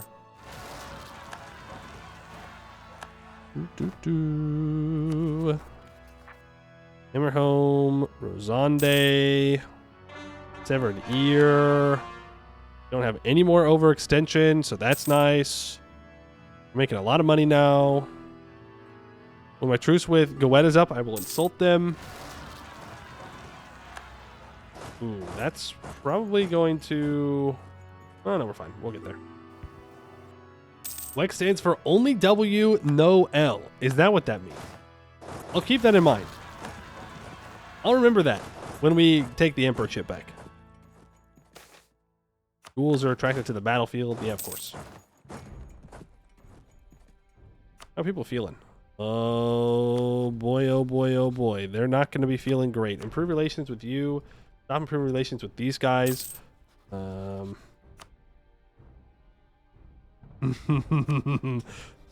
boy, oh boy, oh boy, oh boy. People are going to be very, very mad with you. There is no denying that. They are going to be a little bit upset. Blade marches. You've allied Ibavar. You've been allied, I suppose. That's why I had to deny joining my buddy. But it is what it is. I didn't deny out of political reasons or personal reasons or any other reasons except greed. And I think that's a valid reason. Galcalis has a civil war. I think what's most surprising is that Galcalis is still alive.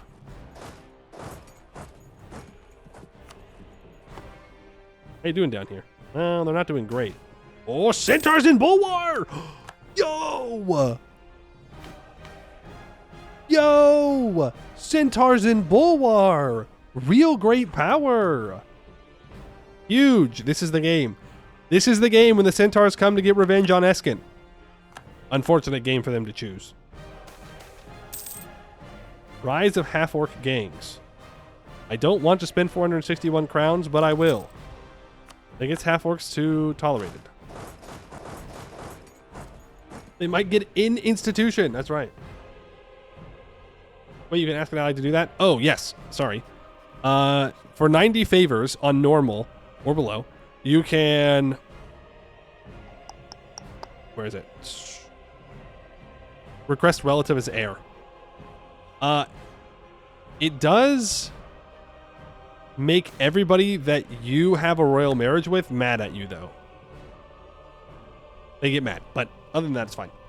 Followers of Balgar tend towards magnificent tombs. Adherents of Munis are given to the waves. Those of the Dame are buried by the light of the moon. But what kind of funeral do you give a god? That is one of many questions the 11th Pantheonic Council of the Regent Court is set out to answer. Every high priest of every temple has taken in the mural of Castellar in magical rendition, or having gone to Aelintir to see it in person. They have seen, one or two even touched, his shattered scepter, and they have borne witness as most of Kenor has come to believe in his death, with not even a whisper from the gods to contest it. The gathered representatives of each god had expected discord over the claim of Castellos' death, unprecedented in the history of the court, but there was little. Even Castellos' own representative, an aged Castellarian refugee, was more relieved to finally have an answer to the question that has twisted his soul for decades: why the Silver Dragon did not come again. Instead, most of the debate has been around what happens next. Traditional Kenorian succession law would have his son, Adian, take the throne, but that was rooted in the traditions of Castellos' favored country, Castanor. With him gone, with that old empire gone, does it really still apply in the court of the gods? Adherents of Corin, led by Dominic of Gallows Peak, now wizened with more than 9 decades of age, but still a member of her circle, a recorder of her teachings, a speaker of her truths, argue otherwise. Instead, they claim succession would obviously be a contest based on merit, one at which surely the heroine of the Green Tide excels. Moreover, she inherited the legacy of Agrados, Castellus' brother, and thus has a dynastic claim as well. The priests of Adian's mother, Esmeriel, and sister, Ryala, are quick to back the god of chivalry and righteousness. Many others, especially the priests of Nathaline and Fala, are not so sure. The debate has raged for weeks, and may rage for weeks more, but on one thing, at least, there is agreement. Castellos is indeed dead. All Kenor, all Halan shall mourn him, and the world shall never be the same. Bum bum bum. He's been dead for millennia. In truth, it is time to look forward and not back. Minus 10% idea cost, and we lose 20 clergy loyalty. And we get to choose a new person to look at. I mean, Munis is pretty good since that's our descent, or our progenitor, or whatever. We're related to him. Dalgar the Builder is always great, but we are going to go for Minara. 15% improved relations, minus 5% aggressive expansion impact. Yes, please. Oh my god, I got favored by the gods immediately. Did not hesitate with that one. We also have 33% national supply limit. I think we skipped favored of the gods. Force war cost is nice, but I don't think it's worth it. Because we're going to flip here soon.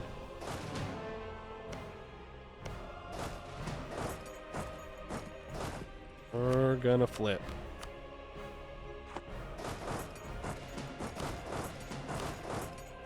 Get some occupations in. On Ibavar. Go ahead and fight there. Goblins flee our lands. Damn. So sad. This is so sad. When all of our occupations come through. Ooh, Ibavar gets troops rented out to them. Don't like that. Don't like that at all. Fine, though. Alright, there's Ibavar. I'll take war reps and whatever money you'll give me. And we can take all of this, and it will cost us only 29 aggressive expansion. Nice. Not nice.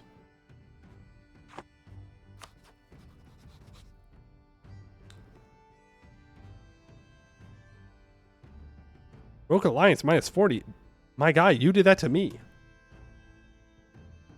You keep your ambulance until your leader dies, even if you flip, don't you? I don't know. I figured it was tied to religion. I don't care if Goed joins.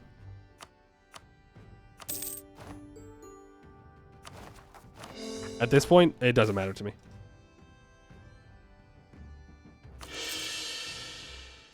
Free stability. We can finish influence ideas. 100% vassal force contribution, minus 50% unjustified demands. We also unlocked the Vassal Integration Act for diplo annexation costs, but of course, we never ended up using that. We'll find somewhere to get some vassals, though. Cool. So now we're going to have Marhold as the next person, and that's in 1527. Goed's going to join the coalition here soon. Let's just improve with outraged countries. Apparently we've already improved with outraged countries as much as we can. Instead, I will ally Busalar. And we could ally Westham. We do need a royal marriage with them for a mission at some point. Is real. Okay, Haverton, okay, they're all leaving the coalition. Is it because they don't care anymore? No, they care. No, they definitely care. I can target Dame's Crown to get them out.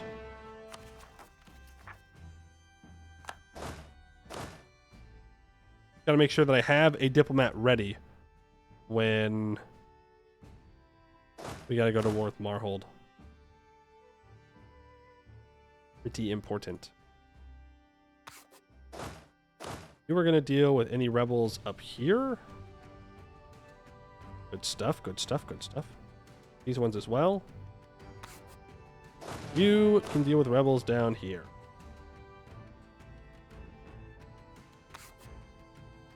Oh, okay. 38 ducats a month, not too bad. Let's build some more gov capacity. We have cheaper buildings right now, so we might as well build when we can.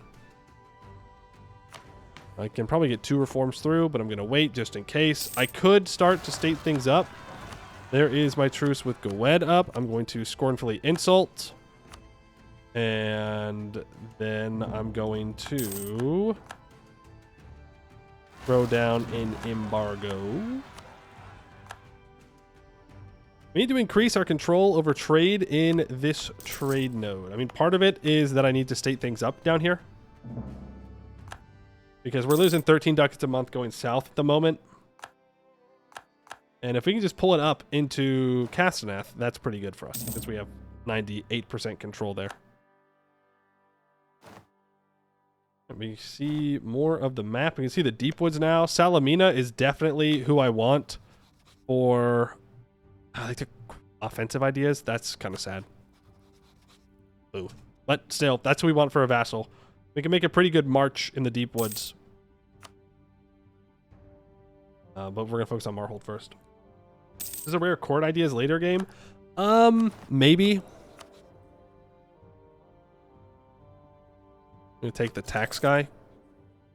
He'll pay himself off at least a little bit. 3 ducats. Not bad. And we're caught up on admin. So do I flip my focus over to mill? The answer is no. No, I do not. What it means is I just start stating everything. Full stating.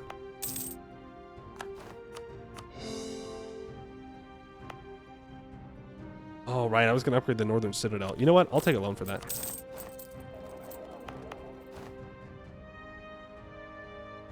Oh, I can't upgrade it unless I'm a Scani actively?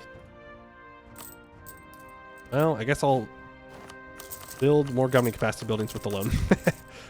Might as well build something. Laurent wants a royal marriage. I will accept. Marhold, I'm afraid your time has come. It is super Jover for you. Don't take it personally. It's just business. But I gotta get Eskin. A 1530 unification? I mean, it's not too bad. We could have done it faster. I just decided not to. Right, not much faster, but at least a little bit faster. We'll do that. Marhold truce is up. In 1 month now. We're not unifying Eskin yet. Gwed and Voronmarch hold Ascani provinces. Gwed does not. Neither does Voronmarch. We're good. We only have to hold out to the red here. And technically this orange state and this orange state, which we own. We're fine. We're fine. Gonna ally Gwed in the next 2 days. Better watch out. We're gonna unify Eskin before Coronite even spawns. Which is something. That's something. Imagine if we were about to form Castanor. Crazy. That would be wild. Do I take a quantity idea or do I make sure I take tech on time? I make sure I take tech on time. Or I can greed. No, it's not a good tech to greed on. Also, I didn't read this. Roaring batteries of Rogeria. Rogerian forces often had to face larger numbers, and such developed an intricate and terrifying artillery device that guaranteed the fledgling kingdom's independence for many years. 10% land fire damage.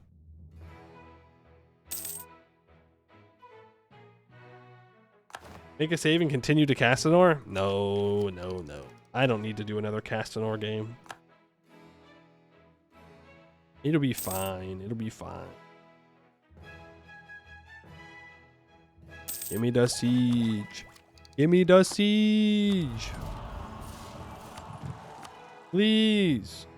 I have a 5 siege general. Yeah, I already got rid of the patricians too. Good point. And just like that, that is Eskin unified. August of 1527. It's not bad. Not the best, but not bad. And now what do I gotta do? I should just get the event. The hold's gonna suck gov cap? Nah, it's a human hold. It's only 14 dev.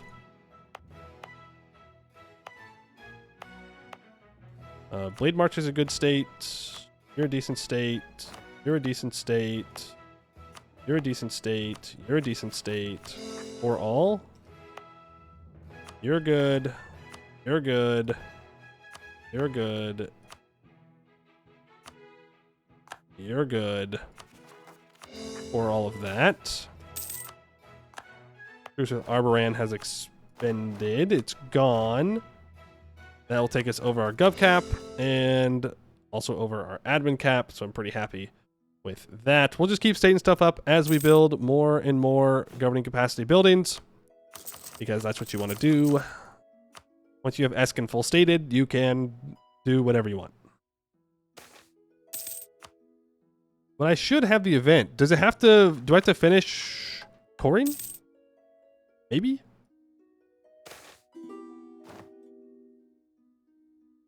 Yeah, I'll gain Tolerance of Elves.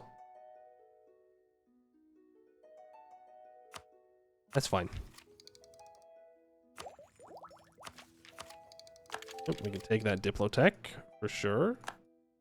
The Wet has been building a spy network, apparently. Not very nice. Ah, very cash money. I could re-ally Arboran, and I think I will. Sorry, Arboran. It was just a temporary thing. I had to kill the Blade Marches. Needs to be 1560? What? There's still a minimum date on it? Scam. Scammed. I suppose that's fine. I suppose that's fine. Keep building gov cap. That's all we're going to spend money on for a while. Because that will mean that I can go through and lower autonomy. All these states. Oh yeah, we're going to get a lot of rebels. But we're not fighting anybody, so it doesn't matter if we have a ton of rebels. Go ahead, keep going, keep going, keep lowering, keep lowering. Thank you very much. 62 ducats. 2. 69 ducats. Nice. Huge. Orcish refugees from Kugdir. Hey, Kugdir, can you stop, please? I mean, I appreciate that I'm getting bonuses, but... Can you not? That's 3,000 ducats that I just got. I will pay off that loan. And I will build a bunch of gov cap. All the gov cap. All I want. Boom, boom, boom, boom, boom.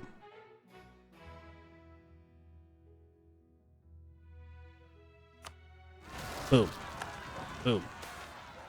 Prison break. Fair enough. Birth of a new people. Yippee!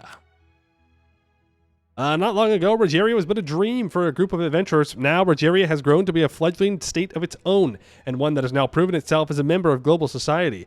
With the affirmation of a new nation comes with change. Generation after generation is born without ever visiting the East Temerian homeland, and not seek to sever their ties, but establish themselves as their own independent people. Rogerian becomes the new primary culture, and all of our provinces get plus 25% war score cost for 10 years, which is why I wanted to conquer people fast enough. Marhold was fine, but all these guys would become more expensive. We will now embrace the culture shift. And just like that, all of this becomes accepted. Which is great. That's going to make us even more money. Gold rush. Oh my goodness. All the money? Stop clicking things. Upgrade the North Citadel. That gives more gov cap. And faster culture conversion time. Allmeyer. I don't really need you at level 2. National supply limit, though, is kind of crazy. Oh, yes, minus 15% for maintenance. And plus 1 attrition for enemies. Hold on, wait, that's actually kind of good. Mage spell? Mage spell for what? What am I trying to do with the mage spell? Construction. Yeah, I don't know. I always feel like it takes more money than it gives. 1,000 ducats? Really, I only use this for the construction time. I don't know. I never think it's that good. But maybe it is. I'm just not using it right. Maybe I need to save up a bunch of money, then use it, then build, and it'll pay itself off.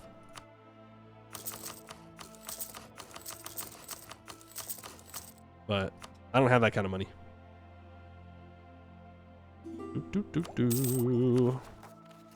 Well, if we're not going to get the event, then we're probably just going to call it for the day.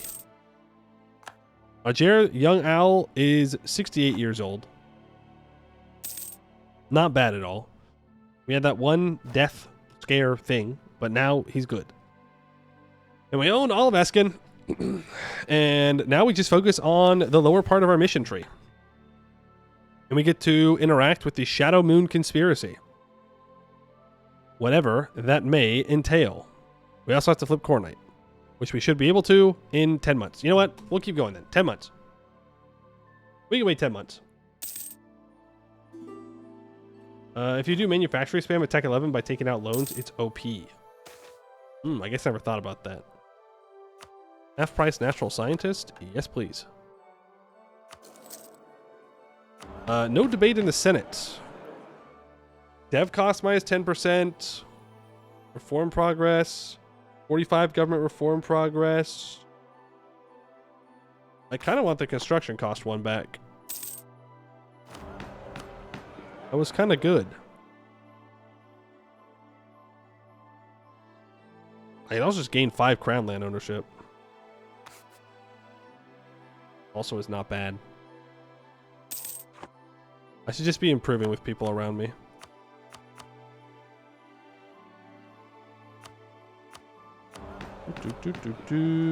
Yeah. I'll grant you some titles. That's fine. Placate, Diplo, Placate, Admin. Thank you. And that is everything in Eskin. Board up. Wonderful. Let's state up another fort. Another 2 forts. Or states. Another 3 states? Another 4 states. Another 5 states? No. 5 is too greedy. We can core all that up. It will take us over our gov cap. The age ends in 4 months. Coronite should spawn immediately.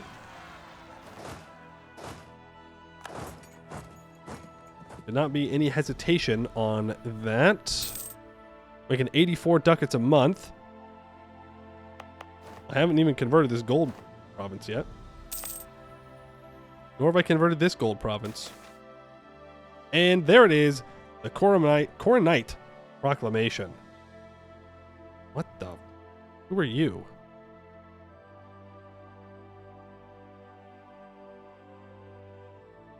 Huh?